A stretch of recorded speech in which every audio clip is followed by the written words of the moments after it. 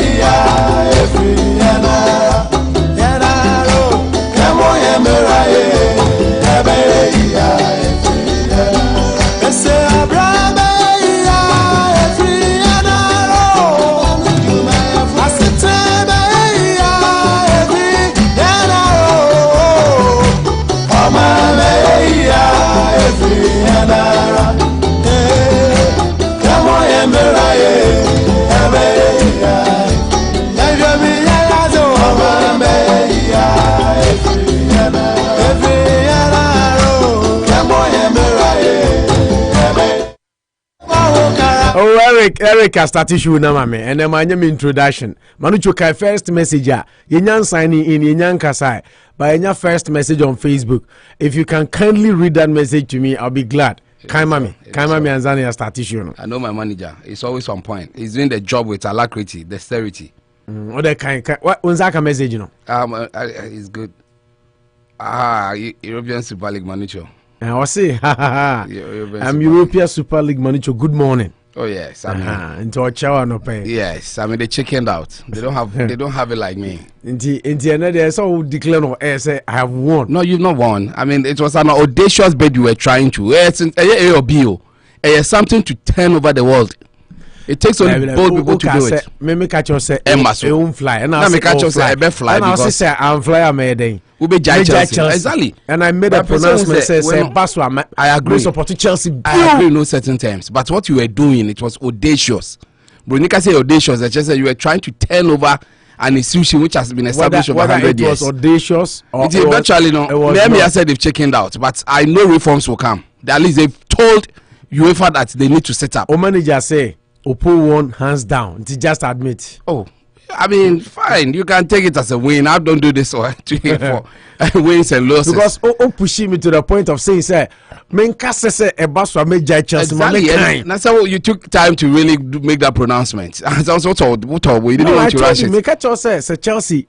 I will never support Chelsea again. Yeah, because I feel it was not just right. A tradition. People don't want to change tradition. It has been established over 100 years. What is the meaning of tradition exactly? So, no, but tradition is bound to change. I mean, how is this?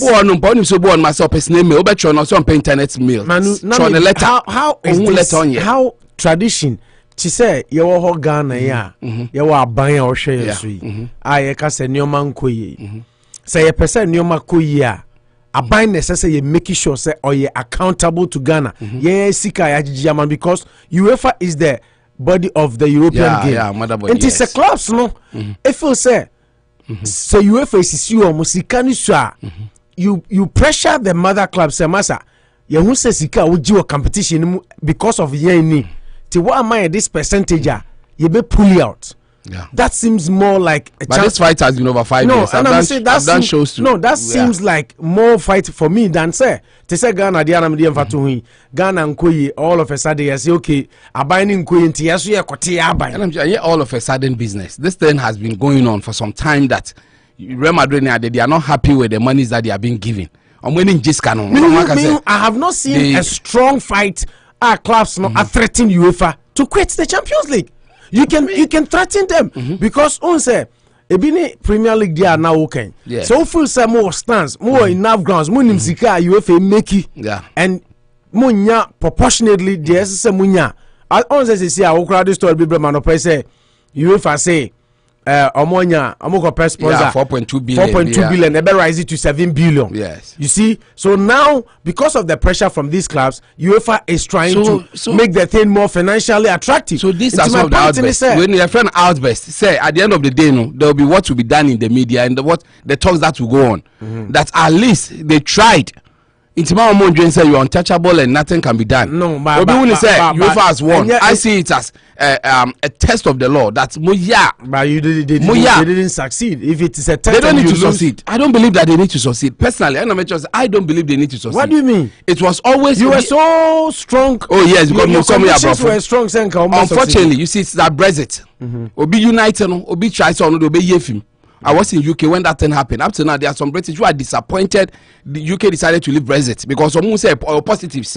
But we say on your want to be any two English clubs started the fight. All the sisters have decided to withdraw. Anyeli Abaka say England for some way for me dear. It will be very difficult to make it hold. You understand? So it's always the English bait. The pressure from the English bait. English bait to no English bait to. My point is say the course they were championing was wrong. The path they used was totally it was awkward because Enana make us say. Don't worry. At the end of the day, Nanado ne di o mine so. Yes. You feel say Nyoman Koyi Nanado is not giving Ghana for the fair share, the almost share cake of the national fair share of the national cake. You don't think the way now you're sorry say Yakoti Western region you bet here. No, now you're sorry say Yakoti abayin fufro. No, that one is a tsunami. And they say that's more or less there. Okay, now we are not coming to Nanado. Wa bayin ye hu afrim. Yakoti abayin fufro. UEFA is a union of what partner joining. I don't think a club can say on join UEFA. No, but it's also club be in the UEFA. Because so join no Manucho what the ball a chia unim ball mu pa say UEFA mama bomb confone so you say Enra say they don't want to be part of FIFA World Best. Enra me catch say World Best here I know your awards and different but Oka say UEFA a union UEFA a union no say it is a club will be part on join here. Yes. How do you join Mother Association in your country without being part of the Continental Association? Until we need a soccer by force. Once the law has not been tested, that one will always come to bear. Now, why do you join English FA you've won, to play in the Premier League? And then English FA is a subset of UEFA. And that was mean we need the league. The essence of the competition is to be in the top 4, playing the UEFA organized competition. The voice is large. And then you go to FIFA Club World Cup. As Real Madrid stands now, it has a problem with UEFA. It thinks that they were running or UEFA is not helping them. Real Madrid became AC Milan feels the same way. Real Madrid became Real Madrid because of them. Why because of UEFA. Real Madrid is the definition of course. But it doesn't mean that if they feel cheated because they made how? They can make more money from elsewhere. Agnelli. I've listened to Fiorentino Perez. I listen loud. Obia and me and Kase UEFA, omni UEFA, Akwana, UEFA, Mfiom, none. All they said was so you think this was out of the blue? No, maybe all they said was say pandemic na ban omufu say the soccer pyramid no we be because they are omo yeah. So this decision was mooted like 3-4 months ago. They make a minimum so Masia. And I was expecting Agnelli, Fiorentina Perez, who was the chairman, to say, look, people don't understand us. We did this because we've been fighting UEFA for participating money for far too long. They haven't given us their ears. So we felt this was the way to go, so we can also make more money. Nobody made that argument. Yes. Even if said Oka say ebia they feel say sika UEFA de mo musu ani adena, let that be your reason for doing this. So largely people will understand you in as much as say they wouldn't agree. Yes. But nobody put up an argument like that. All of them are apologizing, including John W. Henry. Liverpool CEO omo ne Arsenal. Maybe I listen to what the Henry did send. Yeah. Because he feels there's a lot of apathy. The supporters are not happy. But people said they shouldn't blame the club near there because they had no hand in this one. Club at Chokra. Meaning club at Chokra players. To tell you, the same one I make up say or some won't blame me on more because they had no hand in it. Or Mama say no more doing. But me inadvertently, no, I'm advocacy for change. I think if a competition can offer more big games, more money, why not? We will change. Another school of thought feels that no, we don't want it. Let's move on. And at the end of the day, the fans move on. It will hold. It will fly. It should fly. And until now, I think it should fly. They've chickened out. And at the end of the day, it's like a court. You see, this is what I feel. Uno be a court. Me just say what say me day. And I was say me jema. I still have my convictions. You still feel you will not pursue it. Okay. When you be as only be a court, we didn't go to court. Also, Real Madrid, who themselves court. No, and I don't know in Yasem.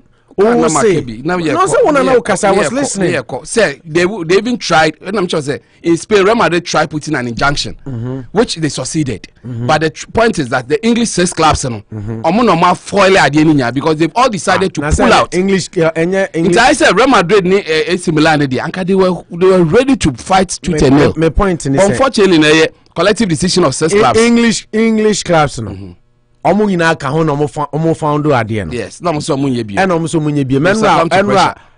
Enra wa na o ka kire say omo di omo ho till they can decide to opt out of the UEFA. I always have a problem with 2 teams. Omo opt out from the UEFA Champions League, exactly. Which they did. Yes, of course. UEFA say okay, it's a competition, it's a union na mo join. Musimu mo bi mo yate ase. But remember say yen san organize UEFA European Championship. Nti say also woni yen adwuma de a club bia player and so more competition. And if I'm reverse psychology, sometimes I can you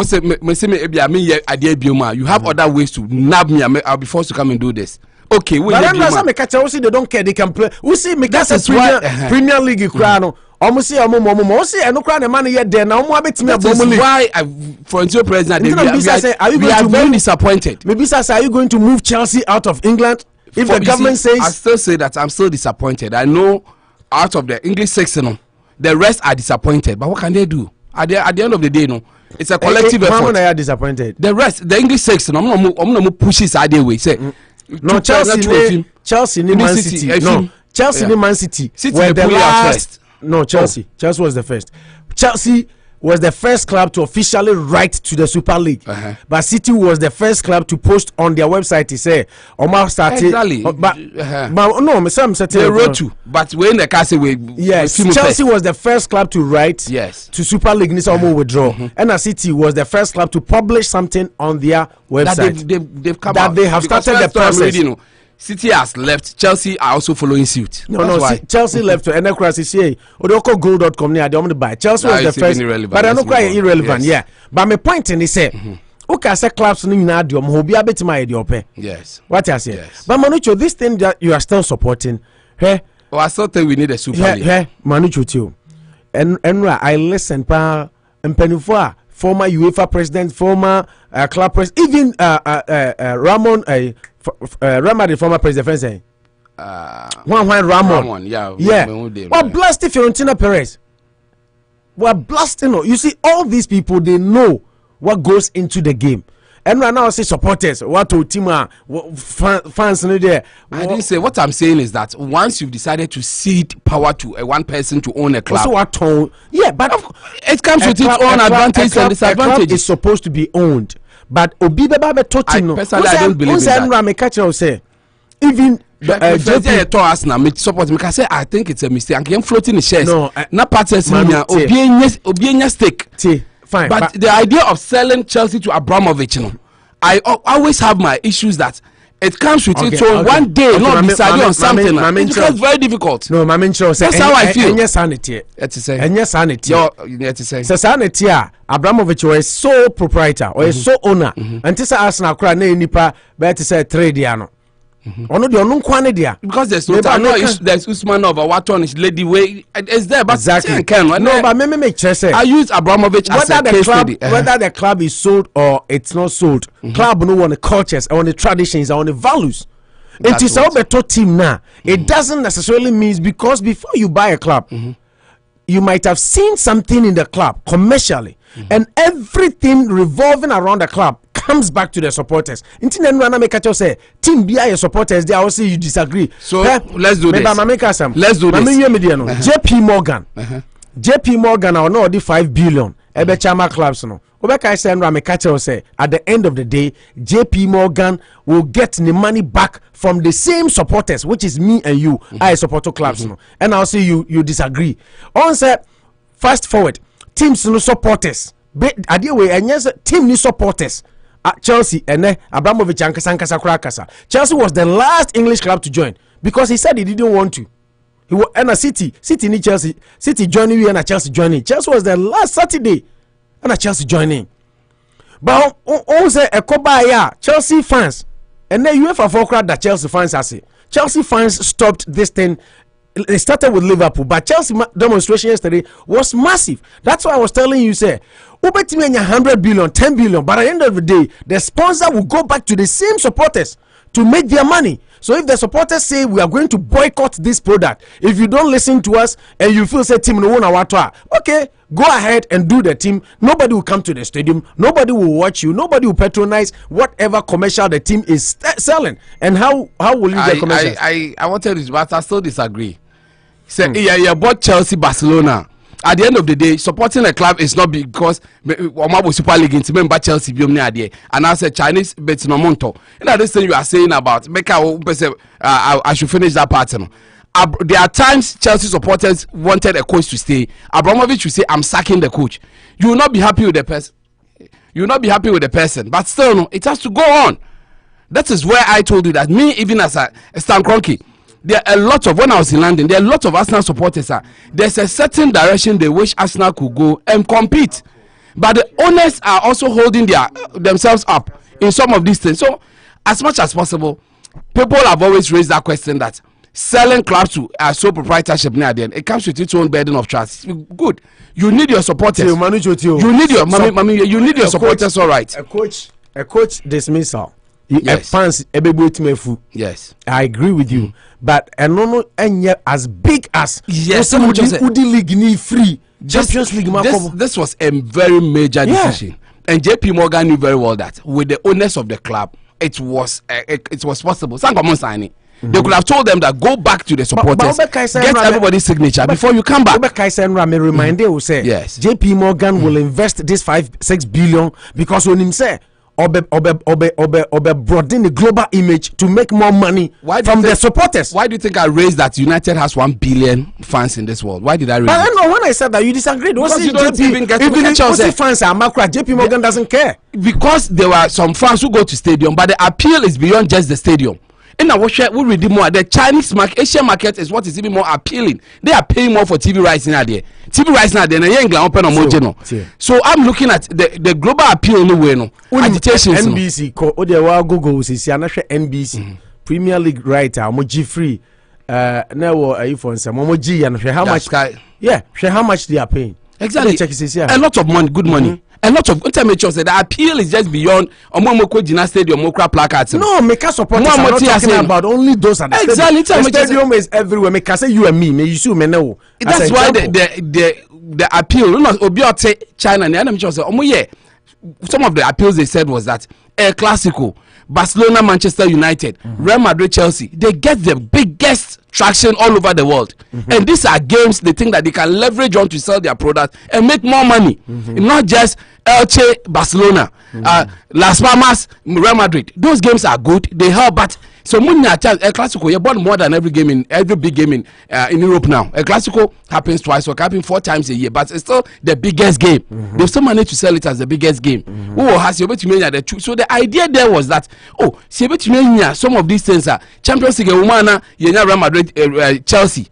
For the first time in the biggest stage, and the one of the biggest audience. The idea was okay, bad. Majatu, you know, no, the idea was bad. You don't have to just. The idea was not bad. Drag this. I don't know. Why do argument be? I mean, no, yeah, me coming my point. I'm telling you, the idea is not bad to me. Team be a fancy there. The idea was not bad to me. Only 2 billion beto team now. On for 2 billion beto team. Ni say. The idea was not bad to me. But more hold it for say unless you want to tell me the whole world there will be a there no way. I feel the supreme law like to say Obiaka say a lot of people are saying that you have to accept it. No, even me Obiaka, I think that the idea of a super league is a brilliant one. For those who looked at it, how do you guys say Minjitum said? How do you define? No, you told me it will fly. No, let's finish that one. You wanted us to finish. Obiabeka, become Obiabeka. Obiaka sample. I mean, Manicho. After reading and seeing everything, I think it's a brilliant idea. Everything's the same. That if you get a super league, that I can get Chelsea, Real Madrid to play every year, attract good money. It is good to me. Chelsea, Real Madrid every year. Listen, you see, Mibisa when say. Chelsea, Real Madrid every year. Barcelona, Real Madrid 4 times. Manchester, Liverpool 4 times. Whatever. Must you? Yeah, say Obia or Frosoro. We are back to motivation. Let's go on. No. Now saying principles of life. Some are more important than the others. Principles of life. Obia Ubo Bra Why so sure? Obia Ubo Bra Now start free baby. Now climb a amount for now could do so. Now do through here. Now I share Kalusha and MCU. That guy, waka from now O Sereno. Now philosophy of life, Nidia. Which is a Sereno. Yenina started bully. More than some. Sana Huno. And share a tweet be where a platform is not fancy. Or BBC say, call back. I'm say shoe na tweet here. A bar platform. Say call back. Nekoshe Manchester United before Fegi. Na 18 Real Madrid Real Madrid because of the Champions League. Okay. All the big teams they become big because they feed on the smaller clubs, the so-called smaller clubs. And smaller clubs also and big teams. You need smaller, you need big. Remember that. Internet and analysis me catch you saying certain way. Ni nyina nyepe. Obi on the row. Until the fact is that we be a big club no. And just say you should supremacy no big you know. Oh, never boo omo ya small no kwasia. And afasi you use your swan. And then I mean your platforms na me issue ni edin go na me say every rich man in this world became rich by through poor people. Because poor people work for you. There should not be a rich oligarchy. There should not be a rich society because they was me poor. So you can't have a rich in society. You see, now don't pick where you want to pick. No, what I'm saying is every rich man rose through poor people. So when you get to the top, and Casas said, "Yeah, me Real Madrid, me Chelsea, me Barcelona. Until I want to play League of the Elite. Young Kwan, Cassia, your clout, you're big, you're Babu League na Babono. Me Real Madrid, me Chelsea, me Man City, me Barcelona. Until me yen to me you mean film. Name me 5 sport be now. That teams be omo kwan afi bia sa teams no de omo ria na ye yi omo frim. How does this even what's wrong with that? How does this even sell? But I don't understand. It is say because they rose on the bottom when just a minute of question. They rose with the bottom near idea omo boy Elche near idea nti. Omo kodu na say UEFA is not giving them what they deserve because of Elche. You don't think they deserve to form an association and make it big. You think they don't deserve? Say of all the founding fathers of the so-called Super League, I've listened very loud, very wide. I've read a lot. Nobody, none of them, and I accuse you UEFA. Say UEFA, ya no more kusika huamo mfienti ni yes. Nobody, and even if that was their reason, They don't have problem with money. Let's go. No, miss. Did you listen to me? I mean, I may formulate it. No. Missy Obiang to me. Anka say. This was the money reason. Is not a motivation factor. This was the reason. Yes. Why? Yes, I do. Into UEFA, be a munye say my, and I say munye say my. Nobody said that. Yeah. And I made. They only want more money. And I made to also say, even if that is their reason. Yeah. You don't just get up and say, Mother Association now, one more be keseno. One more Real Madrid watch Champions League 13 times. And they use you as definition of football or soccer in the world, you know. You don't just get up and say, oh, get away. I don't need you anymore because through you I've become big, so I can form my own league. Who gave you that status in the first place? The truth is that the threats and the winning Ama Masakambe. Oh yeah, you know there were threats. You know there were threats. UEFA say players in the crime my own ball Brazil bium. So all the clubs need players. All clubs, you know, including Liverpool. Liverpool for players they can't communicate about one ten. But you know there were threats to issue. Players. UEFA FIFA started issuing threats. They don't like it. UEFA FIFA started issuing threats too. Do you call those threats? I don't know threats. Say Messi will not play for Argentina if he dares place in a Who organizes that? Were they not threats? Argentina bo under when? Under FIFA. Okay, Argentina bo under FIFA. Who say only me nya adwuma biem. Person only me be adwuma biem because why kese? Into who tell who? Threats. Manucho, how do you call this a threat? This a threat. Kalusha Akwaba. Only me nya adwuma biem dia. Kalusha wini enra Kalusha kasa person be kasa kura. Enra oni Kalusha. There's a fe usi. Kan usu ka baby agina usu ye say kira o. What usu ka baby agina me poncho. Kalu. We prevailed. Me know you are previously. But me say ko due diligence. Me shishime. Opo. I did though. You know, smart say we situation for a man for no. Source am here say confirm be test waters. Number share almost the court ruling describe your court see say UEFA for ni FIFA for say on be ban here for no. Ban players na so akobota Super League no. Oh, that be say no there omo kan UEFA ni FIFA can say obebo Super League Premier League 1 e ka say omo player bia teams no ekobo Super League na obe free league nim. 2 UEFA say omo Champions League and omo European Championship. 3 FIFA also say okay, most mo pesa mo koma e kese amonko ba ye mamo mo World Cup. Opo idea na nkoko fonde ba no na nka nya by the idea kra o. Communicate bi am hwe sisi e. E wo hwe free hwan? Me share from friends BBC News. Almost the whole idea was also the idea for the clubs remain their national leagues, but also to play in each other in the new midweek European competition, which have rivaled the Champions League Cup, of which the way I make say and na me say no dey bad idea. Na get discover ba people don't even know. Manin kasa. Kalusha ko try to let people understand. Kalusha. That's right. What I'm educating a man for. Audio you're starting in it. Obi anim say some be born who kwada bia. Ya kan. They were coming to rival Champions League. That was the issue. And the UEFA and the say you about 1998 or 1998. About 1998. This same issue I can 1998. How many about? How many about?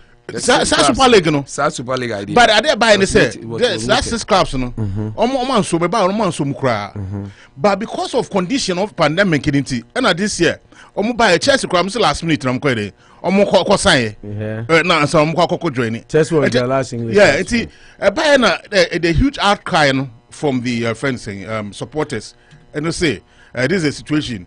Now I don't quite say because they can the element of supporters ne film and the supporters room say every person we agree, but for me when I think supporters film people say they issuing the monetary aspect more than supporters now. Inevitably they're going to use the supporters for the unit to survive because supporters now go share, they're not going to get anything out of that, and the supporters is say but no explanation so and they want to go and restructure and come back again. I mean this where they won't succeed. I mean right now from look of things into when they're going to structure who has a sports pundit Nambiza say who opinion after reading more there. What more did you read? Tell me what you read. Ukwada. Manucho, I'm hosting the show. I have the right to ask him question. I have the right to ask him question. No. You don't tell me how to run. I have the right to ask him question. Kasa. Onya no lawyer. No, also we're reading more. What did you learn? I want him to. No, you don't tell me. You don't tell me how to run the show. Tell me, Kalusha. For Madrid. I say Madrid. Madrid court bans FIFA from moves against European Super League. And also somebody about. I know by crowd 3 days ago. When now so I don't know what kind of. It happened 3 days ago. A night to yesterday. And I'm just our story. About that. This all came before. This all came before the clubs withdrew. We are okay about that. Say who na unya time on kan ya catch them say. From look of things in confirm Tessie Waters. They're going to restructure and come back. But they will come back. I am my fair to the world. No, we are seeing you. So Escafonia Scanomo. The whole issue is here for Quasiana. I didn't tell my UEFA. I could pay 4.2 billion. I become you know. I don't know any official. No, I know official. Official say, but the speculation. I haven't. Now, maybe okay, speculate. I say, and what meet you add up to 7 billion. I know official. Manucho na Sunday bread. Me haven't even gone through me who me call UEFA. No, Sunday at the end of Bremen. I went to UEFA to see sir, menya sniper. And me what UEFA? No, me can't tell sir. Me kasa ubuao. Ye kasa. Don't just speak. I may say any official. Because it be official and just because player rumors near in our bar. But before it becomes official, and I say Chelsea be free, a year official, and I sent you the official. Until report can come, but it hasn't been firmed up. From look of things, UEFA want to increase the money for those people, which is a good thing. It's a good thing. And see, when this particular this thing, it was just come to rival the UEFA monotony. In terms of surprising those monotony. They are autonomous. No monotony. Me person me tia say. No, I mean they're doing that thing. Nobody was rival. They don't have any rival. They don't have any rival. They don't have any rival. And then monotony. There's monopoly. Or whatever UEFA decide, there's no rival competition. Na maybe say. At the end of the day, some Namukramoka can be sports pundit. I said, at the end of the day, we have blind arguments. Blind argument. You have a running European. Yesterday, I was going with you. I was the view, sir. And now whether you went with me or I didn't even need you, but I have won in any way because the thing has collapsed. No. What you are saying is why did you ask me? Why did you ask me to say, sir? Menka se meja Chelsea. No. You don't see radio as me covering you. No. Competition. No, when you're argument. We were debating. We were putting the points across, and you challenged me to put my club on the line. Which was a joke. You don't see it as a joke. No, until you see it as. Of course, no, me besides we are educating you are Chelsea fan beyond this trivia. No. Say, what are you talking about? I was serious. If Chelsea, I didn't know. If Chelsea, tell me, besides radio, no me say. Say who besides say? Massa. If Chelsea, we need to make Jana. I can't take my listeners for granted. I don't come and sit here and joke. Oh, you want to make us say? No, to show. Okay. Yeah, what did you go? But how can I say this thing will fly? Na me catch us because Morino Bass na make Jaya taking this for granted. So I never felt Chelsea fans be bro chrome her. I can tell you tons of them. Who be that Reverend Father can not share my when I sit on radio, I'm protecting me. I protect you, protect me. I'm not exposed to anyone. Now they wanted to bind the players from playing in the Super League. And he said, you call for injunction on their for say, they should stop them from banning them. Injunction then okay. And the BBC, what's it? The European Super League has filed injunction against FIFA and UEFA to try to stop them from banning clubs or players from future tournaments such as the Champions League. What I say? And there's one more year, not say you need to hold here. This will come to bear because they want to rival the Champions League. Omukoba, na yatis karika kremia their mom. no more almost a Champions League kese no o me sika keto abi no na my Champions League kese na mutim na cry na some by some man win one am quite so kan mo bobi oh Liverpool say adiano de be ka bia 5 Real Madrid 13. I don't even understand why you are saying say obi monopolize ade obi monopolize obi entin ka yanti FIFA mienu owiase yanti UEFA mienu owiase ne ate CAF mienu Africa. What are you people discussing this morning? No, I'm shocked say na CAF omunya bibia o. But why would you say UEFA monopolize bibi? Champions League, you know. Why they organize competitions in Europe? Why UEFA? Intiade na okasa o ma monopolize ade. Na when first FA, nya English FA phone and then a Premier League. English FA is still part of the Premier League. Just that they've given it to a body to run. And this you know, they are not going to go Ghana Kranya no more you know. Liverpool Ghana you need Premier League board. Super League no. No, maybe so Ghana FA na running league. Your subset of FA running Ghana league. Is it not the same? We no. The clubs no person me subset. Of UEFA. That be mean the say. Oh, don't say assembly. UEFA monopolize. Almost say assembly almost say they will still remain the association for and play the Champions League. No, almost exited the Champions League. You haven't even read the thing. No, this thing came to replace the Champions League. Kalusha, me say for well, Manucho Krabe catch us. No, more Champions League. This thing came. Listen, Super League came to replace the Champions League. The big clubs now, the so-called big clubs no came. Hold on. The big clubs came to replace the big Super League. No, came to replace the Champions League. Real Madrid wasn't going to play in the Super League. Then what is the essence of the formation? Adian almost you for Champions League no almost Champions League. No. Kalu almost say almost Champions League. Almost Champions League. Kaluja, hold on. Am I end this total fact? It came directly to replace the Champions League, which is why the fans even got agitated in here. From this whole argument, no. Why anything ama adiano kran stand the test of time. Intina adan me ka say enra ne no achi nyina I said something say why not say teams in feel say they want to play Super League omonya no tournament pre-season tournament eno kran na me say say ICC International Champions Cup omokofa ba sa teams ya Real Madrid ni sikani brani ade no mo de agu no eno mo de agu no enti ade no de ankoye no an say ampa opo ye argument you are winning simple opo winning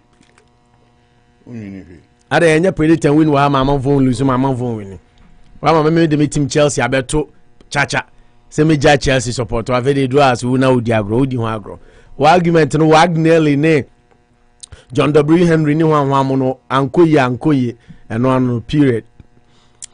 Unity Radio 1039 Kalusha wo kenka ade na say yento aso opo na me pe me hu no I know there what they were saying is a TT.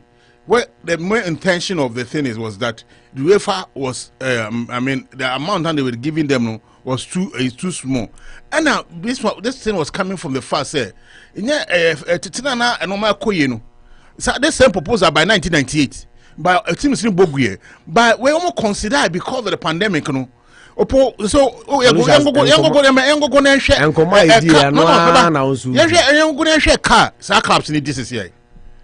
and then a car money this year, and I say, the Abana say, a chunk of money, a sham, no more today, a year, half of some of the almost cost. I say, it was more junior.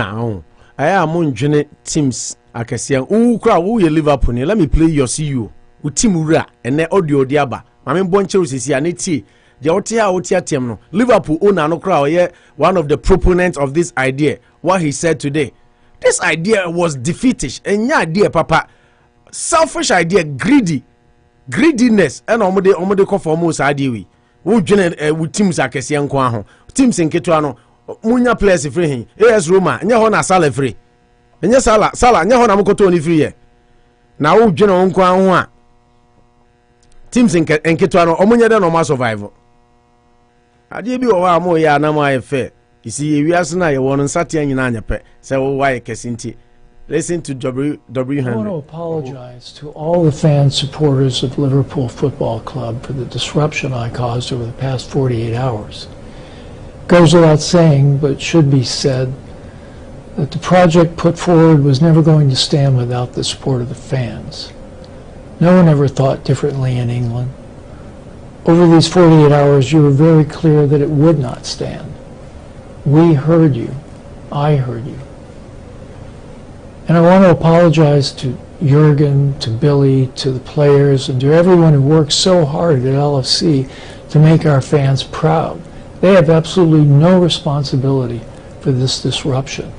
They were the most disrupted, and unfairly so. This is what hurts most. They love your club and work to make you proud every single day. I want to apologize. I know the entire LFC team has the expertise, leadership, and passion necessary to rebuild trust and help us move forward. More than a decade ago, when we signed up for the challenges associated with football, we dreamed of what you dreamed of, and we've worked hard to improve your club. Our work isn't done, and I hope you'll understand that even when we make mistakes, we're trying to work in your club's best interests. In this endeavor, I've let you down. Again, I'm sorry, and I alone am responsible for the unnecessary negativity brought forward over the past couple of days. It's something I won't forget, and shows the power that fans have today and will rightly continue to have. I know the entire LFC team has the Okay, Unity Radio 1039. We're out Kasa here, Fenway Sports CEO, John W. Henry. And I'll say, Kasa, or the Achel Packers here, Emma Liverpool supporters. Any a coach, Georgian Klopp, for letting them down. We say, I've let you down. We knew, say supporters, no more and G idea we antuma, it wasn't going to stand. We say, it will not stand without the fans.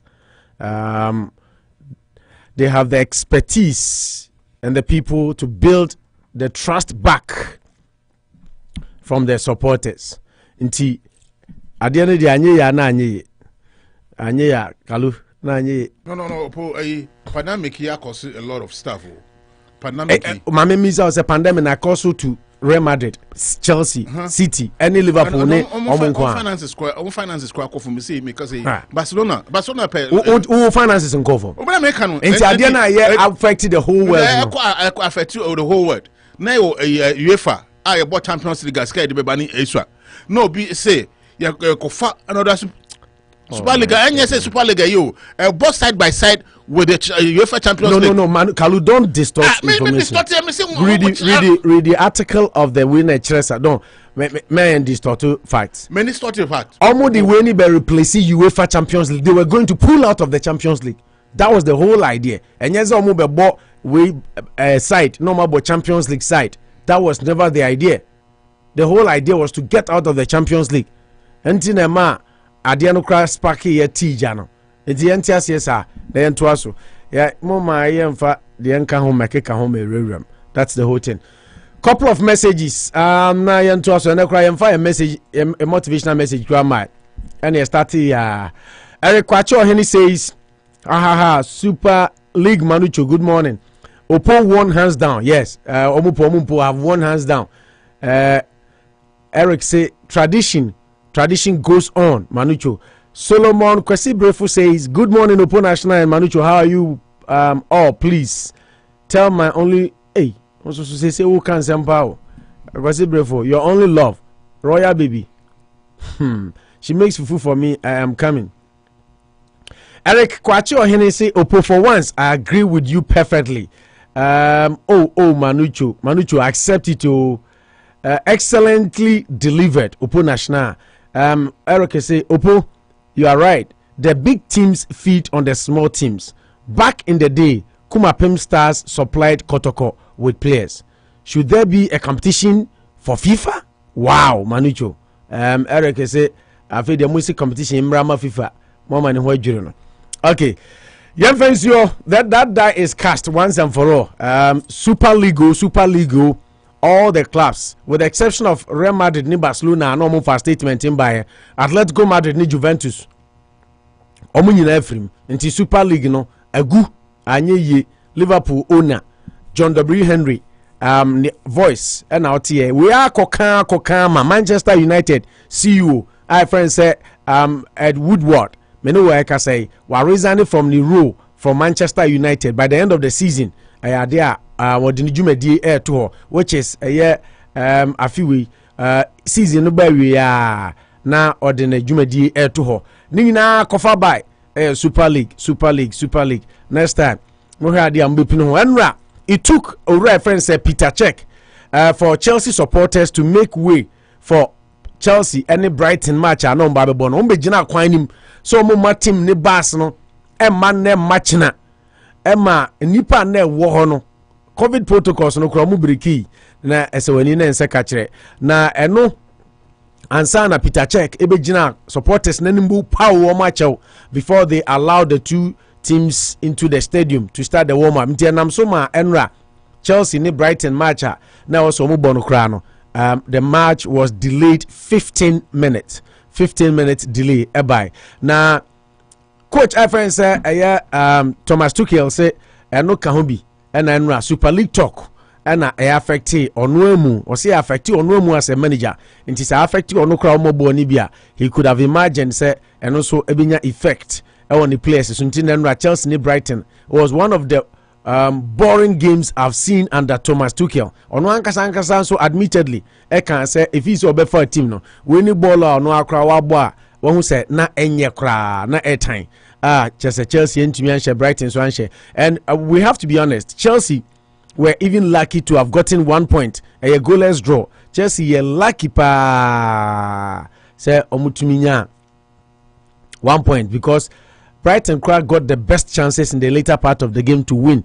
Ena omo ehitipo ena keeper enra Arrizabalaga and so ya there etumi save kama ema bibia koso nti eno so edie eno no nti they say the Super League super hwan atiahwe UEFA ntumi nya competition ya recommend as pa FIFA ntumi nya competition they are the authorized bodies are omo na hwe ball so wiase free titi.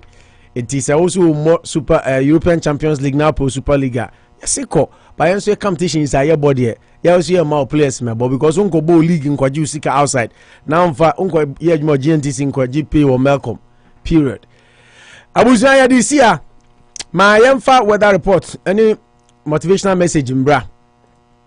Na yen share and then Anopa so said the weather nebeko. Mebacho and then Dan Auto Repairs Adaroma or yemfa weather report number 64 right now in Worcester, but it feels like 63. Maximum for the day will be 65, 66. And only the Benjamin and there. So yesterday was better, warmer than today. And I am fan to a tea for him say, and then so we will get some isolated and scattered thunderstorms.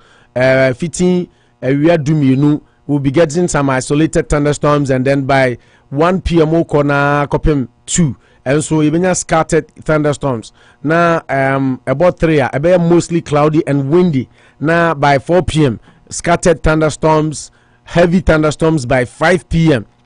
Heavy thunderstorms by 5 p.m. Now about 6 and numerous 6 now ensue astarte ato. Downpour we been ensue from a numerous 6 na kopim say about 9. So 3 hours ensue beto na about 10 p.m. na ejai, and then it'll be mostly cloudy till we get into tomorrow. Until that is how the weather looks like for the rest of the day. Ochina krade temperature na be from kra chen. Yesterday we were in the 70s and then we are in the 60s. Tomorrow we might be in the 40s. Said the temperature no it look like no Ochina will be in the 40s. Until it's going down in order. That is how the weather looks like. Yemfa like sema Dan Auto Repairs. Ora dan so adaruma ena ode weather report edi ebreye. Dan Auto Repairs of 45 Fremont Street. Any problem awonya ewo ka mu bia no. E pa cho fabra na ora dan so nsiesie ma bo adwuma yi pa Dan Auto Repairs o ye kejua na o nsiesie ma na bibia so ntumi konkan. Sanso and I the asada kese Emma Rich we auto school ono na ma yede your word of motivation and so ede bro anopa bia se wo pe car aka e wo krum ha dia na rich way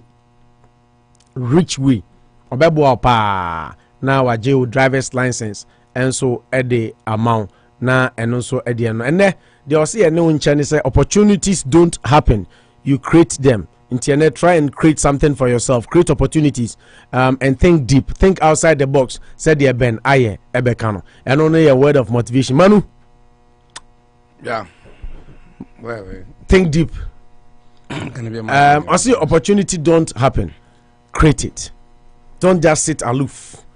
Yeah, I mean, I think it's self-explanatory. That's wherever you are, you. My boss, no can ask them, say, wherever you are, you raise your head, you watch around you. If there are opportunities, then you grab them. That's how you can always move to the next level. I say, even animals, some share. Rats in their mouse, there's some share. In the savannah region, they make sure that before they move to any direction to find food near them, they look up. Don't be too content with where you are now. Make sure you look up, look for opportunities, then rush to those places. Because the first person to make a Tesla and say baby, he found opportunity and install it. Ghana na do baby. Sometimes you get to a place, will be at on dokuno, will be at on bread, and then ask myself, this is the only place you can sell bread near there, because I think we don't look for opportunities. So whichever place you find yourself, America, I say, I've heard people who have made it. They've made it. The more you listen to them, the more you realize that they found an opportunity, they exploited it, and he made them great. So wherever you find yourself, you get to place. Obikra on beats on women, or they are nyesika bebre. Near the Obinso wahasi onse ade be in Ghana roll on. He started shipping it to the nyesika. Obinso onse actually there are skills gap. To find something, so and create something. Yeah, wherever you find yourself, look around you, find opportunities, jump into those places. It can be anything. It can be selling. It can be going to school. It can be helping someone. And it comes with rewards eventually. Sometimes opportunities I'll find when but you go back eventually to benefit from those situations. And I'm one person. I mean, I put myself in that state. I mean, found opportunity to do radio.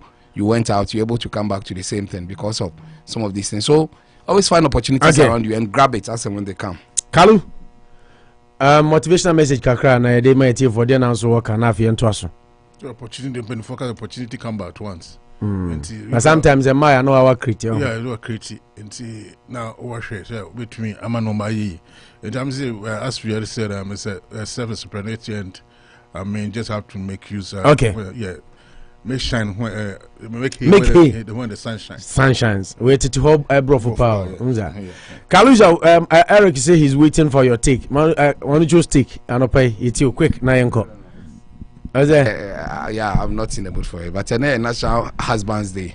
Wherever you find yourself as a woman, make your husband happy, which are 21st and the 21st of April has been declared by National Husband's Day. Do every style that you've not been doing for your husband. Cook him his favorite meal, go to favorite places with him. Give the kids to the kids and go to a hotel and make sure that woman is style biabi. And there's a lot of marriages are broken down because people are saying they are not the women easily give up on themselves. National we are fatigue. Okay, third Saturday in April. Yes, third Saturday, but and then I'm going to declare. The third Saturday in April is Husband Appreciation Day. Yes, a day to show, day to shower. Yes, your husband with the things that you've not been doing. A day to shower your husband with love. Yes. And thank him for everything he does. Yes. Sometimes in marriage, it is easy to get stuck in a rut. Yes. And forget to appreciate the person that is always by your side. Exactly. Say third Saturday, but this Saturday, but other reports are saying the last year the 17th. Yeah, last year 17th April. Yes, thorough research to really. I had a lot to say, but move on, I had a lot to say, but whichever way you find yourself, and make sure you do the best things. You do the things that you've not been doing for. A lot of marriages are breaking down. People have written articles because the women easily take things for granted. Men are moved by what they see. So naturally, we have fatigue. And check what talk. You can buy a very brand new limited edition Highlander today. After 2 years, you wish you can change it. But iPhone 12, book cry iPhone for buy now pay. If people are allowed to change their wives, and every year be uncovered somewhere, you know, maybe 2 days, you know, maybe making sure that they sap all the energy out of it. So if you're a woman, you have to diversify yourself. Make sure that you learn new styles. Well, Debbie, I want you to go back. I want to say, could you possibly go back and rewind? Yes, that can. A lot of marriages are breaking down because women are taking the marriage for granted. I say, once it's 19 September year, Wives Appreciation Day, 19 September of every year. I'll be here to tell it. Say both ways, but I may come and bear money. Say day, so make sure that I don't take them for granted. Don't say, there are lots of things around when they are in a relationship. They don't do it around the men. So the men think that the women don't even fart. You show the relationship on time because on who's an irritant when they're in a relationship for like 2 years. So who's an irritant that? I'm worried after 2 years they will treat you or no. I'm not saying it's bad. I'm worried after treat. Yes, I'm not saying it's bad. Kaluja, Kaluja. Men can't say you're now worried no time. What is all your attender? Nasa Woba Uniba. Okay, Obana now in a Wuyan, one in a Tana Wuyan. Menantra. What in it now? Only need now. Could book him. Until all your life, only a bantan cheddar. Hey. No, I shall be my through. Now, when I see him poor baby man, it's the longest relationship, yes, about 2 months. I chat 2 months. 6 months. Hey, in your life, your entire life. Kalish almost 5 decades on this planet. Me no bad try is them say. They can't them like around you. Now, relationship now longest relationship is 6 months. It is about 3 years. 3 years. On another way, no. Oh, the man, the one a time your girl, and I could book him. And I take book him. But can I say me with my point of view? Nippon and it's what is our motivational message. One Kyebi, Manu Kyebi. Now Manu just take it or the bar and the Ujane. Nippon and it's what is almost our tender. Me who be that? Yes, women are very good at hiding it. Also, but more we are engaged. But I'm not saying it's bad. Oh, already you have to be able to feel the flavor. Ni background bell crowd. I don't know when you are no. We are also Messi who be that? Well, who be that? And the relationship girls not town around here. Man town around here. Yes. Maybe a silent one they are by black crowd.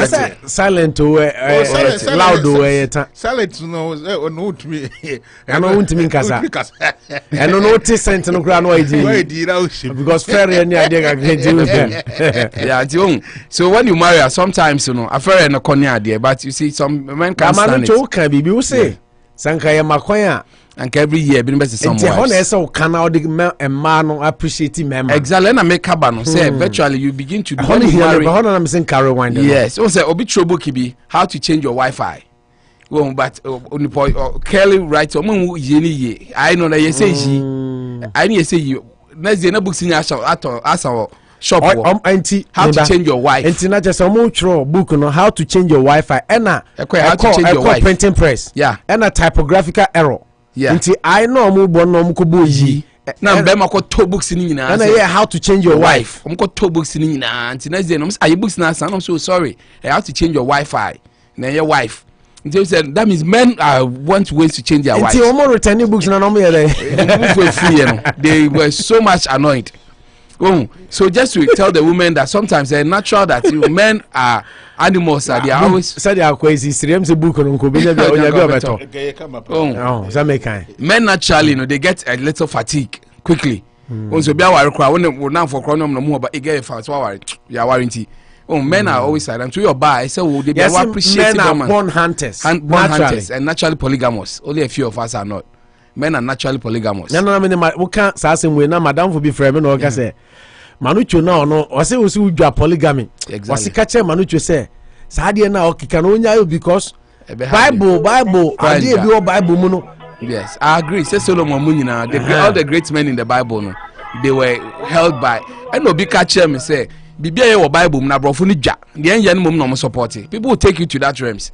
The yen mum no mo agya to me gidi say Sodom and Gomorrah Bible mo but no there and for mo you don't believe the Bible. Na Bible na enche den dwa polygamy say we are polygamous we be call hell we be say no there. And dey omumpe. They don't really have a lot of problems with way. Polygamy, the Bronisi, hey, no way.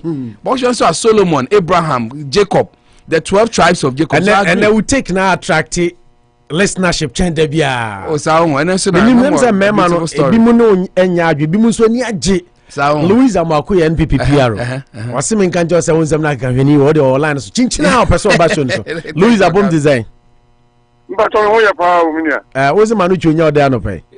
Manuchu, so I want to come and then no, I know I see you in some case. Ale Jamabu Louis Book Jamaunya Biabeto. Hey, that book because so question we are trap. Was it book no? Alternative book no they call printing press no. How to change your Wi-Fi. Now printing press no printing no. Wi-Fi no say Wi-Fi is WIFI. And no me mistake. And no know how to change your wife. Yeah, printing book no we dey go bookstore. Yes, bookstore bia onya book ni bi no. Nasa. Omunya the highest sales. Na book nasa nti omo ko hwe book ni mo hwe so omo betumi akan ehun se de obetumi asesa oyere afede omo ya ase Wi-Fi hun sem na wom na omo bufu pa. I mean, the study showed that a lot of men wish they could change their wives. Nti eno na ama se o se study na kire se senka ti se Louis say ka obenya afi bia number na senka kwan da hosa na me ga na to my culture every new manuchu anasa na magina de say very interesting characters. Yes. And now some very intelligent figures. Creatures. Yeah, and Akufo-Addo man. We show Quran, Bible Quran catches there. We say money say first. Oh, we are there. Because money di can't see. Apple. Monka say money tea. Monka say mo share say first. Can say. Oh, but somebody so tea. Say anything no na dey ahwe ase. I say don mo asu assume they never gave us and come you see papa mama ya poni bi dia. Entino. One thing about them, remember we are always underestimate women. Oh yes. In terms of smartness near that day. And then I had to be him, you know. The young man will be in phone. Yeah, maza marriage counseling program wa no pay. Yes say. Oh, ne take ya no pay and husband's appreciation day no kan wasem. That women should appreciate their husband. Nya fe na be do man dey be ba was September 19th. September 19th. Ya be Chelsea be man so mudiabo. Me ma here. But for a woman to appreciate you, no, you have to also appreciate the woman.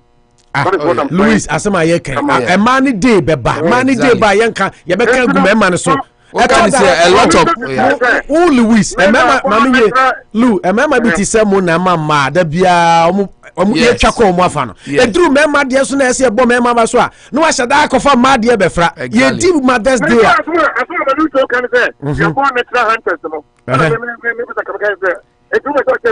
no, but naturally, men are moved by what they see. Bema do who are attractive. I ho onya hunter kakra. O bema do hunter why your bar on the way your bar. You see that view Mr. on pass am ben wasem. Aha kwa ho muza. You program you na kana tam among for any ajima ya die mu. Yeah, that's it. Yeah, na the kind say mema so no and now your member day into men for baby I'm a friend. Yes. And I tell them we should keep at him. Maza easy. Our easy. What? Keep the women's story.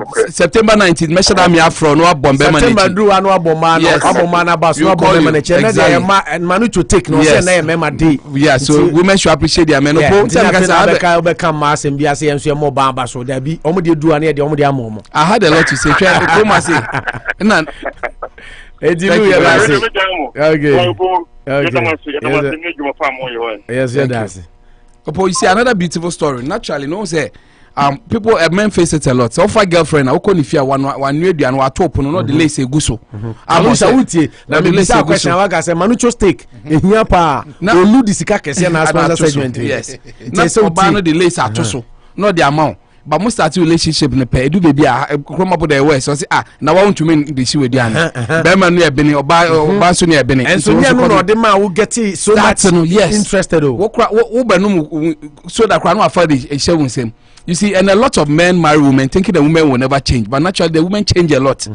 The opposite to men, women marry men thinking the men will change, but the men never change. Oh, I remember money so pen back a crab or so be worry. Oh, so worry me best son. Chances say be man best son is very low. Slim. Oh, very slim. Oh, I ban so I will see you buy your son that now buy we so in natural sense. Yes. And now research now my manucho sticky my say a mass son stem be man hardly change. Men hardly change. They don't easily transition say my warranty my sister. So nim san we are you continue. Exactly. Bamba warrior in terms of best high. They think the marriage is the end of the story, but men think that marriage is the start. Virtually, I'm saying this because it's a husband's appreciation day. More often than not, the men become the victim because women take them for granted because when you say my wife so the better things are share than the more attractive by man on your biom. Or John was so jamu pesado rather than was pesa am shaki channel so hardin so mun sen kwala no men pesa de no kra. Then once you start doing that, I say create the husband's marriage program. Oh yes, be ba be when yanke be man common person me create brothers lunch. Only be man ye ni late kakra na ye tumi dey wusem kakra. Only wusem. Unim die west, wusem. Ye deep ye profane kakra. And after 12 midnight then you betimi aye. So on a day like this I'm telling the women, mbabi so ye good o. Be me born man ye ka so jano besu. Because he knows how much the woman has appreciated him and done a lot for him. When Obani Obo pa or I say, maybe when you see and you could see, Charlie, I win help you and open yet. I didn't. But Babi so a queen ma yenny DMP. Doctorate in SM practice. You couldn't be about which I'm found no see and no do so. Minjan Mijana Mabaka. Oh, so the women appreciate yourself too. Don't easily give up. Say, me you. No, therefore, man, dear to another source in man. Exactly. It's an American. Say, I'm not man make you say, women appreciate yourself so that your husband will also appreciate you and be happy with you. That another day is for the men. A lot of marriages are breaking down, and we are single mothers with 2-3 kids. No, I'm not saying it's their fault. Eric is say yes. I say, Manucho, I'm working on it. I'm looking for a bigger sponsor to buy airtime. And we prolong your stick. Exactly. Exactly. 1 hour. Any depa baby I can cry any depa any book no. Yeah, and I see another another one I can hokra de odimirika o adwuma mo ja adwuma ye betie. Eh baby I can senka be ma bi enya kwan a. Ka fi bia obesesa na say iPhone. Because the effect next year be better brighter nicer ones. Na man de omunya kwan ko mo nsesa ho. Wo se man change. Man time change because yeah, I know but man time change. Women love their husbands. They wish they could keep them. But what attitude? So appreciate your husband today and at the whole of the week, a whole week long thing, 3rd Saturday of the week. No, make sure you do say who can pesta even 1 year man and then quite like I said and then quite the money to 7 year man to banchi because helicopter and so helicopter me twen one to say yakra ni say 69 adults to banchi helicopter star. No say member problems na 70 no. Yeah. 79 69 and heading 69 both for heading exactly or toka 69 and adwan abaso what's the member problems is 70 but first one you do I can 69 and heading pa no heading 69 so husbands they appreciate your husbands and make sure they stick to you and then I'm the jawa no pay say whatever you are doing baby enjoy it. So make sure memo boom funa unnecessarily na kuni ade beba. I mean it's part of the relationship. But once you appreciate your husband, they also worship you. But today is for the men. Husbands are today men na ye eda wo kuni be jepa not na they should be flying me messages. And your stake was say so person owo this year. Exactly. And now to man in the money exactly. And that's the dream. Is that the one there you born on 1st January. Emma manager calculating who says obi nyim enrana 31st K. You ko to yes, exactly. 31st December. Exactly. Ntiene de sisi obi ye na. Oh, obi January. Ntiene efutu ya odi man. Omo mbe ye nyina ma na omo be appreciate omo kunu na be first week in January. Etomo ebe ko January. Exactly. Oba no so fa no to me, friend Manicho. Oba na friend Manicho say Manicho na kan. Manicho say me wo na de baba January. Acha first week in January na dem. Well, okay. There, appreciate your husband. Eric say we stake near the papa and they say they could pay bigger sponsor. Yeah, now at the time ni be 1 hour, me 1 hour because the research is bigger, but see within 70 million within 15 minutes. Kalusha I don't know can say book no how to change your Wi-Fi dane how to change your wife wasre saa and osan ka sesenka be ma bia benya obesesa na yire afi bia e na me ka 69 na me ne ka na mesre 69 styles bia na the style bia bi ara o 69 after na wati ase o after na me mati ase na me na me play double advocate so agwawe this chief o player wa hanu manya za do say ye de agro na ye de opo ne mani transma waka no very very touching deep deep yes yeah he no waka sembebri let me asema waka no deep yeah as well as coming can deep nene ese de ade nyina mema nti ye ka mema opo ade ba kwa won ni say yeah man mo appreciate mema no sebia ukunkura court twi taxi ena oma odi koye nessa uwie school a hun so ono anebo ono your husband before no answer be ware no you saw something unique in that guy un so twi taxi o ena since o car so pe no open man no e man koye ho ade na afi no ko do some echelon in life level bia sentina manucho ka say mass sante meman sante echelon of life afi no be tete be manyanya ne trend of life necessary thing and say meman sante yeah mistake ma men ka say me yes me augment the whole canon they can be afford the make can say afi a kodu some echelon of life no I want o classmate on mo ko nursery school no e be chew say e bia be mana o ware no taxi driver dey kaus unya nurse ya na unya pharmacy ya na fe na ko bobra pa o adwuma ho a no doctors na ho na fe na be hwe we say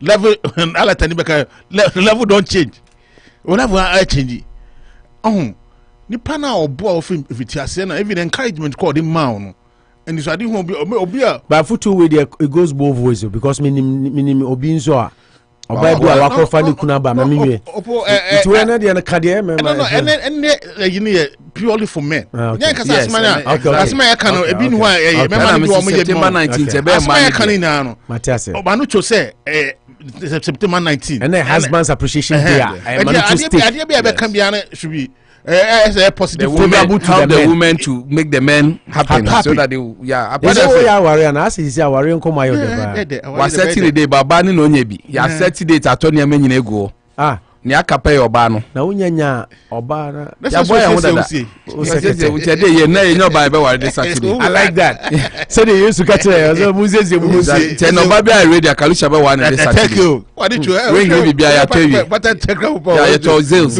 ya to ring ya to ring exactly diamond ring pa wow exactly blink yeah me na me coordinator for the wedding tin ya ka ni oba no ya secretary ni be nya ni oba to so who your commercial no say what advertising can you bad cry the applications are welcome yes yeah better panel criteria and say criteria and say we appreciate me like exactly all you need to appreciate him just the way yes no say bibi be bands and appreciation bands say nipa no who I want me appreciate you straight for somebody to appreciate you now you ought to have contributed or done something and onya hu ne wontena mobra oni uni nkomoda no kra na say bia o ma criteria kakra nti obi otie na ma no hu say opo me criteria bia we because I mean anyone say nipa no be accept you exactly for who you are who I am and I dem menu pe na me pe obi ase yes don't compare me with anybody exactly and don't underrate me yes. No menu we exactly so no menu no two don'ts nti e ma na amutie na and there will be applications among criteria number 1 don't compare me to any other guy and see me as a unique person don't underestimate me don't underrate me because we make me abojuma na they also see who me see no make me asesa yes that okay so don't underrate me no anything can happen but I think it's very good these two things na mbabe brain so any of the problem okay that goes back to the now can say obi no share see or share the potential you have but or see what you have right now now bebu na say okay ono be ko na ni be wie no afi kalusha kra o see ana opade ba ko say na say hadwen kra say ya me man be kwa no mutu taxi ni bi okra no ko I don't know refer taxi who is that me can say me man kwa na bi obi okra we call it potential to be in that same level of person okon but who say well, more that opportunity now. Because yes, men fend for the family, right? That's right. Fend for the family. Let's see, on the so. Until who can I mean? You juma more busiano. Na me busiano. remember be so ebony when they ben kan by the send them remember there enti se be man appreciate you na kokodun pempenso bi a na fe na wakọ yira ba na wakọ ness aba nti na first na se bi okoba. Oh, okay. Kalusha, before we no. See, say utia commercial na kama programs manager. Yes. Because when you applicant back you see on Facebook. Oh, nice one. Nice one. Nana Sewa Phillips, or say, Opo, please, how do I submit my application for Kalusha? Maybe so. Fafa me so. Unfortunately, you have to pass through me to him. Una be screening no. Me ana me screening. Say I saw come on him bia na say o ka hwe. E bia na ye de. Ma who be do come on him bia na. Afi be wani say go do application na no ko ka hwe na ko na odina say kune. Ti say me to me no me say we de be de. We dem the more chief for bit me di ache. Kalu, open some who be do me dey put you am dey ma who be do. Onye no direct. Emra direct. Ma who be do. Exactly. You president. Me caution am dey ma o. Na say me na me ka hwe. E da nam dey ama. Exactly. Me dey caution am dey ma me say ma who be do. And this application na ma and kase internet na enye na network no na enye me dem who be my set president me ka hwe esma ye kanya no yeah so be ka hwe some person be you the two manful say and na word appreciation day for men and mo bi ho na first no mo ye o majai because say ejuma ne nkwara ba ne that Manucho did mention some important things nse ntina ya na yetaika nza santifo tabu baby say empanatwe de chen aware oni oba no ho a the way oba no be attractive when mo twempena Manucho did talk about that say sometimes omo ware wi a and mama efe program wa utai team mama efe program bia utai kasade ne pa say manu ware wi a they tend to think that it's over because or feel say or dress it or look attractive or look sharp to look for a husband into your husband new year accomplishment Manucho Beka self-actualization. Yes, the BIS could draw a Maslow hierarchy of needs, in this perspective not just say what could draw into na fe bibia who be my strive for granted or strive to achieve. Yes, so but it is very important into say what warrior and their husband's appreciation there Manucho stake and no kind show kunye nema bia na ya na kunani je na man ye glued to you we jai so go back to them the basics. Me try no you na Facebook wey be ma me be on ne ko aware 50 years and na ne ba e share that so very surprising na the wedding a gun and na ne ba wedding gown Ghana o share 50 years no and na ne ba no e ma ne share na papa no so kinga paper bi na o share na yi no kokoja o share ni veil na kokoja para o bono no ye papa no hu ye no ka say wa ba abiri ho reflecting those days those times ne ba no man so as mo say you forget a friend coat on from jacket o man jacket no the share ne blazer okay the blazer no the share go na tade so na afi o here say wa family you know no man aka bibi memories money can never buy. I mean 50 years of marriage there's going to be some metamorphosis changes in life aquatic science and say if you say no more change ya no madam kaka yeah be ma edu pie orukoi and then appreciation day no what should I feel kun say laugh let me take you out and go and pamper you go and shower you that's what you should do na me Cote d'Ivoire ni gabi adwuma minim sa Cote d'Ivoire for you good at that. Cote d'Ivoire ni girl. They're very good in bed. How do you know? I didn't say in bed. Now what are you talking about? If I obey money pay, plan something for out of the moon. Mapuka say we some waste no jama why? Eh wa jon call Mapuka Anujo. Obana dia oye ni say me na na ye with the state. And I learned a lot of things from her. Yeah. Or eduni kunu money nduni kunu birthday nkwa ebi o ha every month bia ni kunu nyawe obonsa na wa book hotel wa book hotel o si me du pie no ma pie no ma kodidi den na o ye plan no ne ma ne ya we ne ototo na chi na o ma pie ebi wa 3 days no ma ba ebi wa 2 nights ebi wa 1 night they just. Are you still in contact? I would like to marry her. She's Obi Owokunu na me. Obi Owokunu me dey oni ni kunu entem komo ya mfato won ya dey sua dey no. I'm interested in her, not the husband. Henrita Edru ho and I say also IBC ka. So, and these are some of the things I think say and on my neutral stick. You share be frame. A bedroom man so, a bedroom man so. Yeah, kind of cranty, but boy, which because you some eating na. And not 2 weeks about that. Yes. A man di sebi. I am on Kasabi Kakra. 7 foot. What would this say? Yeah, need 7 questions. 7 more. Say magacho da me there. Obadi ye bema sometimes I am men kasane and they remember that. And when you one Akufo-Addo and everything should favor mema. Majachu. At least you know what I'm saying, so I'm okay. When the man and come not take it. Yeah, but women appreciate your men. You can see a number of divorces, any breakups so. You can see a so. Mo kwa juma bana say you appreciation day. Na the man and twum.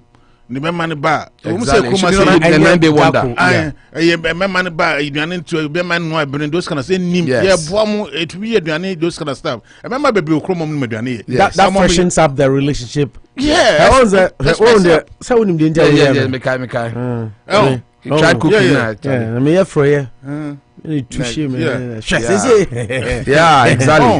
I mean, spice up no man. So I say, you know, no more than the baby shim na ama at night. So to me, a grand crew of fear. You say, yeah, you don't have time for any other thing. You don't say, or the Beba Sudako. The men have to feel happy and welcome. Exactly. One was 3 days ago. Now my wife didn't come on, and I make her say, "On say, as a bema etifia." And I say, Upia Bontia, Ufili say, I want to go back home. I want to go back home. Yes. That thing has to be created by the woman. Exactly. I won't say, Anano Namene Sofu Bidin Komo. Or Kasim Bichre say, a man a yaware. Yes, of course. You know, they make the home. They make the home. Yes. And no matter how stupid, quote and unquote, or no matter how bad or wicked you think your husband is. Some I mean I know our program Peace FM of Mami been event. If you could no if you could lady bina no say you couldn't hear sofu be counselor bino. Yeah. Oh, utie ne counseling in a year. Man penasem cry. Yeah, because don't like that. A man penasem cry because don't like. Or kind of crutch. Yeah, she's very practical. And she's a woman too. Or catch on say aware be man yaware. Yes. Or ban yaware. Yes. And I want to mean nyasoro abofo nware no. Yes. Every man, just like you said. Yeah. Even though it's a saying sanity, every man they say it's a hunter. It's a hunter. I mean, so and I'm so John I saw bad. You will not be happy with him. Some women are not happy with their husbands because. Now my name is Mr. Danso. Prince videos we need yes. And a couple of people need didn't come Mr. Danso store shop had Danotus and they didn't come say yeah and I can say Prince Crady and any judges and come over and I can say a mema and or say I didn't Abraham later part Abraham worry 3 right 2 oh yeah hey Gani Prince is so worry 3 or so me cry I had not even research on that but I was say worry 3 and or can say I then there be any abo mechi no yes me kuna kotwempena we are not saying say yeah but and I say be I will make the woman happy but the thing is say a man na wo bible mu nyina nyame yusu wo no yeah they were all promiscuous from now 5 people of Christianity cry 12 tribes of Jacob Jacob had 12 wives eventually Leah Bible studies count. Rebecca. Na wo mo mate ni no. Enko obo no abo oti ho. Ese wo kwa sori eche. Kalusha. Oh na wonim Bible. Wonim Jacob. Wanko. Jacob le 12. But na ere me 2. Oh yeah, Rachel and Leah. Abraham a principal wife Sarah. Yeah. 3. And 2 secondary wives, Hagar and Keturah. Yeah. Into Abraham worried. 12 for you na make kind. I never knew that one. 12 for you know. 12 you never knew. Yeah. Genesis 25 1. Yeah. Abraham took another wife. His name was Keturah. Unim say enya dana na argument no hana. Ni more or less like. Now I didn't also know say Abraham had 3 wives. But Jacob Prince na man. Jacob worried 2. By Leah and Rachel. Yeah. Leah and first year or Koyana Dada and Rachel. But out of the two ladies, no more 12. Yeah. No. Yes. Omo mates, mama. When they win them, they were 4. But crowd they made. Omo 4, 3, 4. I know. I'm 2, but I'm 12. No, I wouldn't even know. Leah made. Okay, Felicity from Pong. Had the message about Felicity. I'm a darling girl. Or New York. Now Felicity say. I say hi, Opo. I'm enjoying your program today. Don't worry, we will appreciate the men in our lives. Okay, that's good. It is a memory from so kakra man mum fanche. And then find there. Not say, unsa na make us say. Na prince so sanko money unim prince. Yeah, Ohina Jikuna. David Abinya can Ohina Jikum. Prince, yeah, Prince Obama is adanzo there. Prince of Grand last name here then.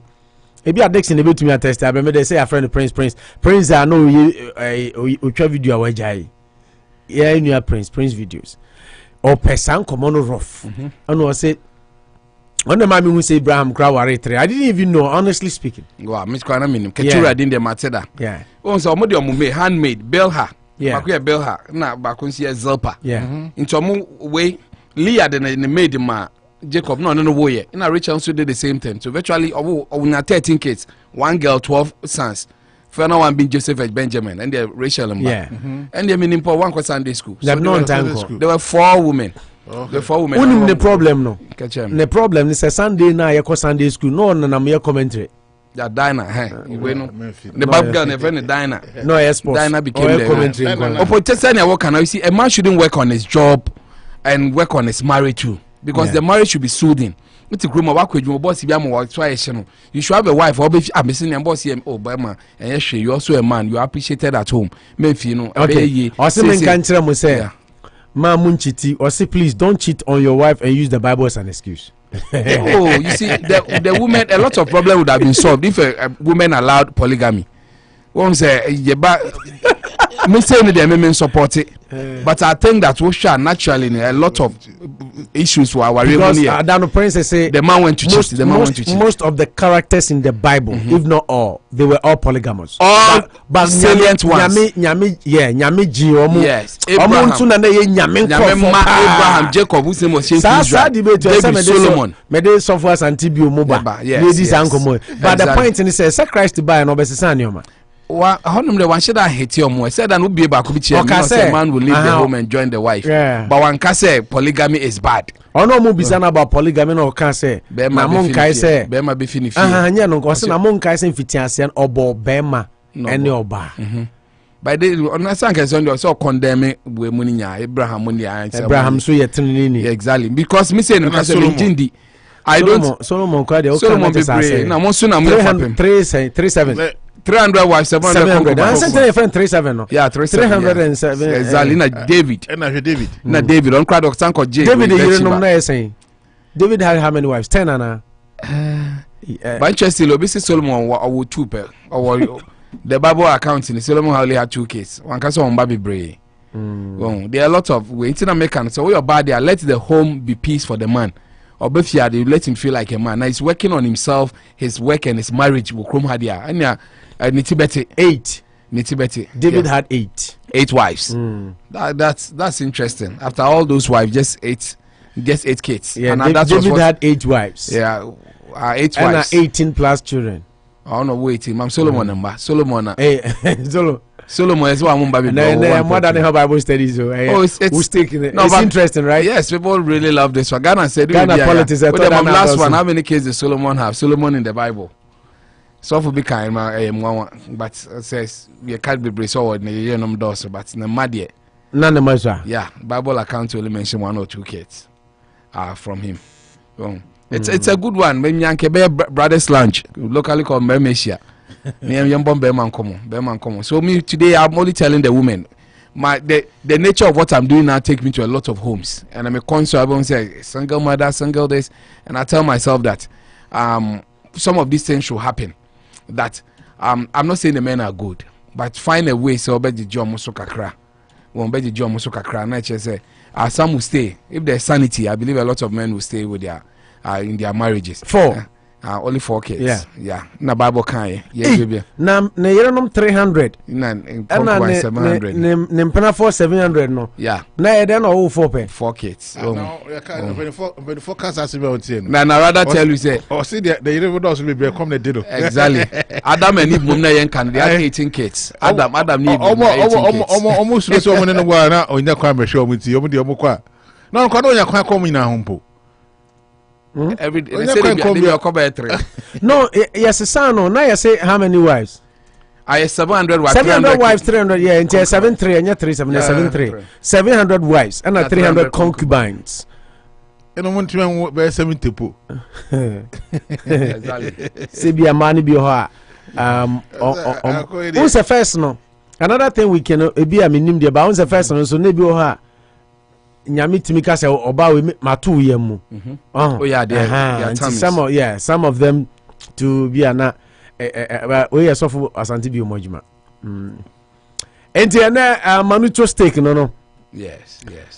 Felicity say osremo a mo nyusu Bible as excuse me kan kira henkan cause of Ghana bananu ya. Nti Adamson yes so nya 33 sons and 23 daughters. Adam and Eve. Or Mbema 33 number 20. Adam will member 33 sons, 23 daughters. In all not just I say 56. I mean 33, 23. Exactly.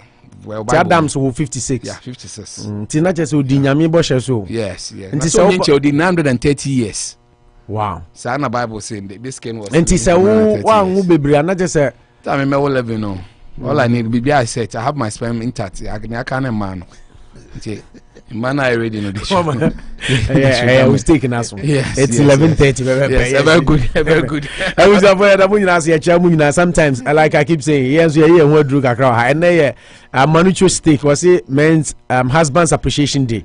Into your baby, appreciate Bema on any war and ne. Jijeno so mani feel special. Wabodam kra sabi quote and unquote. I'm using wabodam loosely. Wabodam kra mani feel kama. Jijeno so. Manucho na aka say baby anye no. You said some ana I said anye baby ana. Baby ango. Yeah, baby ango. Baby no.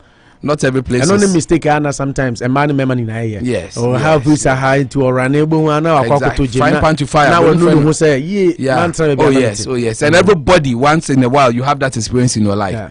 Or like I say, I think my old job would have been better. My old wife would have been better. My old girlfriend would have been better.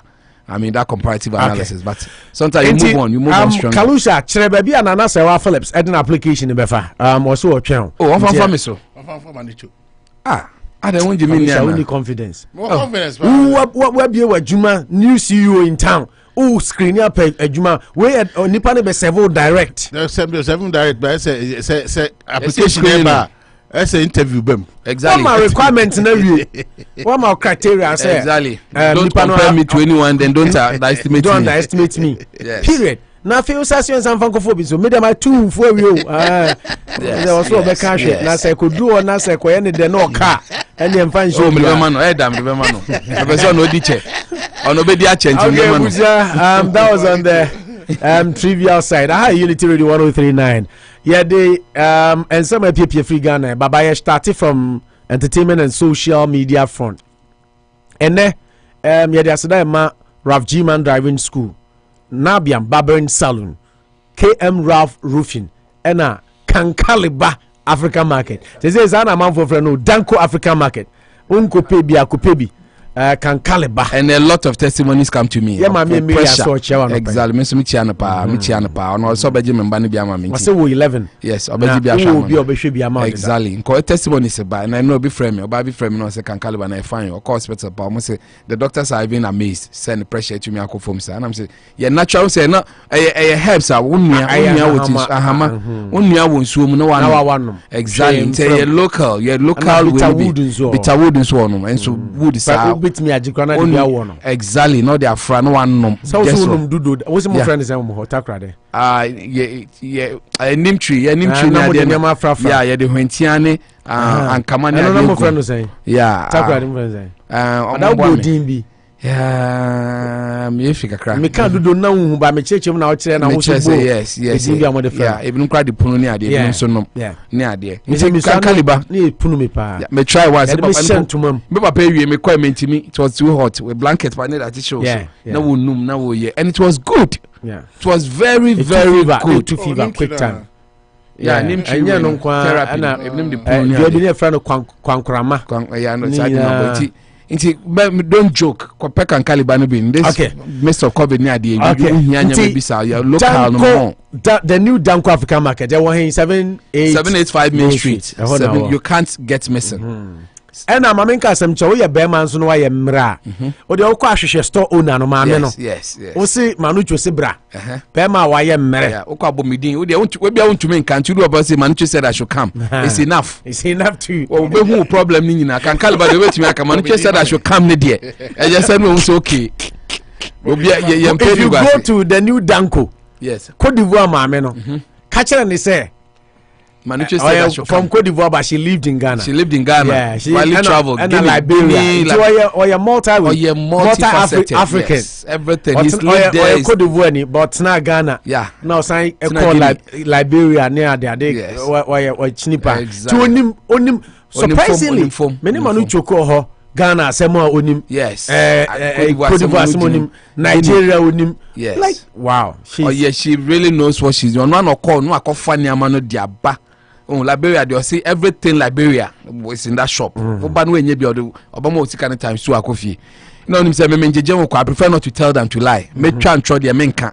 Obi sam say manicho wa worry a. Me twa ntro de menka. But me worry there and I'm worried. Me worried. And those opinion upon. O say o person wa sheda kwa person be see akwa application so ho kwan.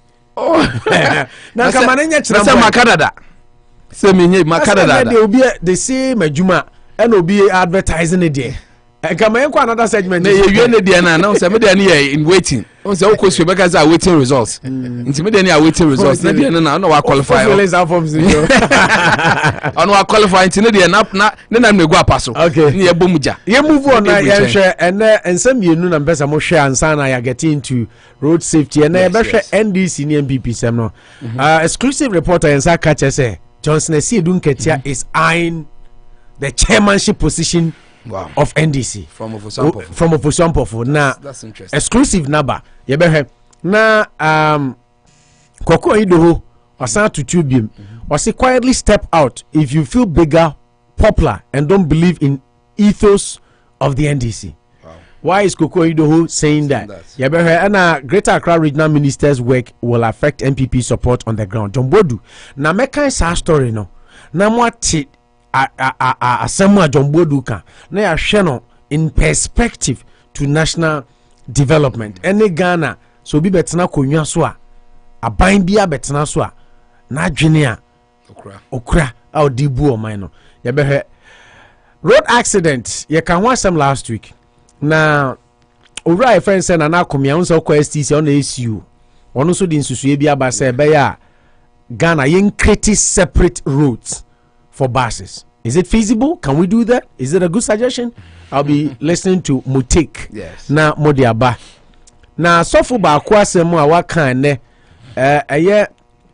the peak of the show.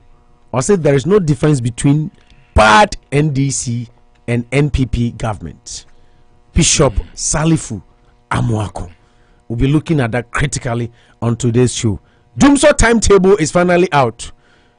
Better late than never. Doomso timetable aba. He said there aba. Omodi aba. Na yebehwe eno so ho nkomo ne edi. But the news of the day and is yenu aba ye kan ho asem last week. Akuapim polo akoko to ne.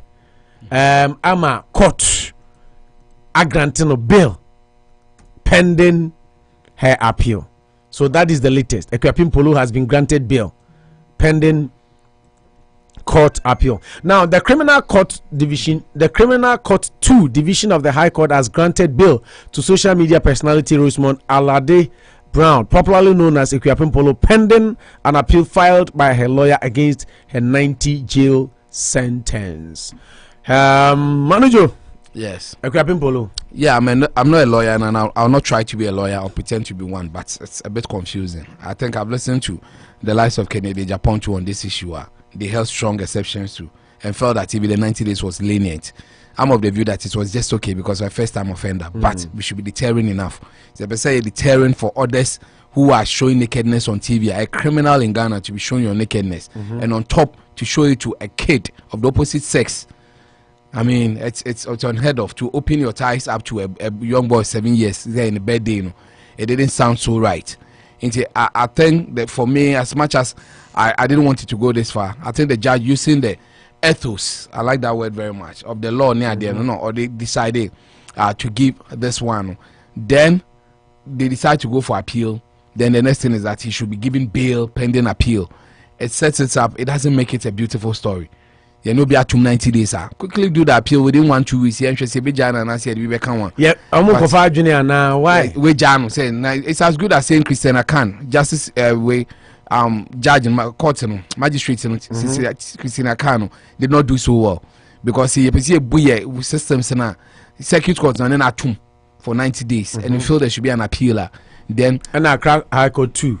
I'm where decided to say your money bail and sign why appeal now. I mean, it looks like the public outcry is getting to them. But some hands have been shaking somewhere. Sentence no sonte. Say I know court a man can say onkofi. Yes. Kopim say ebe come back to a decision. Yes, and that is what you feel say is wrong. Nti eba no abedi 90 days. I assume so Lucia na ya wa twaso. And I said maybe say a man 80,000 Ghana cedi bail. But the point here is that purely law. I will not try to enter those realms, but speaking as a lay person in this or well-read person on this, you know, it's good. It's good that Obenya second appeal, but I think that I can so dim na appeal no cost. So you disagree with her? I disagree with the courts. I think they are succumbing to pressure from the outside world. It looks like Nigerians are in Kyebi. It is getting into their heads. And anchor. I think from where I sit, you say you won't say a court system my laws are working in Ghana. Yenjelo be a man. You cut through the case. It has gone through the case study. And Anubina Abiba Abibaza no kase. Yes, Mranye Juma. And Rani Juma so na yes I no nwansan so agya to me say me ye no manya. Exactly, that's why it was so fast. Then back when you to me, what do you have to prove? You only have to give the sentence based on first time offender or bad idea. How complex is this case for the appeals court to even adjourn and grant her appeal? I don't even get it, because at the end of the day, you know, is he now going to plead on I'm not guilty? He initially said he was not guilty.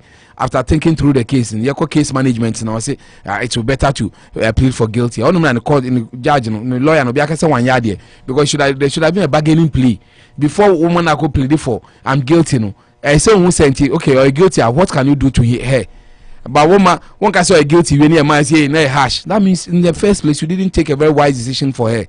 But I think people are using moral to really rule on this one, which is not too good moral for Ghana. Yes, ethically, morally, I don't see. Legally, I don't see anything wrong with the sentence. I wouldn't be an ostrich. Say Ghana, per se Ghana, mraye juma. Lubia ya idea engineer criminal near man in 90 days based on our first time offender, a maximum of 3 years. In your education, say misdemeanor, and which is not good. There was nakedness to a minor who is of the opposite sex. Yeah. The more you put these things together, and she herself too, she has a lot of videos and Akufo shows. I saw some yesterday. That epitome. Yeah, I saw. It was out of the blue. Twerking there, Natalie, very skimpy dresses. Yeah. I mean, when you have a beam, you can say law should have a face. But the more you look into this one, I think so be fighting for appealing power. That whole idea is a breath. You be Bankuni Garina, Yanko appeal no. It doesn't work with me. So you disagree with the ruling today? It's very legal. So I disagree vehemently with the ruling. Vehemently with the ruling. Your disagreement. Yes, overly disagree. But the point here is that this is a case of law.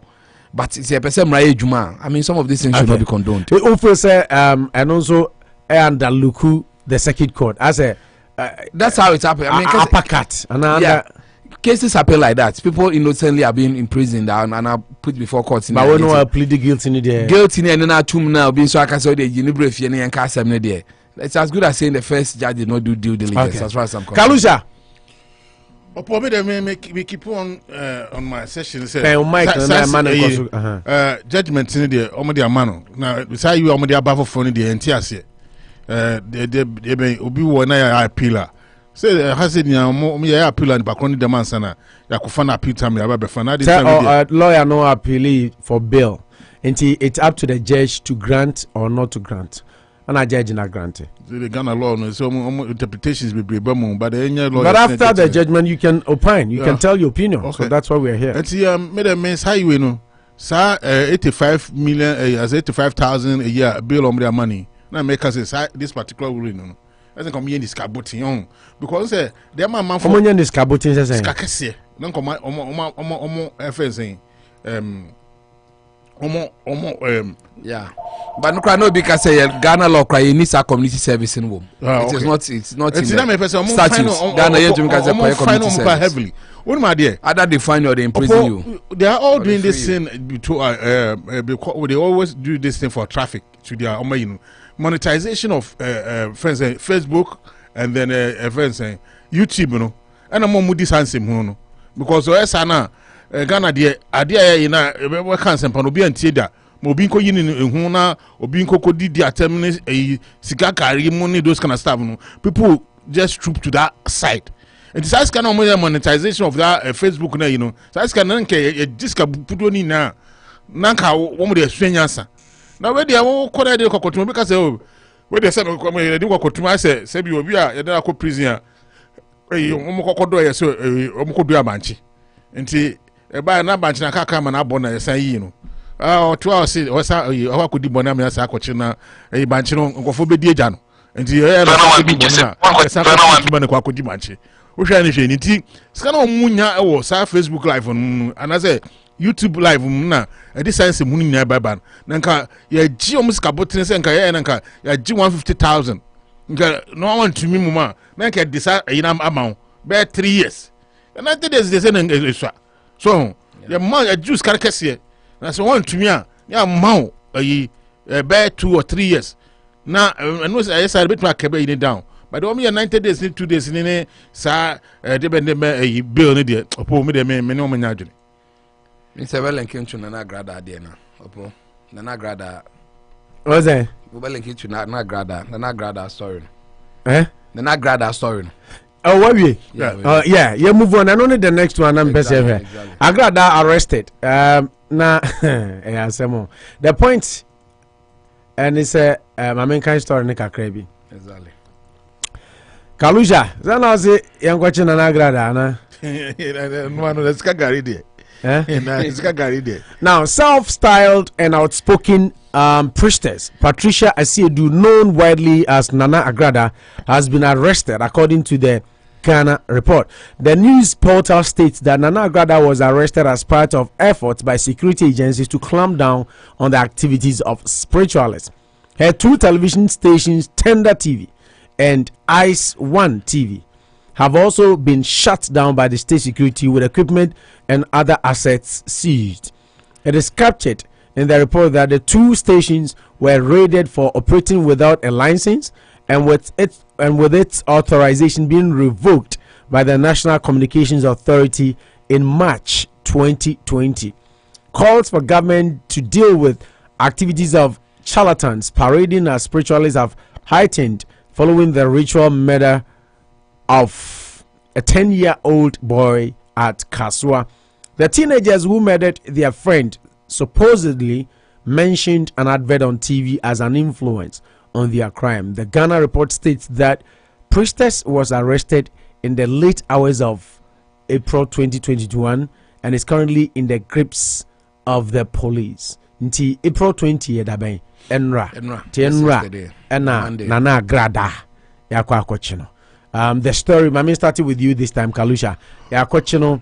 The 2 stations in shut down on count say 1 say you revoke the license no cra last year March into a fear trim and all the license no a year juma and then on suspicion say promote to sa nyoma a ma Kaswa Branty and a young guy will be kuni yayan opposed as I issue by na tamana ekwai kojo ponko ma issue ni by na e kan regulations no yeah and na e kan make one say the renounced ones na any mom there you know be untouchable the renowned ones there for you to go out with them no because yeah omomo hodada TV3 Metro GTV say Adom ni UTV mo bet my and I'm managed to raise this issue say that JK boss as the no JK boss no you know 100 Ghana am for bet to nana maybe say JK boss na multi TV phone no money ko phone no person o mo be ye o TV ho.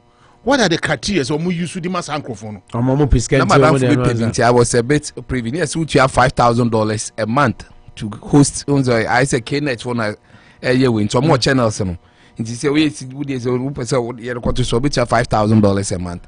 Then you can host it. Some better some more just and go for in one room crown of the ITV station. Bank some more just education so from NC any idea. Yeah, until the before for us to control it. You know. And that to also go with the JK boss in your management, you know, just to bring this here. This is what is going on. And there's not even no censor on that issue.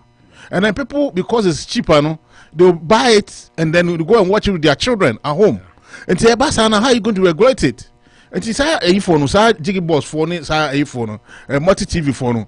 No more issue. Just say on broadcasting bill no sober. And no sober yeah, Jumaya, I'm so okay. That's right.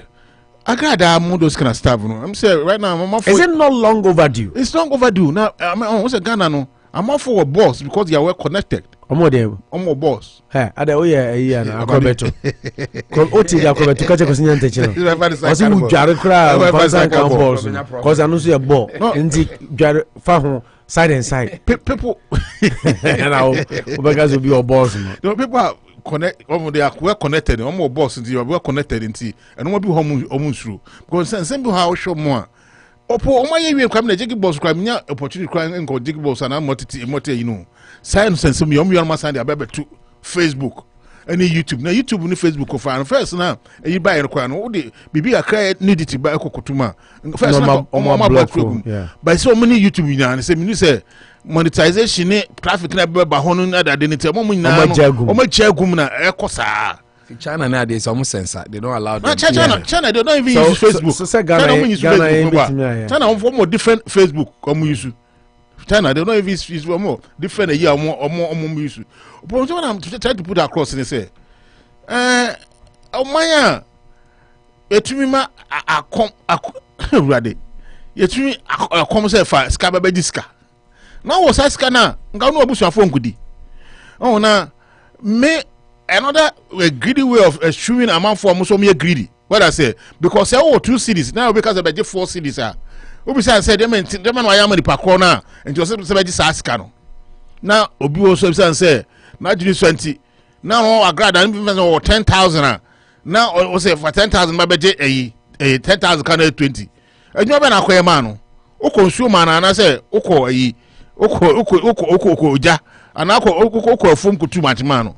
There's some of the same amount for to those kind of tricks, you know.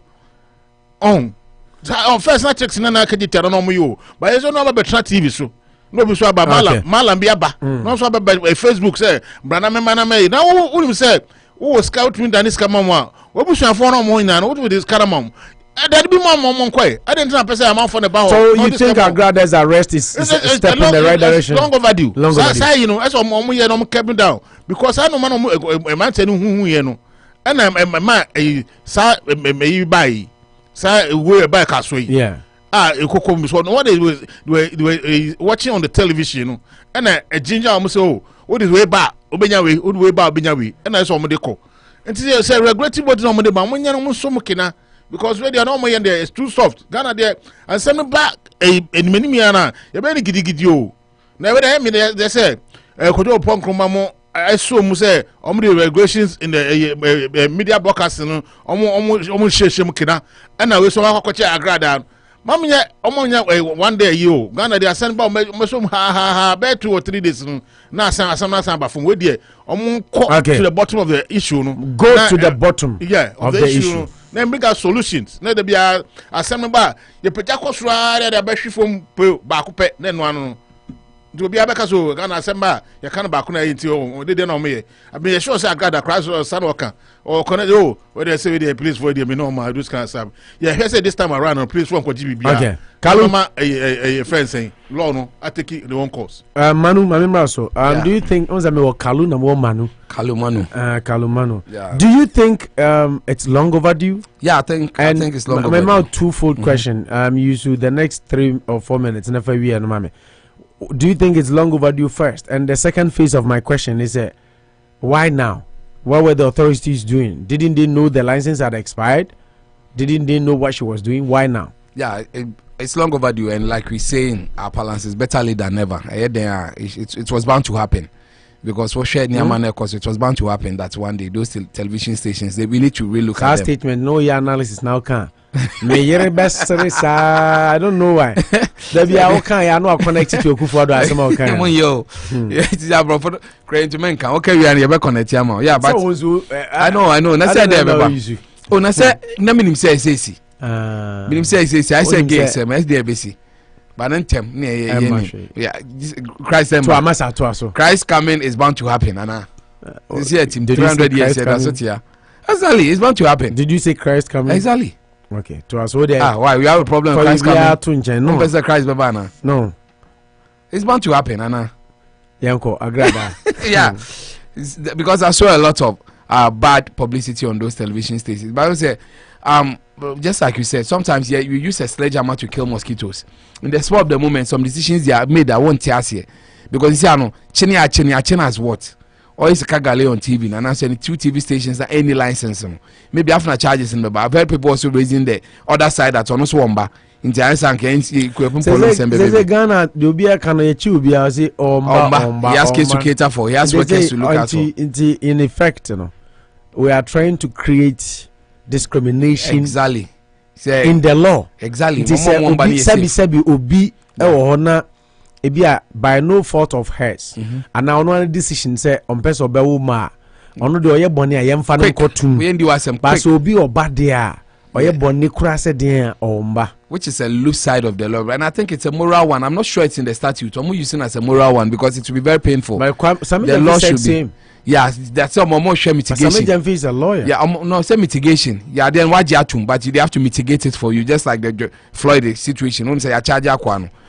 All counts has been but second degree exactly murder, yeah, third degree manslaughter, yeah, third degree manslaughter. Yeah, no muna lawyers. Yeah, sure say third degree. Yeah, multi lawyers asemase. I say third degree manslaughter, murder, and a first degree manslaughter. Manslaughter, they said no, just say you had no intention. I don't know. Yeah, fine of up to 5 years or 20,000. Exactly. Manslaughter is better than murder. Murder, they just say you intended. They can prove your reasonable doubt. Say why you say wukunu. 3 counts. Yeah. But manslaughter, there, but it was not your intention, and also he deserved to because why you be beer. One can be then situation. Yeah, but I bring it to manslaughter. So for Agrada, it is good. Say you almost closer than 2 stations. Interesting, or twice even from Obinim. They have a way of all these people working with each other. But to know that he's not renewed his license so much last year. Sometimes I don't know why we leave people who are supposed to do their work and attack the wrong sources. I think there are people say NCA for Nayomo say Gibao. Somebody John Hess must roll over there. What he said, some small teenage boys almost and grandson bill. Say they saw it on a television. Adverts say or conformity or mumfa human blood and brain idea. That means this is what really culminated into some of these things. And I say Ubeka and say Agrada 2 stations in India, he was operating with a dead an expired license. My incorrect. Yeah, charges charges. He was found guilty of on 3 counts. 2nd degree unintentional murder. 3rd degree murder.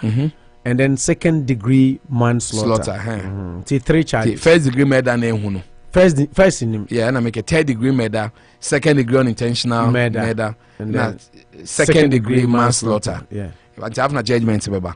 It's for Agrada idea, at least, and I'm a better leader, but I'm not inspired, I'm not enthused, because the idea is that since March last year, and the license say, well, how was he able to operate over a year with an expired license? who is there doing his job? Chrome has said, I didn't we are near send sometimes compare but no be grateful. But if you don't compare and you don't learn, how will we grow? And then it be about computers. So what date now? A day now, then we pop up say ready send back chrono. The license say who tell now can so correct documents. I will agree. But you see, people are not doing their job. Ni pay we ni ade no afe na. Sometimes that whole excavator ediko kum Kramer and I say bibi no, it doesn't really work for me. We would like diverting attention. She said my question and then a big issue to be discussed. Yeah, who's exactly. And I'm not sure they are alone. A lot, they are more than 30, 40, more than 100 people. My last count on that multi TV channel no. Channel say gusu no. Ehu TV, Onya TV, Esa TV. TV is a good channel. But we complained and I think they have acted. So it's a step in the direction, in the right direction, you think? It's good and I'm saying better late than never. Yeah. At least they've done some, but that reactive method no, they should stop and be proactive. Because next time you be kume, Niaka say, oh, we complain and on but they shouldn't have got that shouldn't have gotten to me. We shouldn't have gotten my problem. There. There should be proactive institutions. You train for every month, and your job is to make sure that these are institutions more check a license of TVs operating in the country. And yet then in a case as for na so diabo because I know how people work here. Obi to my bro advert. So I say koje letter HS say you are required to do that advert and San Mayamo. We need to learn some of these cultures. And it's a weird TV station no be about say Tom no what no. Then later he said about expired license.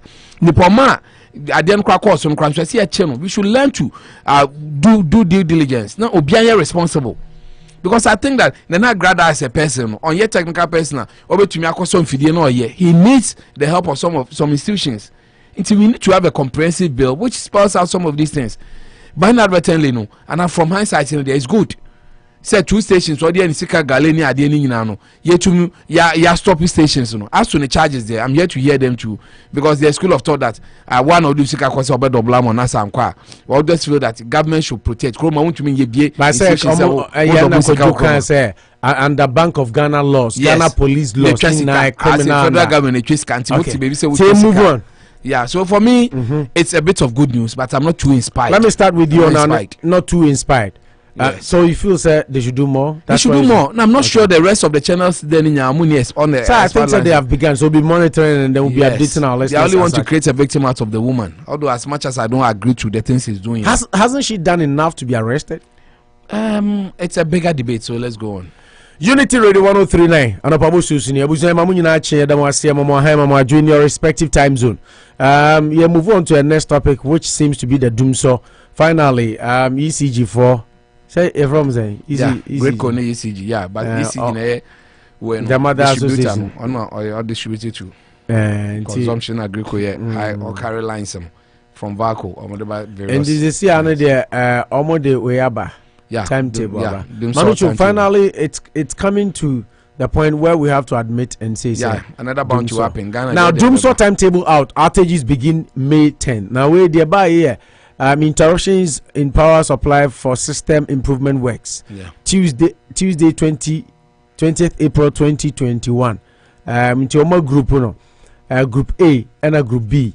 We international say region bi ade be bank kakra na. Yes. Group A Nsakina Oduman anya Odoko official Nsakina, town Awoshi Odogono Malam Abase Top Base Kokompe hey me cousin ba ko adwuma ho na be ka no but on spare parts of Kokompe. But the good thing is to me the abano. I mean Kokompe Zamrama. I don't say Zamrama. But I know Zamrama. But I'm spelling maybe Zamrama. Yeah, I'm spelling Zamrama. Yeah. Zamrama. Yeah, baby for us Zamrama. Zamrama line. Yeah, only Zamrama. Yeah, banana in Choco Cologono. Wait there, say Manu Chole boye bese, right? Bese. Be I see be hey. Sebebsi bi boadio be say so you hwe na Shaibu Kwashibu Abekan La Paz New Boy Town Alaji Soutium Ablekuma New Town Dansomai Control Market GBC Staff Quarters Old Barrier Opekuma Ashalaja and Lamte Mills and no ye Group A Group B, Lower Makati, Malam, Belwe, Agape Junction. Big Bese. Big Bese. Yeah. Bubuashi, Demod, Abosuo Kai, Santa Maria, Botiano, Red Top. Botiano's area. Yeah. Red Top, New Aplaku, Mataeko, Dansuma, Sned Flat, Gliffy, Nyanyano, nada nebamu mienu no mu 1 and 2 Kakraba.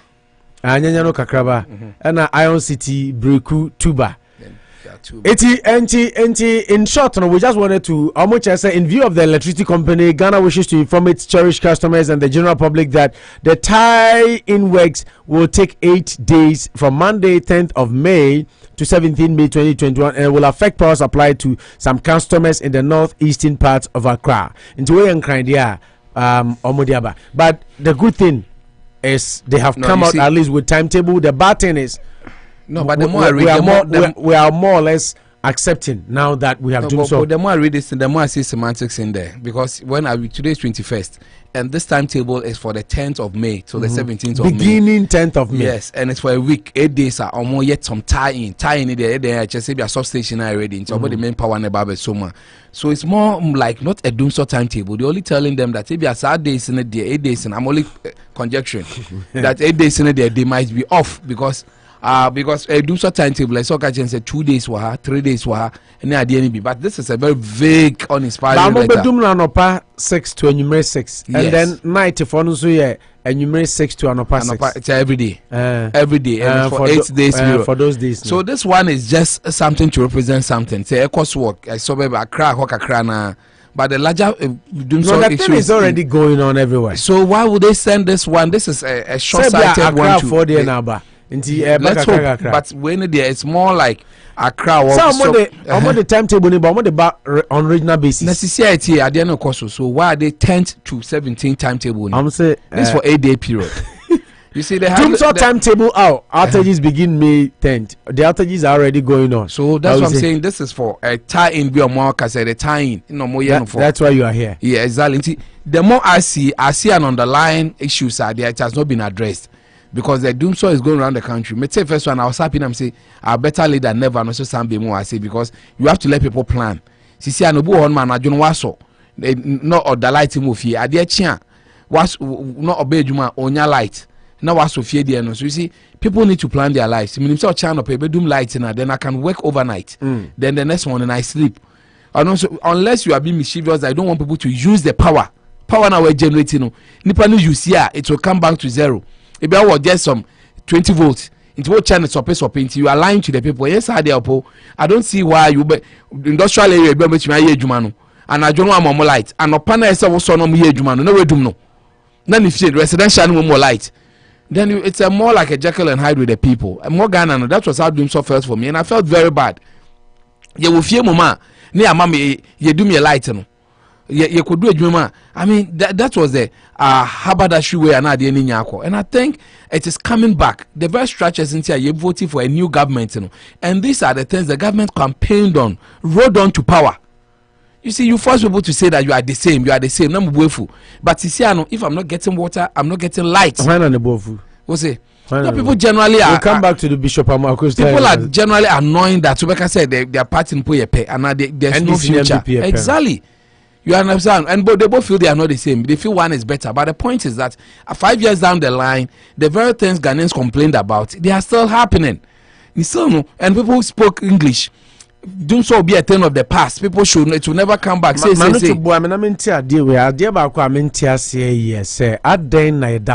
to go for light. Say to me there. What must we still announce Ghana in free or say a free and national conference numa ya hobechiri pantiana. I think because they are not telling us the true picture. Is it that we don't have enough? Or the maintenance on maintenance there, then it's a Ghana problem. No, not even right now, Cry. Why do we give them power? Why do we still give them? Because Doomso Mahama time we were still supplying. Oh yes, we are signing a contract. And now we are whereby Togo for an anima may. Yes. But so Montias say we supply them power, but their lights never goes off. And now you see, I see a problem. Is it the amount we generate, or you don't have transmission problems? You see, no more can say a transmission problem. unless you don't want us to use what they are saying. Transmission problems, saying. Yeah, carry power from Akosombo from Takrade to the various points. No issue no. Maintenance machines na check, so they need time to maintain them. I say that I don't buy into that. And I don't agree because there should be alternate plan, fallback plan. No, you say you need enough power. That is how I see it. A maintenance issue now. They would have to tie in there and one shed engine. It's I don't accept that one as an engineer because I think it is a power generation system. Where power near there now. High voltage power now. There should be a way to sustain the power near there without I acted like I'm ignorant. Tell me call UK now maybe someone says, why are you able to generate your power near there? And they spoke about a lot. Wind power, solar power, nuclear energy, dam near there. Now this is what they use. They are very innovative. Tidal energy. There are various sources of energy we're using now. No, my two as you. You know the America crisis. Yeah, but then they are quite sincere on the term. I remember points in this.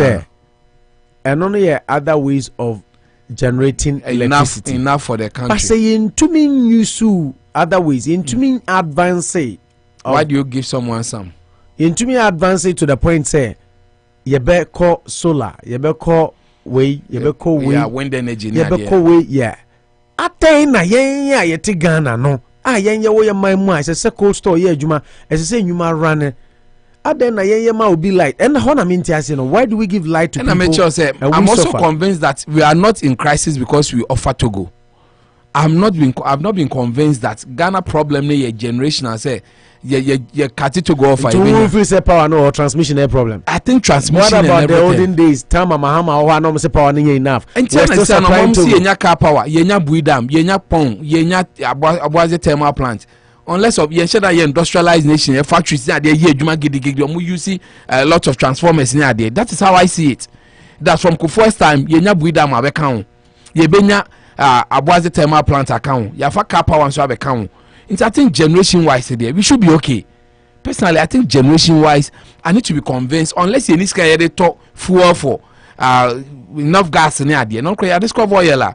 We are bringing our oil ashore. It was atwabo near gas and in our straight to Takrade. So looking at it, unless counter we say a generation, amount of power needs. So maybe say the problem has to do with maintenance of the machines and being able to sustain it. Sana maybe say generation edianka adi kakranka say to me away. Okay. Something is not being told. Something is being hidden, according to Manucho. Do you also think same? Dumso.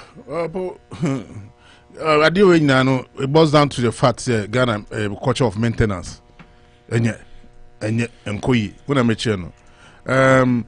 One of the my mama caught drain in the turn of office. Now can be say this a hydro no. It's going to be the thing of the past because of water bodies need be from that then is a thermal energy no, and they're the source of which is also dangerous. The source of because we're going to use friends saying sky pump oil near the those kind of stuff. Now I think now they deal with machines. Now besides say hydro machine crana more under utilize it and power and crime ember. Now how much more friends say thermal. The thermal also have to also even involve says all the oil and then no beshim. Now normal the oil you go another than the I say kaya you need to always have to do a routine maintenance. And on money.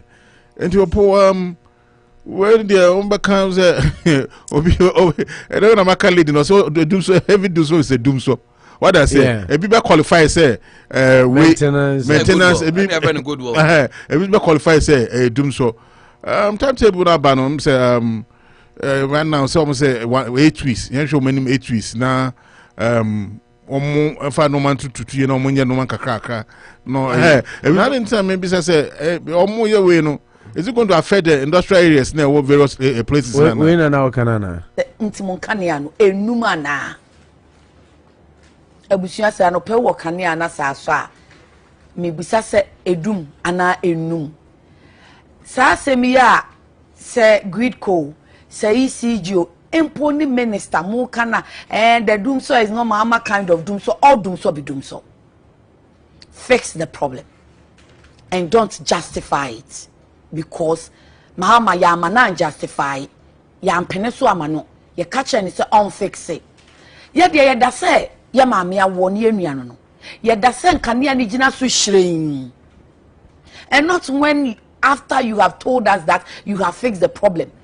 Na say nkania no anopa no nsia ye dum nkania maintenance work. Are you telling us that all this while Gridco ECG never carried out maintenance work? Nana said ye shred moya musimu the timetable ba moya musi obibi asa ni ho mo kana o mafo say baby edru ni musi debi mo hwe bra mo bre mo de kwam ho dodo afede na dey say it is not the mama kind of doom so don't qualify the doom so bia ye doom so a generation doom so a doom so a system challenge doom so a doom so a transmitter system doom so a doom so kania no edum na aso enye sa no manfo ne wewe no kania ni doom kalusha kania ni doom na so okay enti wawe opo ayina ayi mehwe ayi bi VR force the buy or pon almost 160 megawatts bi 2020 October mo de buy na sa pon energy ni na ho a na aboaze tema pant ho na akosomo ayi ho a sa yi ni na ho a what is the issue na boss down say so you agree say maybe or omudi BBC say problem be on for kase omudi e for ka sika Gridco 20 million Gridco omudi Gridco ka ena Gridco say man first kana ma free electricity no the mine na ya so no akaka IPP I know I say that say na low na omoji no so but so omudi ka say omudi change taxation nya enough taxes and the rumors say about some of 20 billion say Ghana cedis and but they are now playing along it. I think a management problem. Okay. There's a truth about managing. Either we don't have the fuel for the thermal plant or sika generation. I think we've done enough. I don't see Ghana see here a lot of power, sir. With all apologies. Okay. Almost time can be free. Almost time can be say. Almost the Poalungu multi-purpose. Kalu Kasaya. Yeah. Almost say Poalungu multi-purpose dam. Almost didn't have a bow. Now they going to maintain them. When did the baba? Yeah, very phone on Makai. The VR phone can say they are under. And new how did that? The boy almost say me afina eba. My purpose omo ya account. Na omo nya ne nya. Omo ya account quarter of maintenance ni nya ba jiegu ama dun so na ba. Ntima omo nya. Omo nya. Just encourage say. Omo I think we should try to encourage to be more proactive because all ka say no nti ya nya de na say be ko etimo. The beginning na akoso mobile no. E no mo de aboase thermal plant buy. We fi say na ba because omo hwe na akoso mo for hydroelectric power no na and it almost and a production no rate ni form na nkosoro and because of that nti na amkofa sa aboaze thermal plant ni buy what I say opo Libya yeah how Libya Gaddafi desert too was able to do hydroelectric power even getting friends of water from the sea. I to be genetic power mom I'm up to this time omunya electricity Libya na Ghana epone da ha you cannot do anything and your machines were Mr. say time friends enkroma tema hardware you know omo change machine na one old machines yeah it is the 4 years as a 50 years the culture of maintenance so man yin na say omo de obi kan mo ntwa omo ntwa kan na enkwa amuntu akano ne enko anim manucho ane Kalusha manucho feels something is being hidden. Kalusha feels modeka eti muntu akano na yenko anim manu we story mbacho mama yenye ntem na yemehwe the other two stories answer your beautiful lines no law on mandatory towing na me connecting to road accident because ningi na ye kwan so asem kwasi part na newsmaker on the other one obisa aban say Ghana crowd toll na omoje no omo de den na aban the mandatory toll levy bi ba eno no say SSS system no ye adwuma na insurance Ghana also Ghana obi oji insurance bi uche insurance bi a towing one insurance so but car say insurance for no ye momo ento feel say unfair for drivers to pay mandatory toll whilst they are paying towing fee or towing bill or whatever on their insurance already. I don't know where Kwesi and then everyone is saying Nana Komi also say road accident, you know, we need to create separate road lanes for transport buses. STC CEO. I don't know where Kwesi practice coming from, but I know can money yesterday. You know why? Because what I know, me used to can na third party insurance na me about 150 a year. But Nipa Crown not just 10 million insurance in 10 million to the third party. So me car bought obia. Me insurance no. First me second. Na Nipa Crown third party. Benya 10% because only 10 million. It's around 5,000. Unya we are. Tow in the chroma say we can't say what did they do? They'll come and tow it. Then you go and pay and take your car. So what AAA? I know see another insurance. Yeah. Where from? Near Yamo. Do you practice now? You complaining about road accidents in the people should be encouraged to do it. Maybe you get his explanation. No share truck. Truck no light in then the manager. Now so police barrier bebre wakon so. No ko share trucker. Can you any no light oh never. A better me anya kwishia. Na Kwame Pacho, mami come here, ma some kitwe bi na me fan waje ho. Niti. Me driving license 1972. Me driving license. Yeah. Proper. So. Wow. Na say almost sesame na me dey say me call kosisa me driving license. When you driving license and you crash here. Yeah. Driving license and you crash here and say mean to me drive or shift gear. I can only drive automatic vehicles. Are they? Means yes, because I brought me license 1972. Your license no so. No, Train your license no so. Yeah, also. License. Oh, me the Ghana license. Oh yeah. Because me driver's license wa me who say your visa. Oh, and if you oh, you know camera. I don't know if it's true. I mean, did he do another test? To the issuance of this kind of license. Okay, Crazy. Yeah. You're right. What you are? But you say I drive with the aid of spectacles. That sounds true. I know it's different, but this I'm talking about shift gear. I can't drive shift gear. You see, why? Driving restrictions. Maybe dear Bakwa say automatic vehicles only. Okay.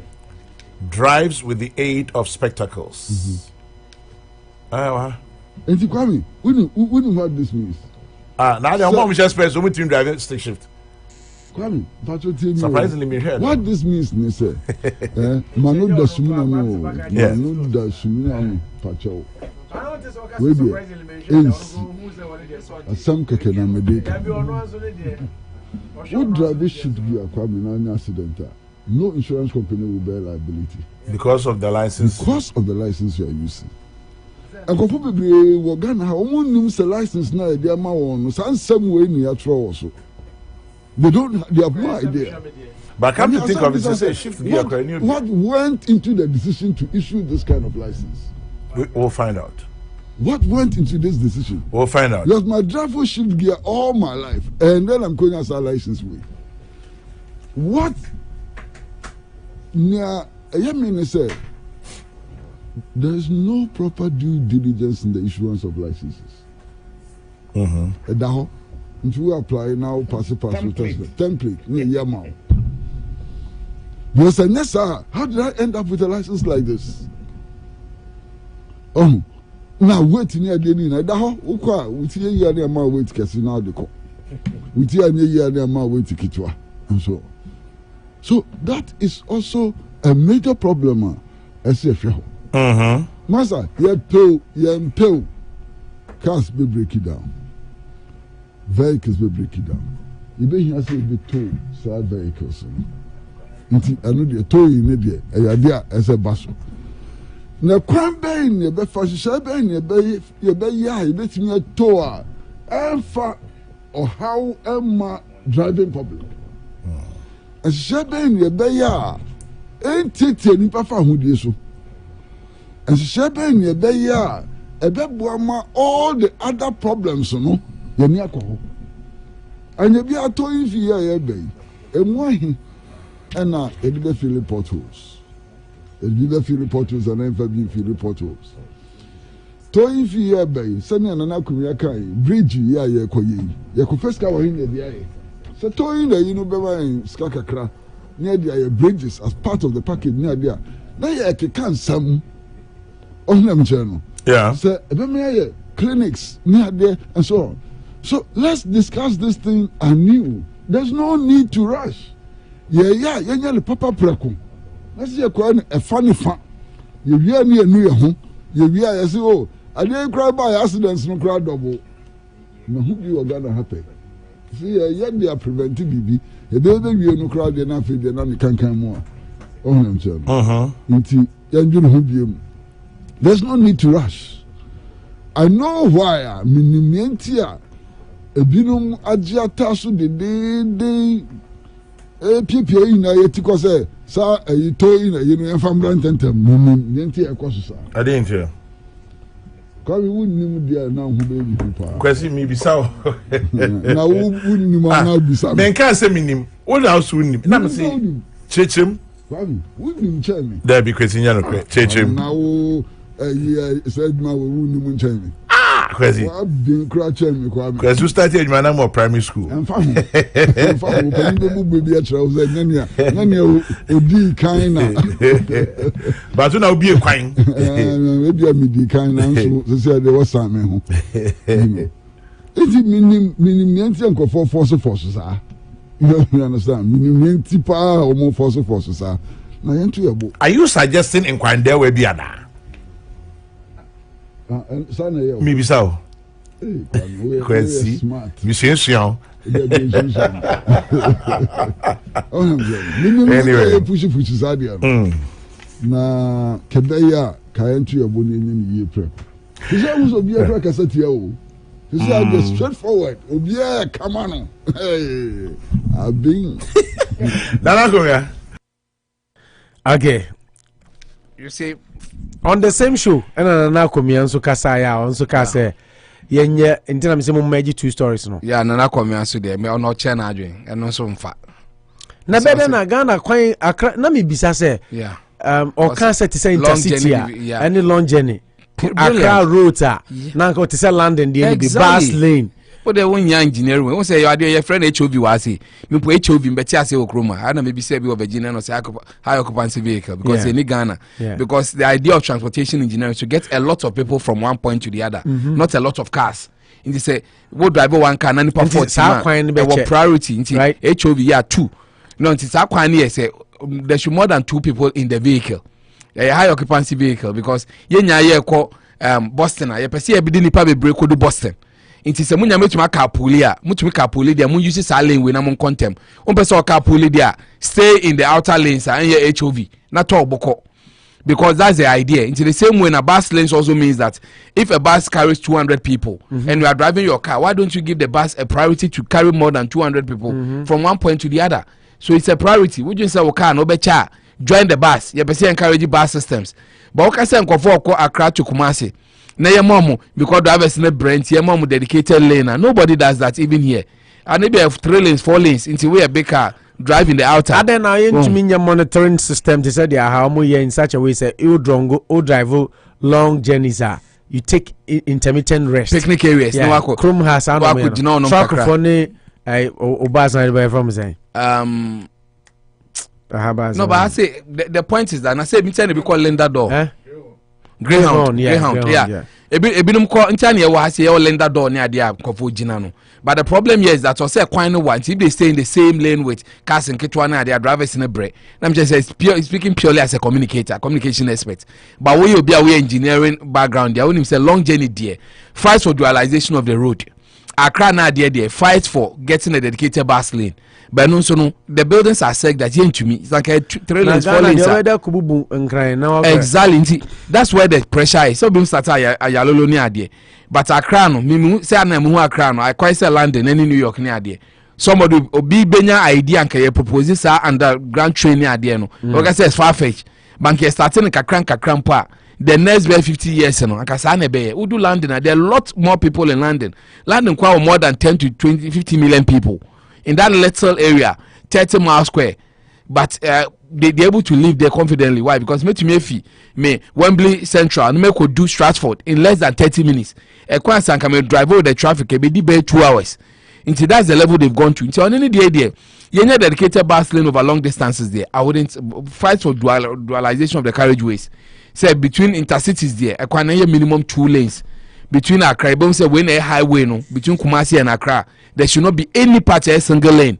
About double. We are the triple. So the idea you think is good, but intimate yet with Ghana current state. Exactly, the idea is good. Need the you came for long journeys because they got your STC person. I just say the drivers a bread. Into Sadia Yemo Moko Temale and Keman dedicated bus lane there. I think if I'm a person, no, and yet baby say bet to me aya.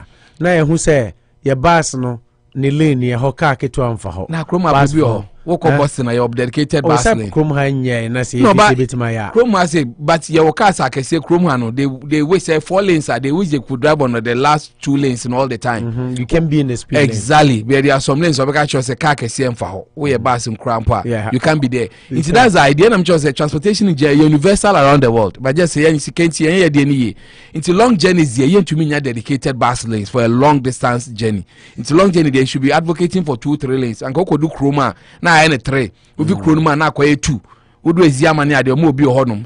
It's beautifully done that and can dualize the road that's our crown so na pressure woman no see ebenya may be strong see be bubu dan be e kwan one but sometimes you know most say dan is kwan na be 4 story 5 story it's becoming difficult. I think that to develop a crown now you penny there just you call underground you call some structure see a be train kwa roads and as na that one but engagement in there in principle it looks like it's okay but long journey you dualize you empony dedicated assume say yeah dualize lanes opoye for Bakoma bus and here any 3 lanes for Bakoma bus it wouldn't work over the buses na in a trim and now we so there no I think the license one is a revelation in there me license around 98 and I made shape gear and I made me name say no so you 70 something 72 now what trust to see I say he can't drive a shape gear car.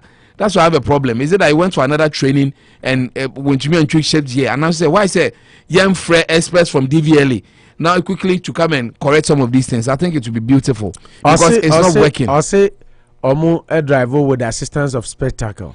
And Kwame Sefa can so share any ideas no. Also on he hasn't checked.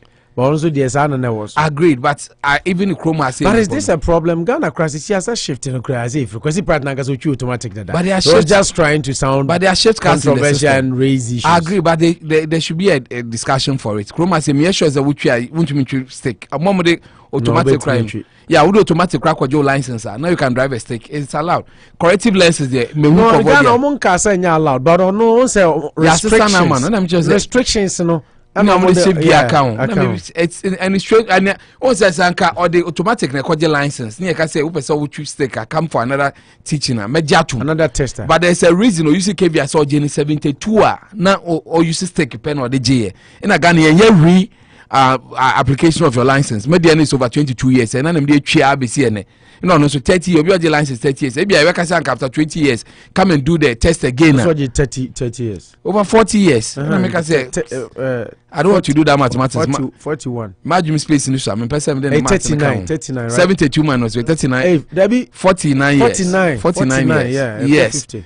And one license. At what point did you say that on to mean Kyebi? And I learns for me, a corrective way for distances. I mean, those things that we don't have to argue over. Won't show gear, won't show. Technical and I mean, so Anopa wasn't part of his argument. No. Let me understand that because so I can so be shake gear. There will be also be social break. No, the thing is, yeah, okay license obi an eye level ebi defect exactly. You might use lens but who defect ne bi an enye as bad as meme there and kalusha there. Nti no the technical people look at your qualification and how much you did on the test. Good. But the point is that more the restrictions are too so. Okojena with a lens you have to drive with the lens. I mean that is basic. Yeah, na make say one shell now quite say yeah eye test what share the minimum exactly. I don't make about results yes. But nobody affected with GS and stuff no there. Anyway, we wait for an expert opinion that obisha special. But no crowd say issue because practice intimi ntwene car. News for me mo be there me tie there. Me share that but you tell me that sisi as Michelle and I mean to me driving shit gear. No, or say on say come se va kai so and all here no say okay restrictions driving with them then you can't drive with shift one also on crowd on share say on also need the bi also say and also on crowd on share but what I'm saying say you know why it is news it's unfortunate what I'm saying say ubon say bia there's a reason. There are other people they don't have that on their license. Exactly. So me immediate chiro is here. Yes. Me chiro BBN ni so sa. Exactly. There is no restriction on my way. Yeah, because you need defects. Yeah. But more muscle lens. I some more muscle lens and maybe they have those defects written on them. You see, but the problem I have here is that even at their level no catch us say when your insurance issues is here, they will use that to even curb you from getting what you deserve. That is why the education should go on. The only thing I'm so can say I cannot drive cars exceeding 3,000 kilo. With the airlines is then C and I said it's a B. The license will form B. Yeah, B. It's a B in the actual B. You say nature more B. What B can drive? Yeah. You can drive up to cars 2,250. Want to mean 3,000 kilos. Exactly. You drive up to 2,250. Maybe they be up to 5,500. Yes, see. Na say me say shun ko chubi ka. We no be best won ko chubi ka no. Me chu Ghana na so me dey say timi wa nsa na me kwa na mo. So peke say so ko de ka kese ko twi. Sa wo ko mbe abiri am. But see am be ka chose quite testing. Na wo abiri na twi ka kese. Dabi we see na we starting na the mama 4,250 na cost we. Why? O say omo ye card buy no. Say na me between na me see. Na start on mama see. Yeah. I'm going to see from day one. But I know you can drive any big car. Yeah. You don't have to think move on. Your other issues. You practice. Maybe hear me a road tow now because anything that affect the ordinary Ghanaian. I can road tow. Me, I said towing of the cars. Towing or problem. Towing of the cars. My road tow. I listen to the intention. I say I buying Accra because you should stop that way. Or man I say and Kofobi Akofa towing cars about person they are pushing for it. That's the rhetoric of what do you use our tolls for? So he feels tolls should be used for towing cars. Obedient season journalist when you are on fire. Seasoned journalist Kwesi Pratt has questioned government on her use of tolls paid by drivers. Kwesi Pratt decried the increasing rate of road accidents in the country. The rate of road accidents has become extremely worrying as day in and day out there are incessant reports of people involved in accidents. Research indicates that about 9 people die each day in Ghana from road accident. Wow. Speaking on Peace FM's Kokroko, Kwesi Pratt stated that one of the major causes of road accidents is bad roads. Apart from toll now, car insurance for and also then are buying edit yen toll now original. On car say toll yen fan towing of cars, but also the idea he was referring to a binding road. Yes, he had repair roads. Yeah, a binding road in bad roads are nipa. Exactly. Yeah, so that was why he was questioning. The toll, I read a story. I say towing of cars scrap on chances so much here. No, I know na make us. I don't know the same story. A morning show. No, I listen to it, but I don't know a different angle. I don't know if I say towing of cars. No, I was saying insurance. I don't know maybe can I was saying insurance companies. No, how much do they take? Because obia insurance no or tow also. Ntianka me rickety car madam kwansona say break. And then you call your insurance. No ma be fa ade channel ma san rickety car ma san from. I am just the crewman point to say no insurance for us. No, can we pay the insurance? On be no baller car no they stable. Na Ghana say ben say can we even pay that insurance? Insurance will involve towing of your car when you get problem on Accra highway. Or say a womb or say a part. We haven't looked just like Kwame Sefaka and the driver's license no need. And I'm just saying anyway, maybe Accra minimum no. third party way no towing in count. Towing of your car. Some will be under the policy. Comprehensive. Ghana says third party no comprehensive. But to say towing of Ghana has a lot of rickety cars.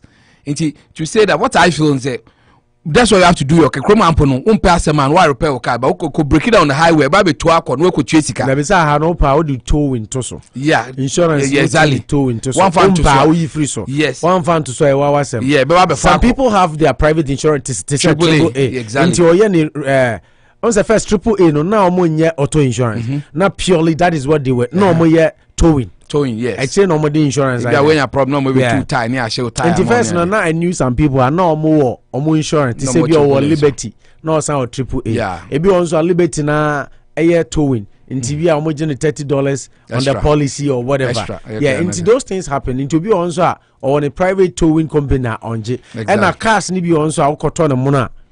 That's how they come home. But for him to say towing is part of insurance, it's an interesting debate. Okay. Yantua so na yencha yenua wasi nigga Ute, thanks for your message. Yabeken ka wa mo di messages about Facebook ni na yabeken ka ni na edi amamo Nana Yadom Nana Yadom osu Ute free Virginia Lawton.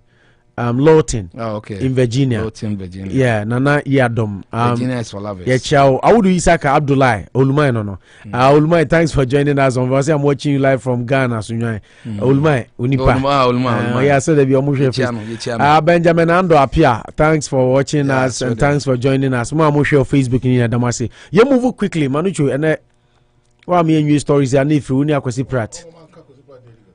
Nanka briefly, I'm saying Ghana, insurance companies, you know, bodies are regulating them. They are not responsible. I think in short, that is what Kusi Prad was trying to say. Yeah, that's right. Because insurance companies need to take Ghana for granted. For granted, say, obi kwa car accident. Even they don't even pay for anything. I just say you be when you now we ska. Yeah. Now we politician. And we bet you amount. Not necessarily politicians. There are some business people that I know. Who say you know what you are doing and you're politicians. They don't make it attractive. Politicians can't hold about any politicians. Yes. Let me say any politicians included. Oh yeah, Miss Omo by your Timamafona were connected. Yes. Insurance ignorance. Yeah. Ghana yare pa. I was even a victim person. Accident ban no janim. The essence of insurance and what saddens me in this whole story is say police for who say insurance new car one. They aha say accident is here police bar or Joe license no a Joe license and then was what from insurance call your insurance. Yes. But Ghana police some secret insurance could book as you move you. I agree. And the first one, okay, you say Ghana no indiscipline on the part of police, drivers, and users of the road. Secondly, bad roads. Yes. And it was one of the things that Nana Sabri could bestow, say, or you're very hopeful, say, Nana do a brooch out tonight, and then Nana do school or coyeno. And you must say, never Ghana green to Nana do bar. Sas Sabri wa Hananka who will tell you. Yes. And one thing I know if we send Cananado bar and you maybe say insurance, road safety precautions, basic things are Oba Bruchra. Yeah. A priority areas. No if we send those things were going to come when another one power. I don't even think say accident crisis here. Ghana. Also has the accident here. Nkofobia on babehwe. You know my baby yes and the cost of I know they say we are on the police. Ghana put there. Come on, be evaluation. Evaluation, because evaluation. Ghana more evaluators. Ghana put accidents here. Na me choro. No, fighting now insurance for the bear there. Omo abeba behwe. So mo mehwe omo beba fitani na oye no ho. No ma beje. Ghana accident is here. The first is to call the police. Police in the bar. Omo ye. The point is say ignorance near high. Just said the Manucho here. Me call Ghana 20. The last time I went to Ghana was 2019. I will na me be fast or man po aba me krum chikrum. Once ho na na efa. Yes. Adan man kasa se me nyame no na tika ni mo. Na me ni obi na ride. Obi twi aban car say na ye either Ghana Water and Company say A4 car pick up PB ma branch ba na ono so be tie sikwan ni mu anhwe ba bia se ne break na news de me hu ya ne say o de abo passenger car me passenger side tail end ho no ba bia second tire ni ho no o de abo ho aban ka o de bo ho na me gina na me so hazard ni so na me see ana ono so gina na o see oba ya no obu nkoto jo manim. That was his first reaction. Exactly. Otwi aban ka o no obu nkoto jo say boss sa wo call report to pe ye medi oh and so anipa no wa find say a driver no car no ye insured it is a driver ni twi car occupational hazard obetumi anya akwanhia ba ya training nipa no ya de ato ni tirima ama na wo say car na o twi no o de konya akwanhia ibe yin. You see inti ignorance level no kra no enye omo nko school sabi manu sisumnam and enye omo ya by because Ghana Water Company before the oil transport department were landed no down on a driver for your concern no bohina. You don't expect me to TSM the car. The ignorance level no more high. Sometimes you are normalizing. You bottlenecks because police in the Babajo car go see police station and say about 2 months can release the car. No insurance na mawa. And son because of car accident na bakwa. To car no DVL no evaluation mo. Exactly. And madam fu nya accident aka no somersault ya luckily we no na edwetwa ye okodo hospital buy na yekoje car na fi police for no mo je 4 million about 5 years ago ye promote o say no dey be an accident no say be an storage o say no dey storage.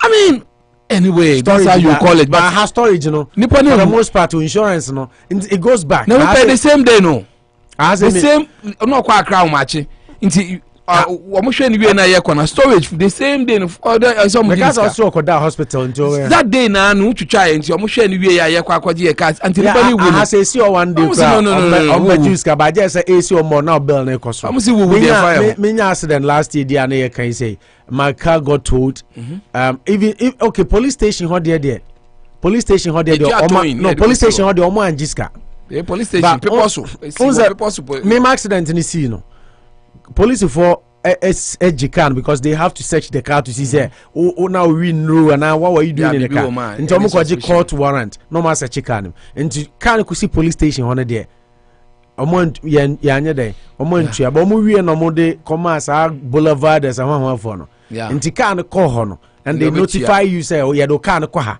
into kokofa. So when I went there to pick the car and my insurance company ni car say me oska me ho na mintua no more reimburse me in the accident nti omo de misika breme I paid because na me pesa me faka no nti omo de me reimbursement but police station ho nankasa time na omo here to do their work and they see police for parking lot on there they didn't charge for Ghana omo person obi a person maximize profit o but Ghana they omo too much. Yeah.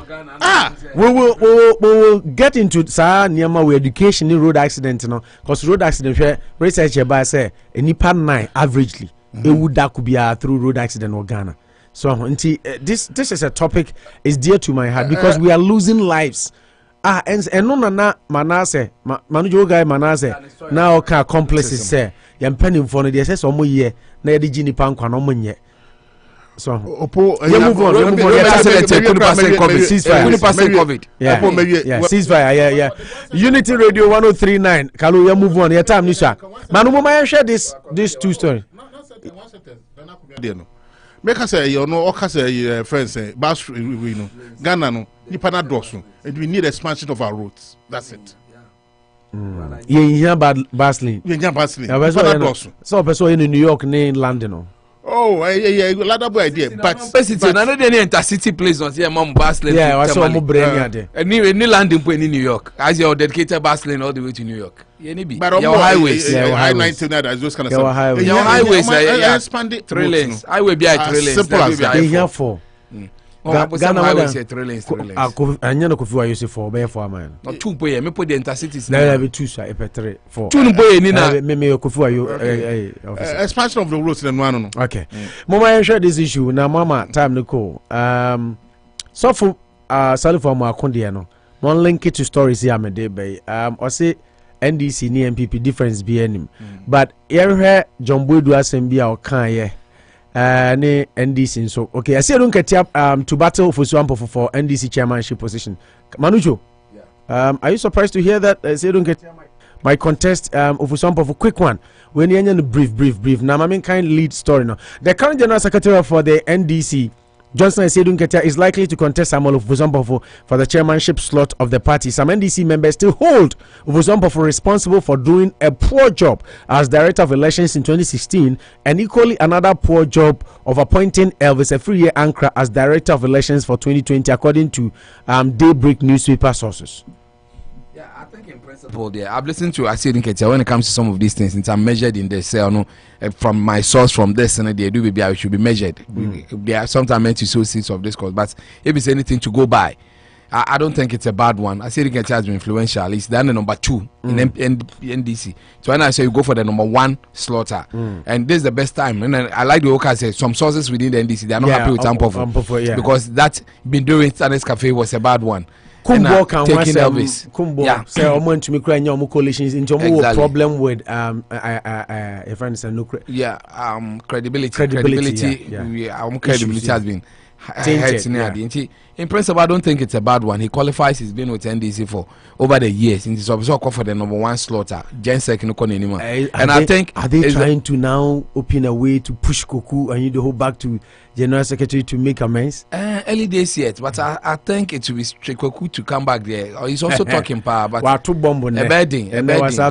Life as it's not bound to happen for Koku and to come back to NDC and be a Jensek.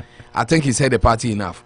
But someone so pay unity there, and I think you should find a way to bridge all those gaps. Coming back as talking about Goku and was it quietly step out if you feel bigger, popular, and don't believe in ethos of the NDC. Koku Aidoho warns. Now, former Deputy General Secretary of the NDC, Koku Aidoho, has asked those in leadership position of the party to step down if for some reason they don't believe in the ethos of the party. OKFM and Okokan. I say, if you enter the NDC and you are given leadership position and for some reasons you don't believe in the ethos of the NDC, step out. It is not by force. Go and form your own party. If you don't believe in the ethos, the spirit of revolution, just quietly step out and go and form your own party. If you think you are more popular and bigger than NDC, go and form your party. Nothing stops you from forming your own party and test how popular you are. Changing the party to a new NDC with what philosophy? A philosophy of me, myself, and I? Is that the philosophy? Is that the new NDC they are proposing? He questioned. It's an interesting one. I read the full story. I think because of time we went to me reading it. But first one, I can't reading the quote. I knew the whole feels that if I said Ketia wants to go for the chairmanship. I don't think it's beyond him. The way we are. He's worked hard. I mean, it will make it a battle interesting. And this, so any chance to realistically be in there, this is the time. For some people, has got a lot of bad names, them audios, them Baba Bontini. I think if he still wants to remain relevant, I should go up the ladder. Maybe a vice president or vice chairman or a chairman proper. Enough for Kokwanyi though. I don't know. NY. Nane Boa can say. He's become virtually, and other NDC decide not to mind him, or they might just lose it too, because we really fed are not here, and there are only 2 philosophies, Chairman Rollins and Atamels. It looks like there's a personal vendetta. Yeah, because Ocean the quote no audio no time in investment. But Ocean the some no count or in ma. As on NDC for a claim we say. President Mahama and now so popular now in the party so the ethos are changing. So if you feel you are popular, party now test it exactly. But almost where NDC they feel Mahama is popular. So I think that he is popular. We can. No, I'm analyzing. He feels that someone who feels I mean, it's not just about him. My popular party is not just about him. I don't feel my problem is no because even Okasa we are Tamils boy. You are Tamils not a Keda. You're Keda ship for one man. You some way you the Kunbuor Guzitano, but that's someone money idea no. I'm not claiming first back from no claiming Keda ship. Now so and at Tamils group you were declared in Sweden. I'm Besambe joining here. But now would you say be in line with the Keda group? Seems to, but the ideologies, the ethos now come once. He only wants to have his cake and eat it, as far as I'm concerned. Unless he says Atamels is so seems to be in line with the Keda, then you will agree that okay, you put all of them in the same basket. But whichever way, they should find a way to unify the party. There are a lot of cracks. Talking about MPP leadership, and here come someone say Yeah, Unyini Sebia Koku also sits back and sees no. This is not the founding principles of this party. And yet the Ejina Sote party, Nkofo the party, almost principles, ni ethos, no. That one I agree because Rollins even have problem with some members in there, some babies with sharp teeth. And then some members in there also felt they don't need Rollins. And they say there is a banter between Kunbuor or Ebimo to Tubiama. Yeah, they say Kunbuor, it should come to their national platforms for us today. Yeah. Exhibit some FM station for FM for Dumpe News. Yeah. I'm for one hour they are childish, young scientific, they are destiny at the end. They feel that it's a party. If you are truly a member, you start from somewhere. At the end, come and tell your story rather than staying out and throwing stones onto the pitch. They don't know what they are doing. Say. I think it's all allowed. Sankomobe managing here because party Lucy elections there. The cracks will show. People will feel them better near there. Until you need the major outliers to really start thinking for the party. But Bridget said no, mama for you still popular. There's a problem. Yeah, problem bako, and that is leadership. I say you do bit snap position. A back room ha. As a tuntunya leadership positioner. Ofu say, wow, we shall say. Biawo as a wonye nipa and as a wunim nyansa na you can suggest and you can criticize wonye necessary a major problem a major you see I've worked nyamencha de woni ebrima ejuma kakra sometimes what can say you are being racial but if I can play with my own daughter not from a pedophile then who should play with my daughter we are race sometimes we should say it as it is the harsh truth that Bibini oppositioner he feels that he's on top of the world. We should the back woman it is opposite. Obini opposition they rather serve because they realize that they will go and answer questions. Kweku is doing more damage. He's not being heard. He's not being listened to. He's been seen as an outcast. He's been just like we're saying. Yes. If Afoko DC when Afoko ni kwabne Japan time do yanam Rock FM. Everybody knows my stand. Say. I thought with them. I thought. But you know they didn't do what Koku is doing. Koku will go and sit on a platform and start throwing missiles onto the pitch, which is I don't think that's the way to do the party. Say when to me a corner idea. You see, you don't. I think it's better. He has a way of also doing his one, and that is democracy.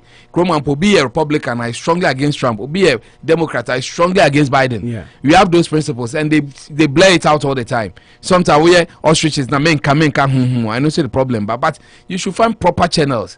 But rather giving news to the way or not, you rather create more enemies for yourself than to say that monko there. I don't think that is the way. Okay. Go and fight for a position, get it, and espouse your ideas. Karu, quick one. Uncle NDC. And I say don't get ya. You think I say don't get ya will contest for some before? No, was a failing, but John Boadu they are all the same no. Yeah, John Boadu didn't hear pa. A linked story. Okay. Mama connecting me no na mo the film. Yeah, I'll start that one with you.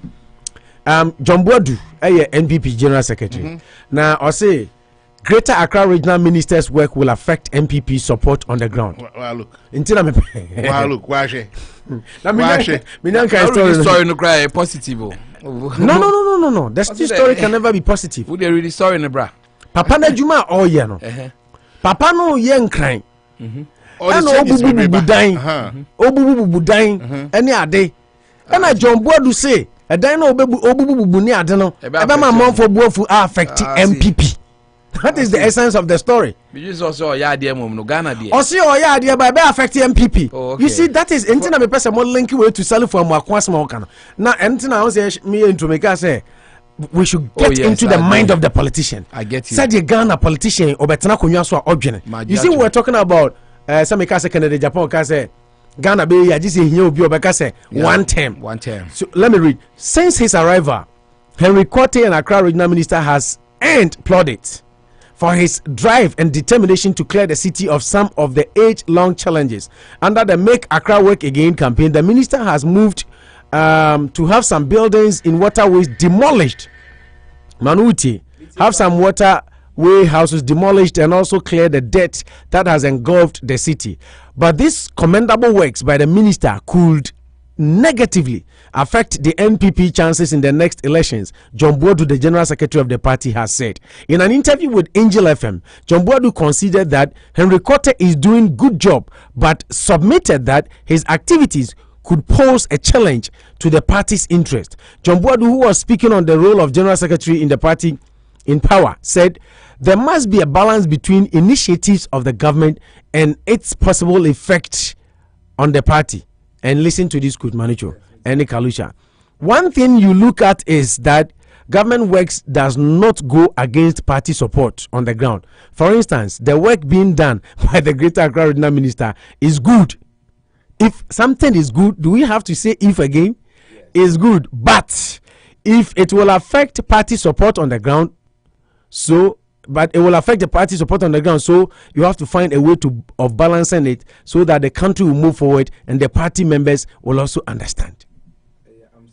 This is General Secretary. You say it makes me remember one friend Tujando I had. Mom just say more. You conceived thoughts. Me share first so and I was happy. Because I thought it was positive. I can be born abaso. But later me who says in some way can you know. Monfa Salif for my. Baby I catch him say ya she share asembe kanem ya. Salif for my akondi. Can you say this? Salif for my akondi no. Ni pe wu June 3rd. Salif for my akondi no. Monfa mfra Salif for my akose. Sorry, man, for Bishop Ninkam, Bishop Salif. I said there is no difference between bad NDC and NPP government. And good NDC and bad NDC. Oh yeah, bad no, bad in quotes. That's NDC, yeah, NPP, yeah, anything different. Yeah, omunyina. Na just say patch say in short no. Ensusu ye no adequate. Yeah. It's back to you, Kalusha. Let me start with you. John Boadu say Greater Accra Regional Minister ye Juma. Kana phone nyina kra bona baso ba John Boadu say we ye adwuma no kai se party na abato no ububu amanfo da no ububu fo mo ntoma waterways na nsuo to a efa amanfo na no Greater Accra Regional Minister and Ramite interview bi so my ready for nsuo na eba beto no because they had to clear some houses. But John Boadu say wa ya ade o adwuma no end is good na emom Obega said last week was a week and a half ago make cancer President Akufo Amamu obebu ya dia o ya me open national mani anye na ho na me bufu no pa. He did a good job. But dia asafo interchange make catch you.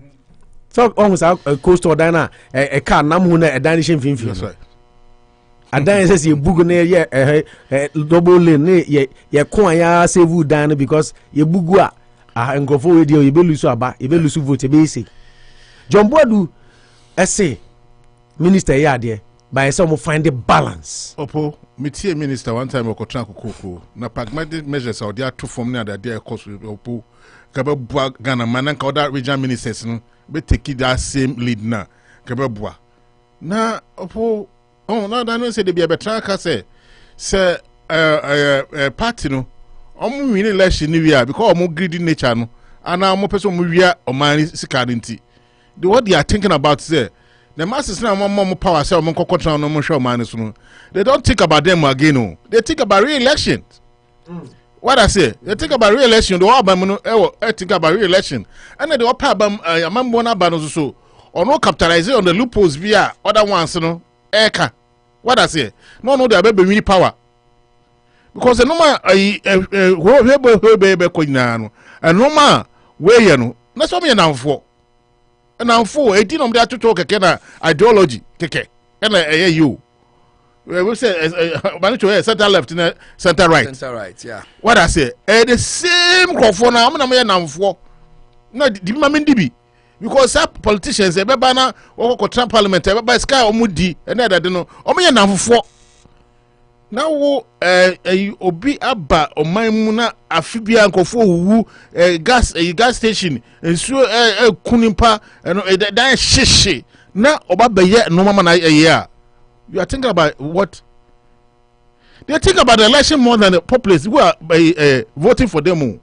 They don't think about the masses now omo no that memfo na omo mutumi no when they get there Africa no omo obi power na wa ha na make what I say Africa omo obi power na wa ha because power na dey power na be ye no na okwa wonu hu say me na me kokogya awiamu na me na me kokogya tenten kokoto abama no because what the power ni ma oba be power no bebu say obedi na say o me pa cho for power man, what the power man say kim. Mo asesa na adwene. Because yes sir, papa no more dey about odikan ka say obako hu corporate bodies say what and crime. Ahemfo.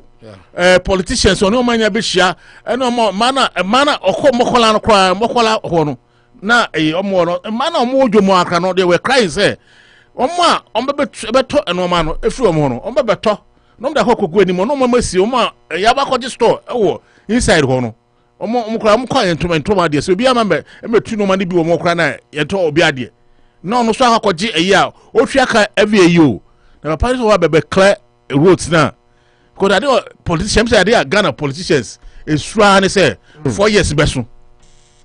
So only Ghana politicians I come be anaka say 4 years beso na near machine. So you say 4 years this is came one year no akokoto against no. But anya sir nka dey papa yi nka edo kwan so mama kakra bi self for amako dem. I don't see any difference between NDC and the current Akufo-Addo led NPP government. I don't see the NPP government doing anything different from what the previous NDC government led by Mahama did. The doomsday under John Mahama is still happening under Akufo-Addo. And I ask myself, what kind of country are we living in? Our taps are not flowing with water except noise. Which European country lacks potable drinking water? Most definitely, Opo. There's a man, or professor I say for the re-election of Akufo-Addo, or can so many stuff, a lot of ideas about Papa Ndibaye. I'm saying in this hour form. Now be a big so I they are Ghana there. I'm out for big bass and be a I'm link with something. Baby, oh, was it be an Ghana for be kind of an asthma or because of breakfast for I see I no uncle expect to be a farmer nebia or Casan. But no, analyze the issue until let the outsiders think that because you have to look at the issue. Yeah, what I'm just put across say. So, almost say a partner or professor say a partner be winning. But it's high time say you have to speak to power. When truth to power. Yeah, truth to the power. If you are doing the wrong thing, you have to say it as it is. So what I say, when you Yankupon nipa, any amount a bomb pie mouse so Ubetu Abedin, I say, do your name ya. No, I can't. Never the be an Abedjan sugar coat say, oh, so can ask them say, or Abedi in Tinapa Pan, no yet no Mabina say, and Fakwanswa, what try the panel a year or the Aban a good pa, but almost cancer and semi amount for taking a good note. No more conscience and same.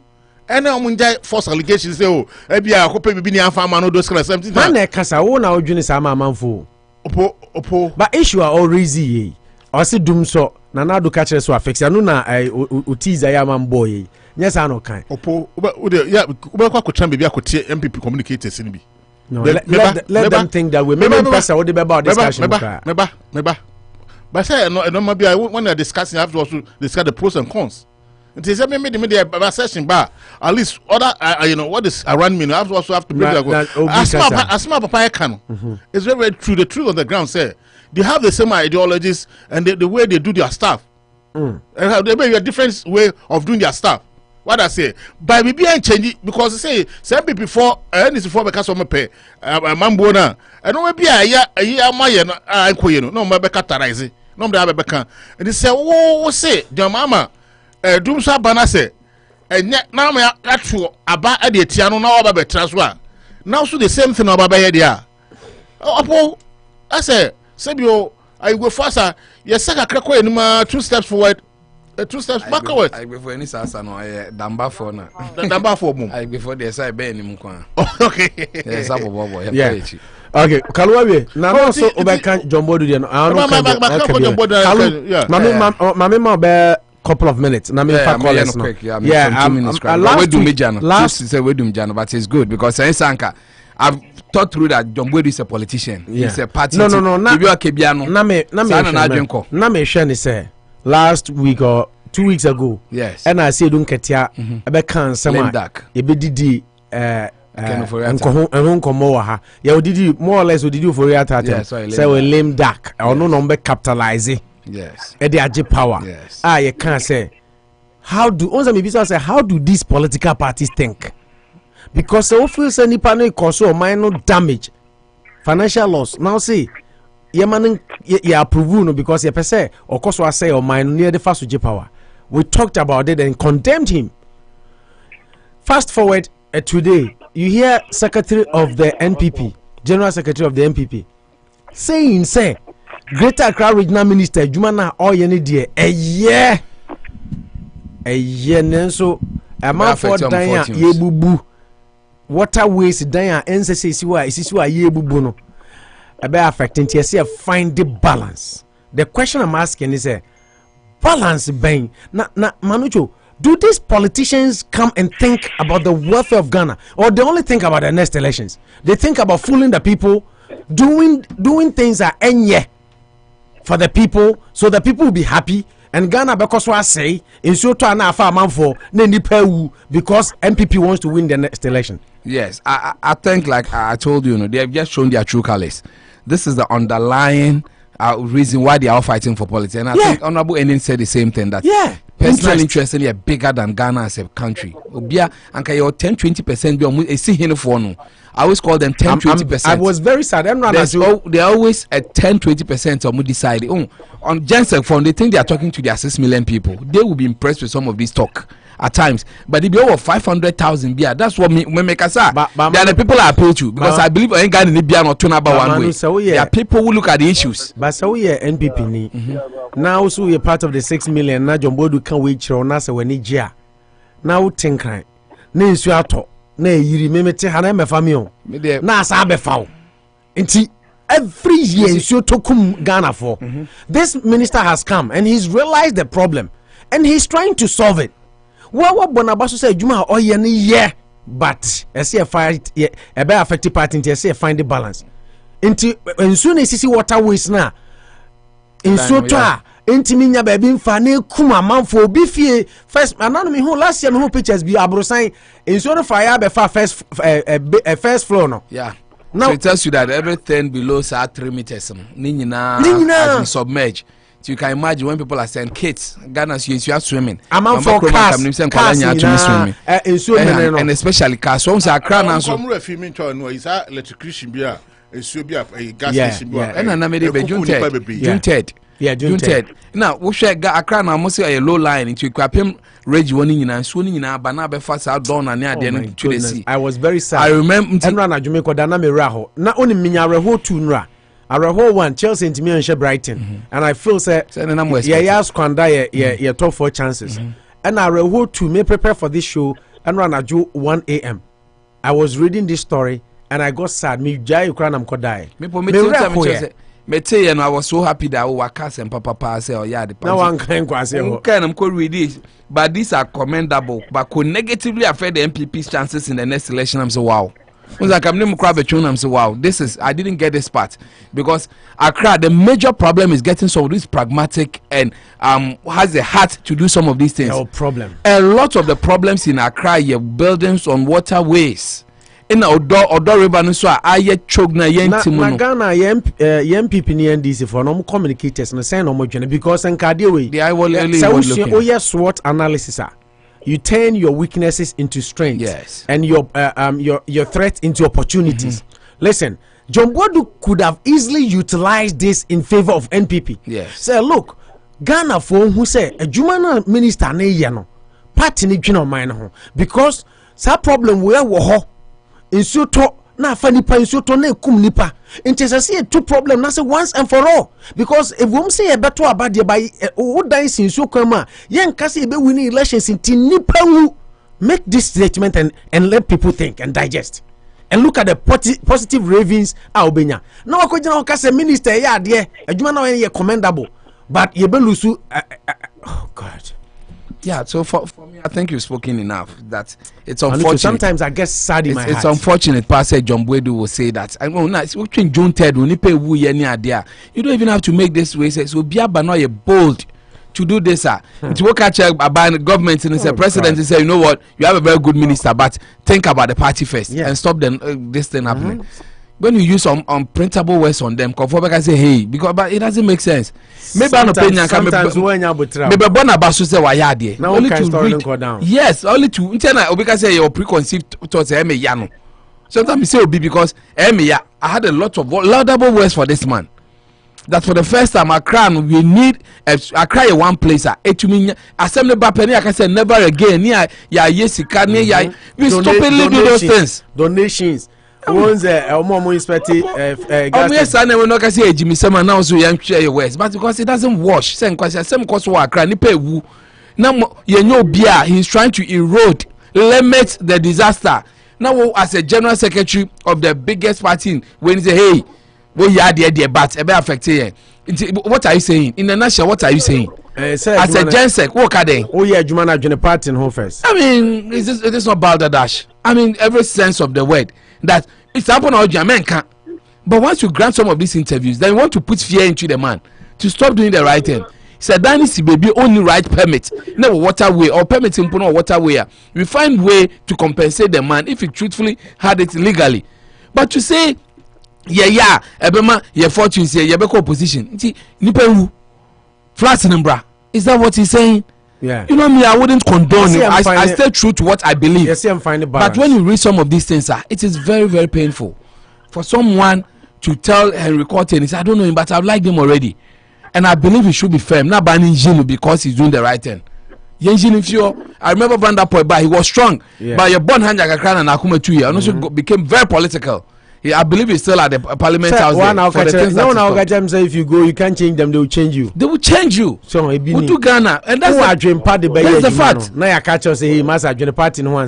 Exactly because you used to say I will form the crowd because say you were not wise because you went there to match with them, but you decided to match in opposite direction. Okay. And Kawu Jensec, General Secretary. General Secretary. There's another one. Yeah. I think I'm happy he said it. You see, it gets to a point we expect some of these people to talk.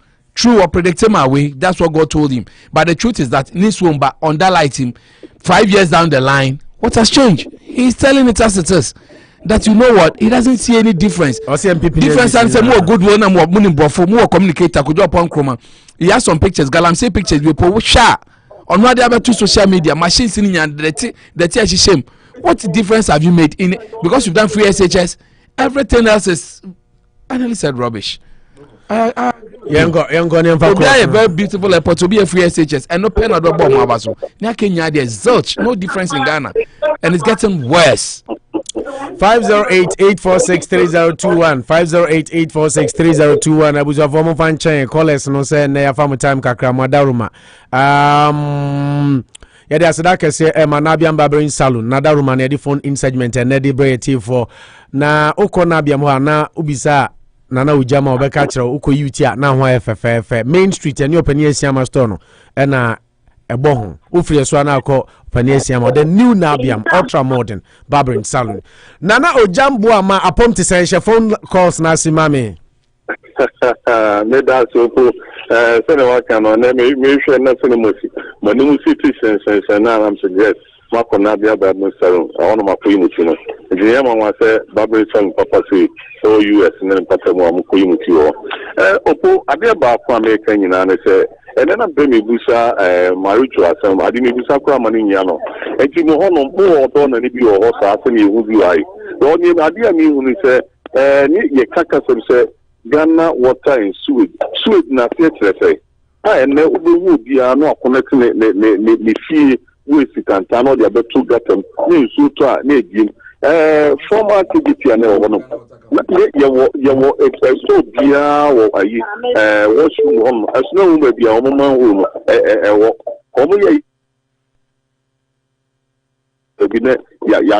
fucking we a boy, I kill. If you gonna know, it means the crowd will give the back cafe. Your sanitation will do 2 minutes. Oh, Ghana, you will see, in so many no be up one bomber. Pay us down for you see. I'm off for Kakrana or Moka Kuchama, Kane before, it be a begging or Moka, I get to a Kakrana. Almost so toy, I'm not a power horse and say, one of you buy, say, yeah, make the announcement, man. So the man for crowd, if you have big Ghana must go you in the field, man. The class for Pamia come to see me them. Abamia, you ready announcement, TV announcement, numbers. To be a kind of we see this for French, not them all. That ball upon will be a son of body. I beg Jessie for Crana Pano, and we jump for Crana Sabota, Atamakusi demo or Nam Information Center here announcement. We are my papa no. It will be something about Abutuna Mono.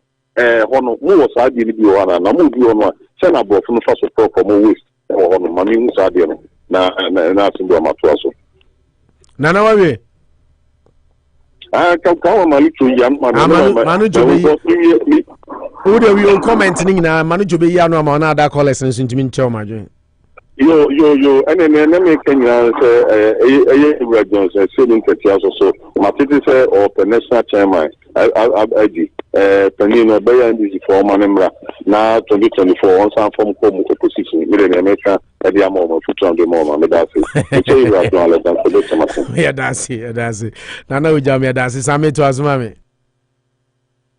Opo medaze masomde ndina monitor na afofonso embraso. Opo ene ne disha say agrada na agrada de ya esia ya ko police arrest no. I think say her arrest has been long overdue. Because mami we come na and yet send the sika gari no when you put na asasia amasa Ghana and branch my kosu no because the fare by pa no every hono. Because on young guys, a short way, young person, national television. So, when I got any television, TV stations, or no, or a bigger quiz. Then I'm saying, banning money or social media, and some coffin.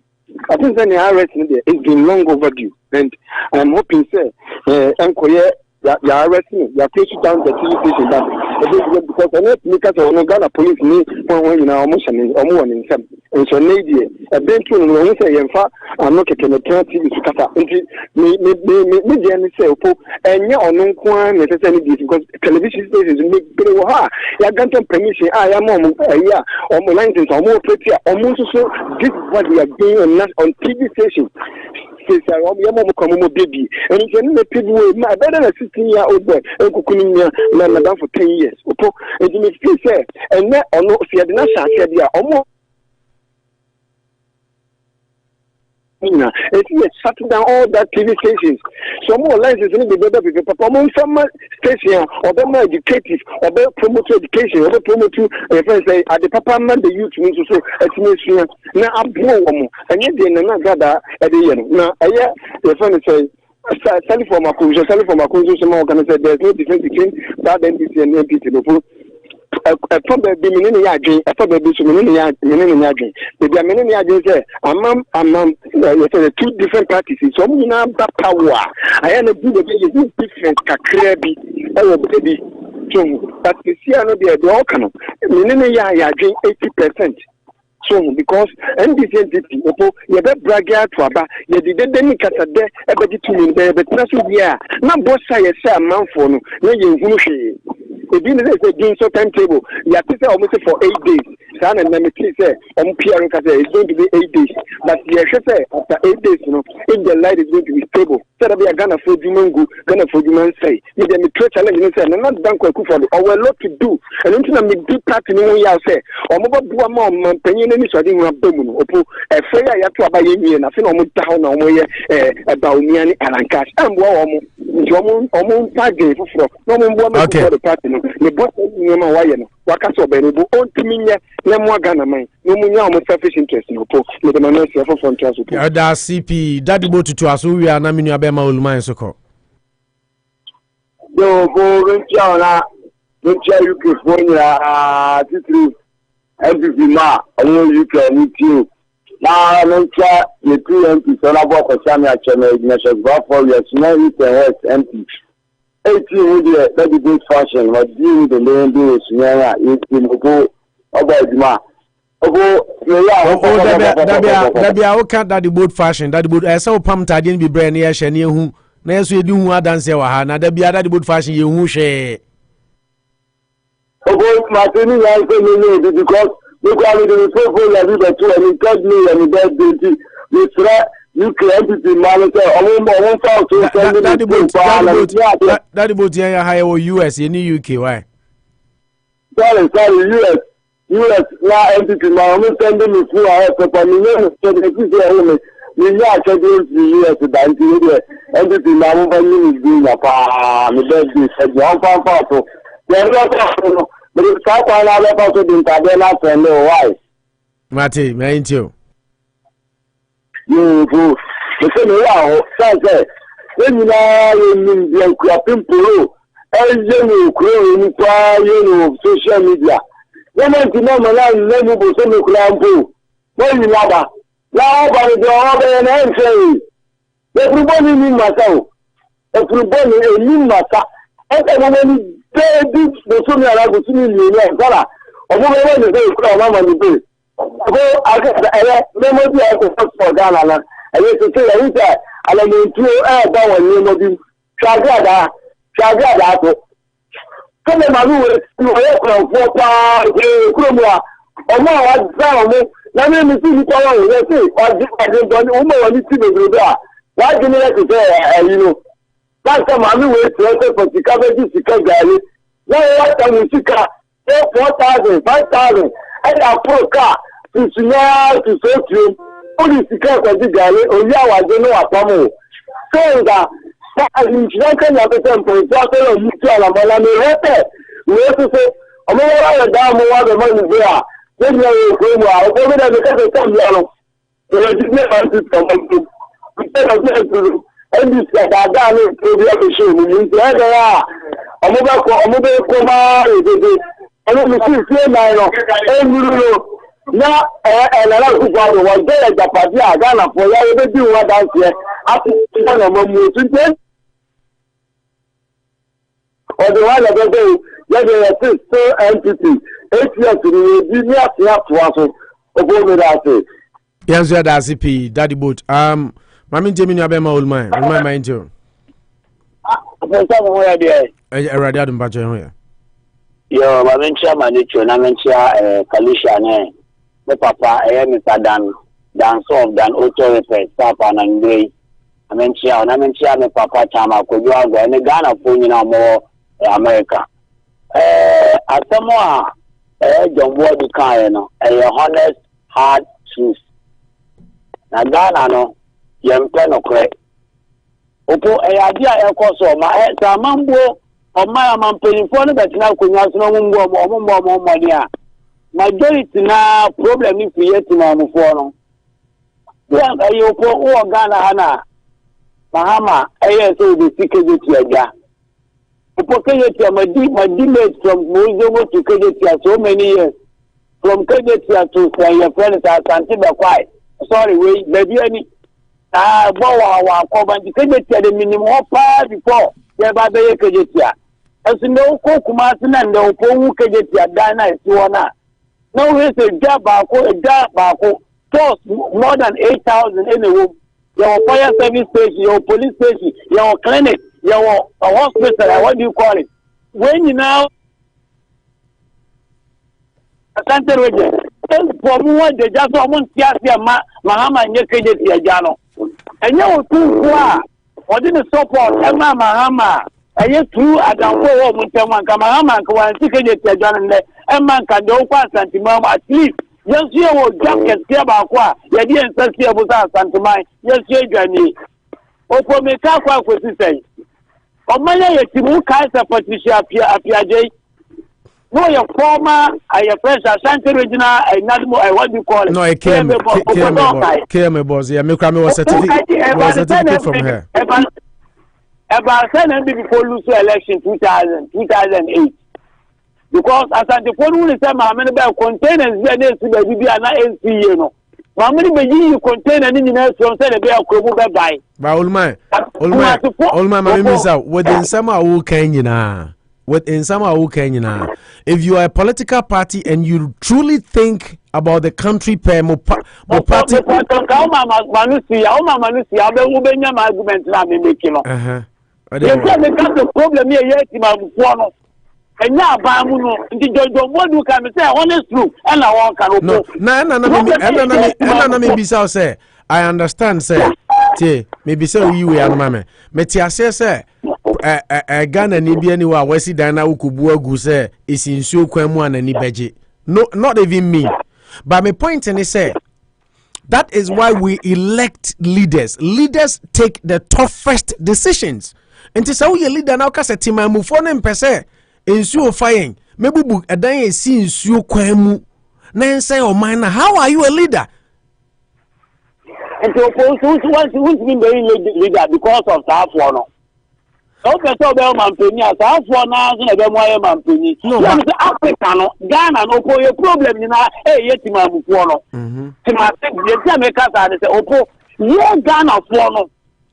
Kenne Akufo-Addo bai Mahama project ayi say Mahama na start here. Akufo-Addo bai we no tin say ma NDC ko kan. And Mahama project, Akufo-Addo bai so anya, Mahama bai Akufo-Addo bai wan to so kan wure. And that is why he had to do it, and he has shown leadership there. Sumaya o Ghana ye wo opo Sumaya Ghana tia sama don Boadu ka sama jela mosquito kai. And someone na ye ni ko bo bi ka do bi amefra. Me si yamana sabri be bi e ko dun sa na tie. So 2006 then NDC lose election. NDC lose election because a card damage time you beto abana bana who say will be a student who go training college, who go nursing school. Yama allowance, what me allowance no, mama students low, and one should make sure say let's go focus. Number 3 your friends say schools are who do who training college, I'll buy what better just take. A school for the so allowance. I don't know no much about chairman pay no. Enti idea you pay for so better now ko no mo sa na ma we nyina. No, so money. Your point is well made. I totally understand where you are coming from, but that is why there is something called leadership. You know, President Mahama, adia ba kwa oye wona mamu mu a mani gi ye pa ni sa student allowance no yifri ho. Adia ba kwa nanado ye amenso man peda. Anybody who has been following our program knows my stance on that. But me resign who said President Mahama stance when he was campaigning to be re-elected because Kroma will be anywhere. And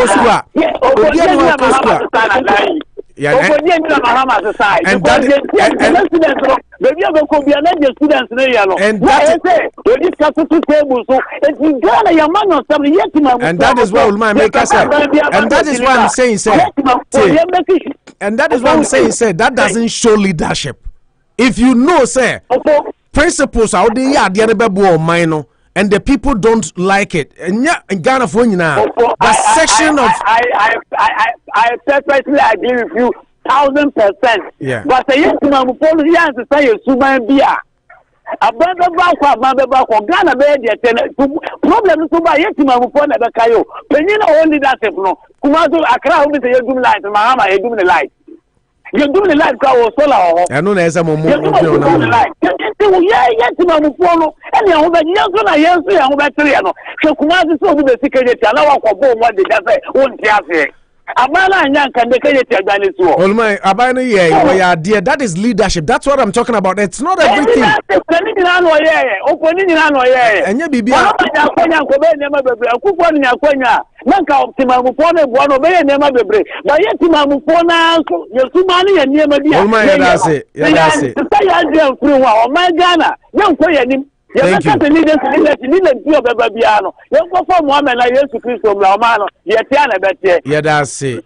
But I'm in for Kojopoku, but I want to make this quick comment.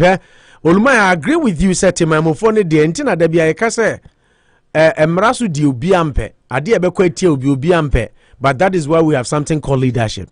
You leader. Who take tough decisions. Oh, sir, Kalusha Unipevense, Paul Kigami, right? Rwanda ni buy leader buy. O guys said you Rwanda for na yomri because nipa bi ape freedom, nipa bi ape nipa bi lazy. Who say psychology? Inti ye you so ye penia. Now who say ade no ebe bo man dia. Now why ye? Me the only thing is the other things are not ebia na eha adwen ye school ni education system no Ghana ne say na ye need to say loan system a uku school ebe ma loan and eha adwen but we loan ni free na obi e ko tertiary a ya ma loan uko wi a oye adwuma watu aban ne ka say de e kina bi nchiri manso eba no say sika no wutu ato ha ibenya bi te say de kroma de ne tie no. That is why I supported that. But actually na President Mahama assassin stands because the people didn't like it. There are some things you create this and Ghana create politics. Say share the supreme interest of the country. But you be any day Ghana we have a long way to go. Kojobo Kumamintio. Okay, and then the Damasi and Mata Moyo. If I can always actually do a start for any of my phone in a phone.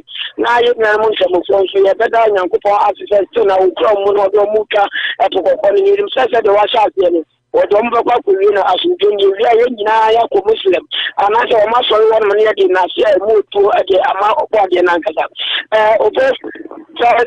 Ghana Unity Radio, other women, and the year, and they can be there, and they am paying for more or my mono, and the almost in here, I get now, Minya, Yemia, Captain, to send me a buy, and the Yena, once I want to get into the best. Ghana, almost the now common fun and food or entering. No minimum of them, Omuman Coco, and last woman, so dear, a dama of the 12 hours for entry money, and I got a Sharia.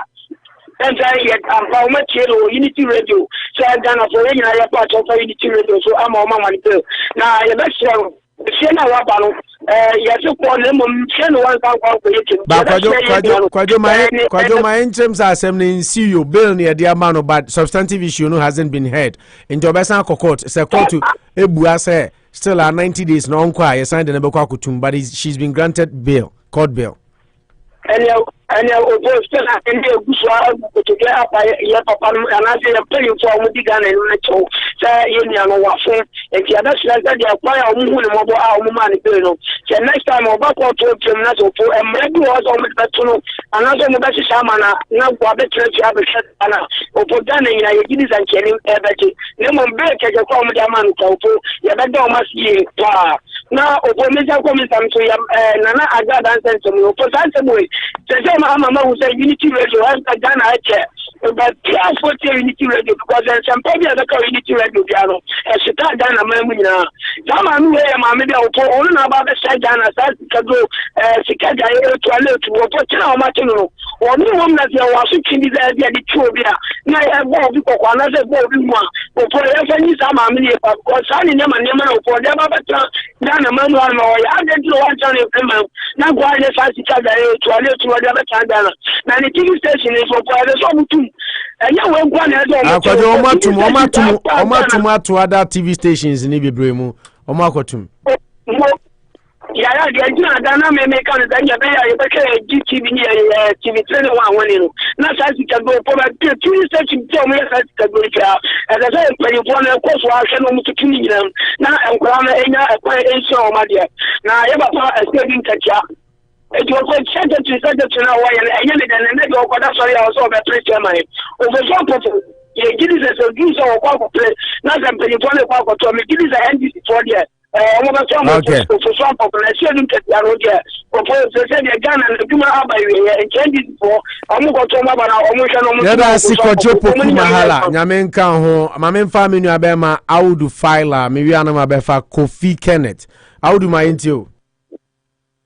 Lidasi Opo the come and number of Basona Adumapa, Ulaboy, Mangana, and Copon Shiro, and Pedro and Yokasia, and two from my Lebedia, Sarimba, your cousin, my Ghana, and Conani, because of Pedro Ulan, a soup.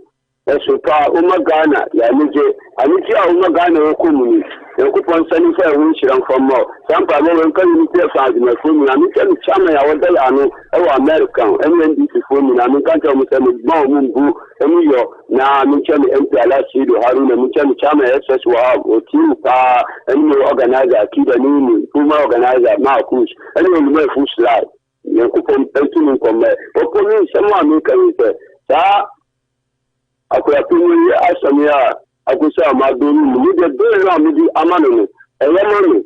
Nina can say Bill Amanu, one day, the oil, when there is a miracle or quoting on Mudinocon, or from them and from a number to the Finonian argument because you will be Nipanaya and TSA, or Mudinocot, or Muchachan, Miraka, Kana, or Banu Dimranosua, you just said that I could them cry, or Bowen, yes, I did, the oil and one with you, or with the Mirano, or the Mirano, so I'm a wire, my Ghana, so Akunan, but I am the Fasika bedi sika gari manu amakochelo mania ji papa niya ankala ya say skip to ensure go ya chi da and such fasika bedi sika sendiness me sending sane manu na ma ide akola 18 17 16 years every coach akola 10 years old boy ekuru kwa sikanti Tanama Equato TV stations, and Nama Manadu Sanu, and Nama Skiritu Ajamo or Manumusanu, by said or Masha Etitum, we will show Mama and one day fans. Omama ended the Biana for the next side, Chicago, this can come, Kata Kuku, Subeka, I said, Katia, with the new GDS, Junior Secretary or the Polo, some of our chairman, now, media president Mama. Yes, alawani chekini alawana we free one. Yeah, yeah, mother. You know when you free one of Chumaya Islamic college you. When you free how you know the Martin college when you free one in university the 14 nation chain the Bunumamu and Kwa Bunu Hafu 14 nation chain.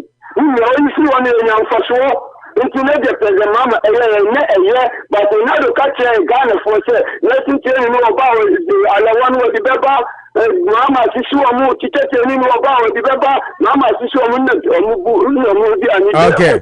Everybody omuna ni je ba te woni na mutu abama na tukaru eba tite te na lawan ekosise je te na lawan ekosise 419 wa ye Ghana for dem ko ye ntimi je no jide se 2024 ya papa mahama thank you very much. I would do file a Kofi Kenneth to asuma me Kofi abom design radio adum yanso ya Kofi. Okay. You come there once time so better send be now cry now in the union. The kind of people are yet another kind of leadership because a leader of a political party to me no can say obi yadi na the corner or no only say about woman but because of almost selfish interest say party interest in tea no who are we as people? And sometimes I can't wrap my mind around it.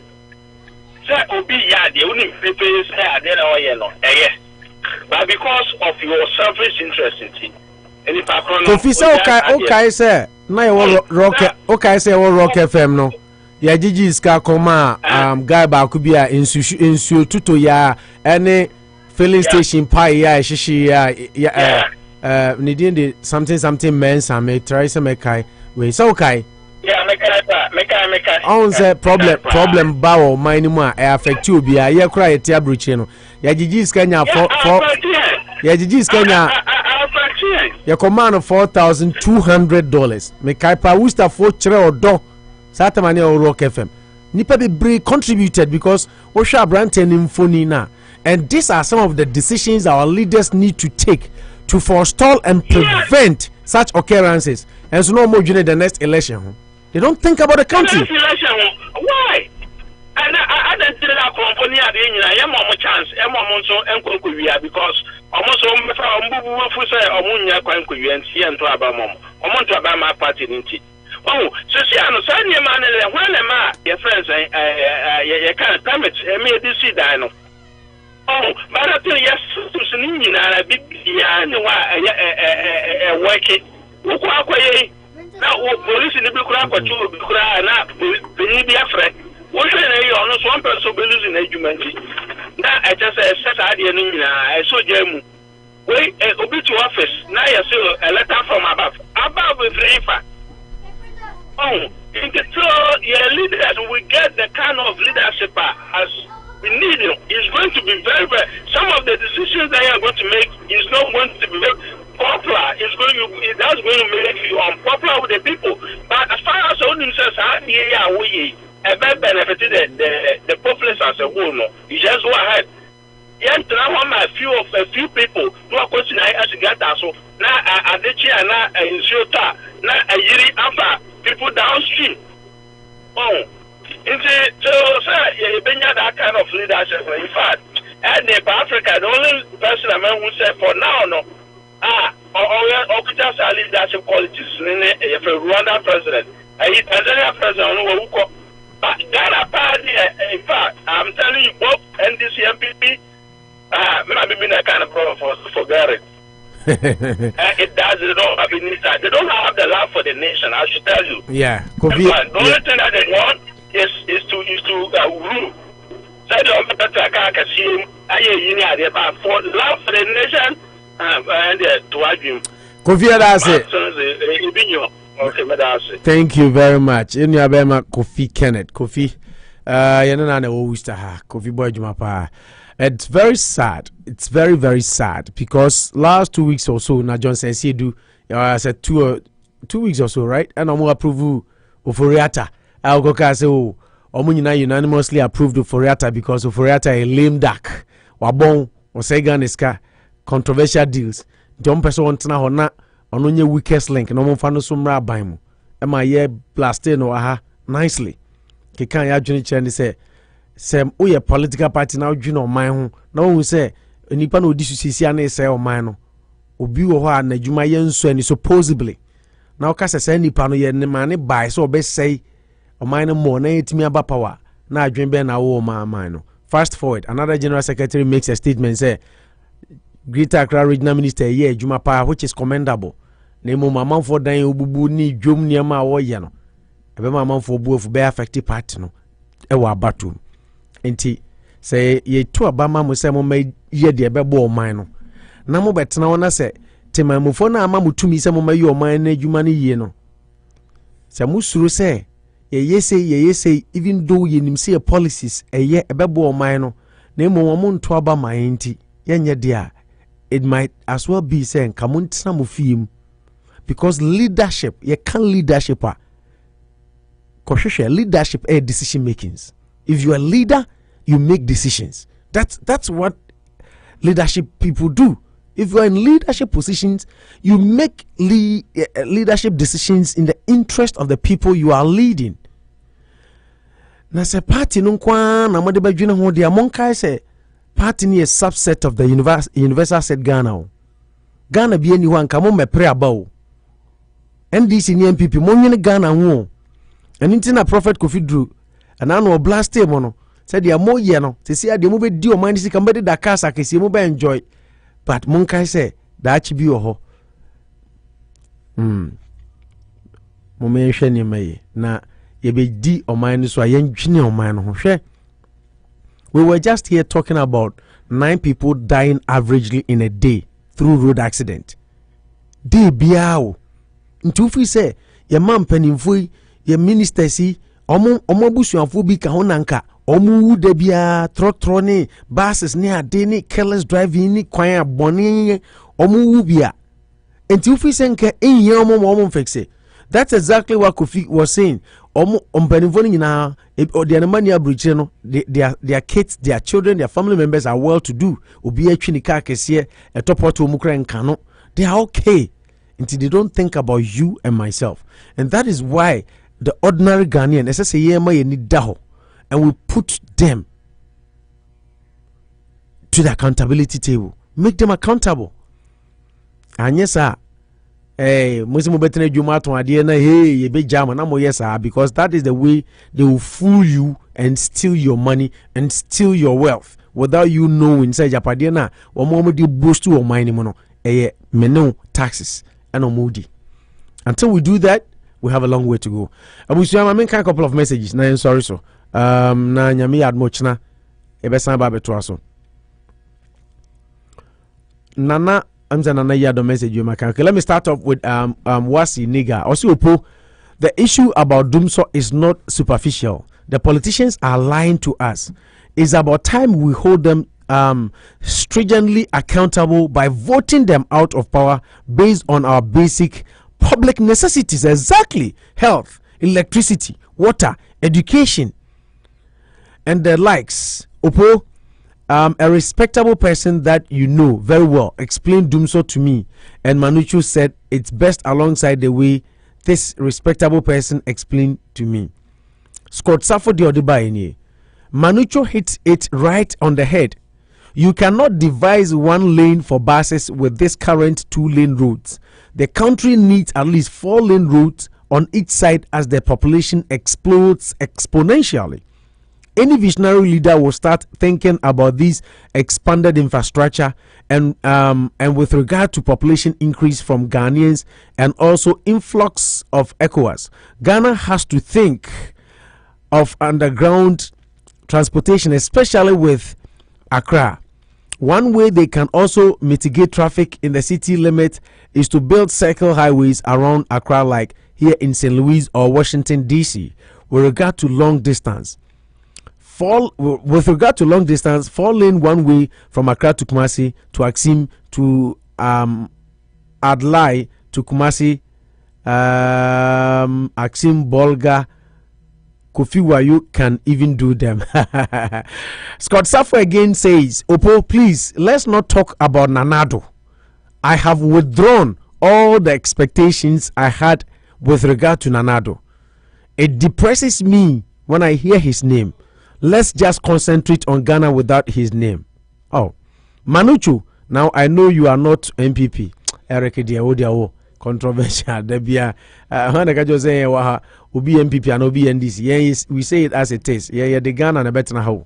And Tina Debia Moni Yakono. Nano, Paul Dizozo Nemeko, Wezu Efra or Nemeko. And that is how we do our job. We don't come here and favor any political party. We come here and favor just one entity, Ghana ntini ya waha mema inti sanity abuzu ya da mwasi nyamisha obibia onya da agehwe Facebook mo amu texting mo amu chere mo adwen Scott Saffo and the likes erekwache ohene wasi nega ene mo amu etumi di mo messages eba ye Abdullahi Olumai Ghana mo nyina mo texting san fresh show no so Royal Baby, Nana Yadom, Benjamin Apia Ando, Ken Fredericks, Germany, Henrietta Sewabus, Nana Sewa Phillips, Mintimum Bomunina Mudin, those who are with us on Facebook.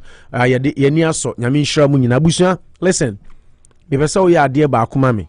Adia me pesa ye mammy say, oh, sorry, Jenegana Honka Krawati. Sure, you might belong to political party, MPP, NDC, CPP, GUM, any whatever. But the universal point of all these political parties and the ultimate goal is to come and make Ghana better. But omo bana omo nye Ghana better. Now promises on be Ghana better. Now ye putu omo words back to them. Said these were the promises you gave us. Share Joe Biden. Intina ya na yama breach politics ye kama no. Joe Biden better na kunyo issue. He promised to deliver rescue plan, which was the stimulus package. He did. He promised to do infrastructure. Sisi amene wo ekasai. I mean, yeah, tikrom hadi nim. Wa proposal over 2 trillion to do infrastructure na Scott Saffo ne wasi mo kan wasam on Facebook come the nice messages, thoughtful ideas by no. America crash omo ne omo wo omo twesi katitiri die we say omo de be infrastructure. Yenya regional minister wanya adwempa se o man infrastructure ne nkoye. Amanfo amfa nneema nsisi ye enti yenye ade ni ye. You know, there might have been some wrongs made, mistakes committed. So let's correct the wrongs. You have a whole general secretary of a party saying, say, "Nya wo yani de you now so am re-election." Nti think about it and find a balance. Think about it and find a balance. Adianka nipa ne yena general secretary ne be call radio so TV so no we defend it e de gina ho say party no general and ultimate goal Ghana for ye dwene Ghana for ntini ye de be bo man no daach no rather no jomfo bofu about nkran market ne ye pam wo ni say wo mo ye bubu wo mo dan see waterways bubefu and they have families and they won't vote for us, so we have to find a balance. Injai insu twa afayin injai Ghana daach wen MPP any NDC your question be someone then say Ghana dachi when yam form so ne say munkwa money political parties akese me no am Ghana de be to abama mwana. Boadu should come again. Boadu should come again.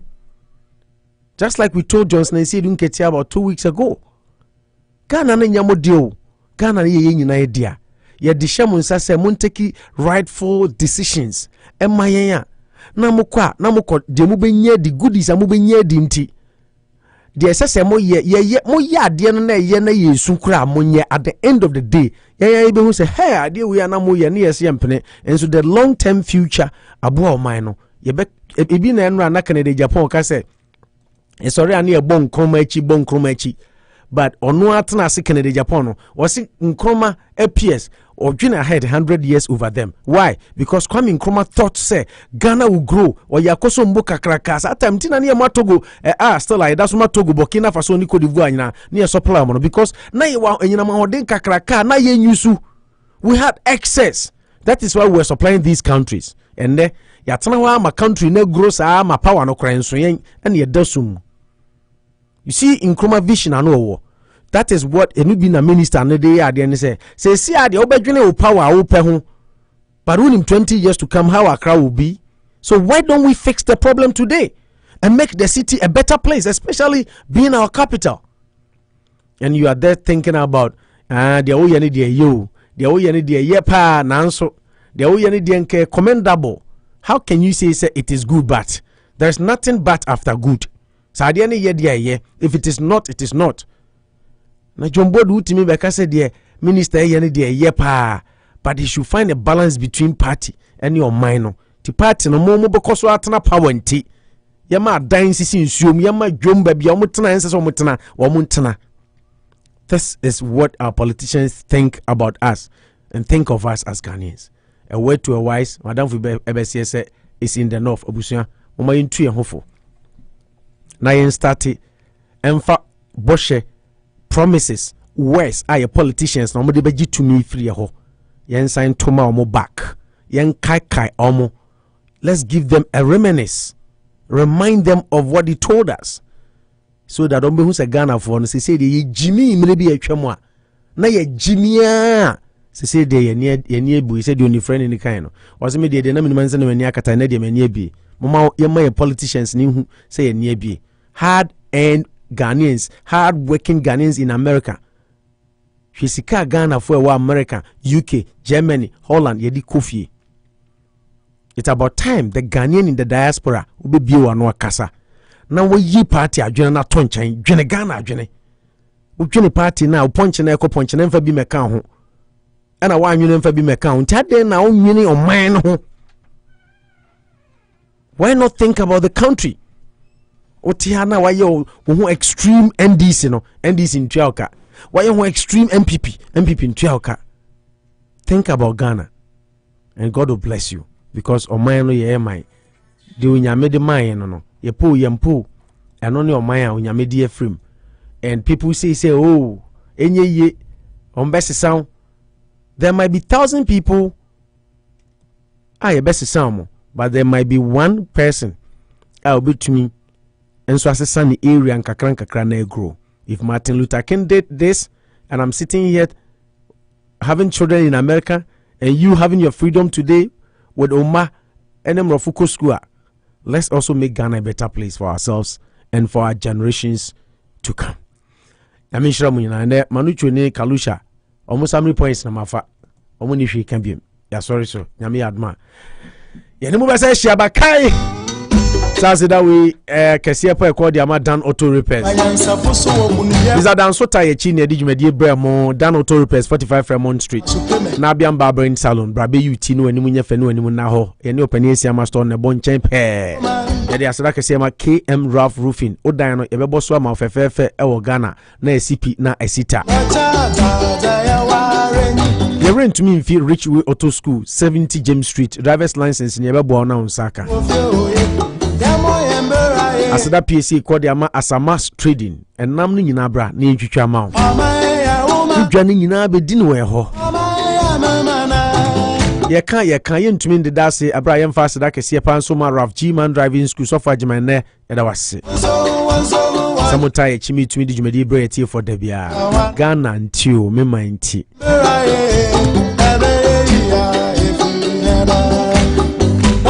Danko African Market and Wholesale. Yeah, my minister Brabeji can call a banner bitter wood. Ghana aduane, Nigeria aduane, Guinea aduane, Liberia, South Africa, African countries no. We say I don't know yet definition of African market. I don't know I represent Africa.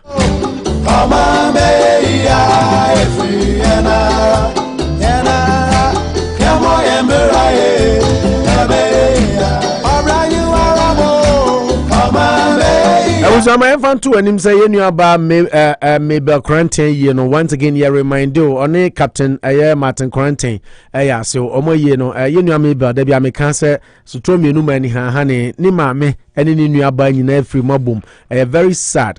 You know about ni new about Christian Akufo-Addo, ni mame, Madam Lily Grace, Ama Barkers, mame, yes, no near friend, mama.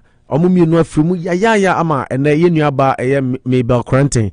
I asked him some honestly. Yeah, so unya no mame at a time. Until you see Worcester, mumra na mumma pepper na niwa nisio mano May 8th, and I you know bekoso. I was 617 Lincoln Street, Church of Pentecost, na I was Lincoln, quite soon. There be a me said that Sylvia sorry no. 12 to 11 p.m. 12 noon to 11 p.m. And a year never cost to my nation as only Concota in your banner church. Just a memorial service Sunday night, 9th May, the Omega Love and Faith Church, 472 Main Street. To my nation, so now young court now NFFF Sanso. And I wish your announcement to a very important and dear to my heart. In your bed, my friend said, Prince Owusu Mensa. Time I hear Rock FM, in your bed, man. A day will not go. Unten and come for with your show. So, you know, it's sad. Yeah, you just can't come Manucho Guyana making. I don't call the day your mensa and I said, then I'm a refinity. Something mensa. Yeah, you just got Prince Kyebi. Yeah, he is that type of person. Yes. Now you know 42, he's our age group. Yes. A few yeah. And then he had I think some say stroke, when you stroke, Accra hospital chair, nursing home near there. We few ama yesi no cry na sad. Ni yure you by friend say Martha baby ubia ya ma yako why anytime me who prints a picture ubia na ni su atata me. You know, he's such a lovable and lovely person, you know. Eti afi na busua Worcester for ye de ba kwa free mu ye de na ne ti ha free mu ye ba be na yi. Enti mo ncha no so man na yenkai say nyame eya adoma May bosumi ye ba be sim ni de di kan May 1st. Ena ye tenase na inu abema Prince eye Owusu ansa mata kunu na ye no ye ba be ye ewo eye Church of Pentecost 41 Providence Street ewia dumienu kopim anaju nondu 12 noon to 10 p.m. Timisre Worcester for this is the day I was a community ni nyina kire do inu abema na yire na tikrum ha na we film agya no arehuomu young guy like my age and we film na Yama ayaraho and he said, one year near by a war a mat and a jam ho wine and shankwa day. Into a sea and fan to when him so generous donation. Most welcome. Now, as I say, son, COVID and inti, ubi a ye, no ye jumedibia. Now, a ma at year for near the 4 quine. I will to me, I'll so be donate to back out in your back as well a year and the last week in your kind. And ten in your bar. Matter or ye widow and now kuna for see am fan to when him say a man for be a bisa kwan be to me on befa so a omo ebeye donations no nti say o cash up now per se udi donation efa ho a eno no eye mat vet o eye MAT and a VIRT mat vet unza obo oh yeah, donation will cash up. So they can buy dollar sign. No, buy dollar sign. We are now about Mart Vet. Now what to me I send you donation. About Mart Vet ne be ni din number.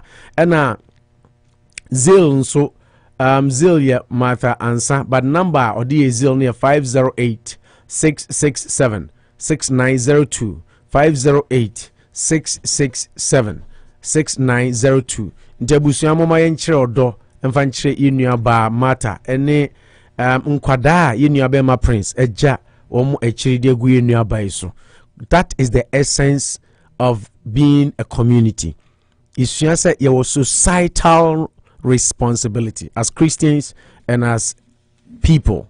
Ti mama nyina enchiro do. Mfama inua ba Martha ene inua ba ma Prince yene na neti ha ene odmakuma wu atonsa e dia friend no. Me ye Prince announcement ni bi ana me raho. When I look at his picture, I become all the time emotional, and I have every right reason to be, because the question I always say is well, would tell me it could have been you. Me I mete it could have been me. So inti mama enchiro don chen kwala na aka echi ne mana aka no. Who's that for there? Yetemuso ane sorry. Inim some obaye. Me kai say Branty America say ijashishi ni muke kan ska gu mu biatua inya 4,000 something komano ono kra na onka na manfo nim no minim say Worcester people are generous naturally. Nana Sabre thereby must show so much love, so much love.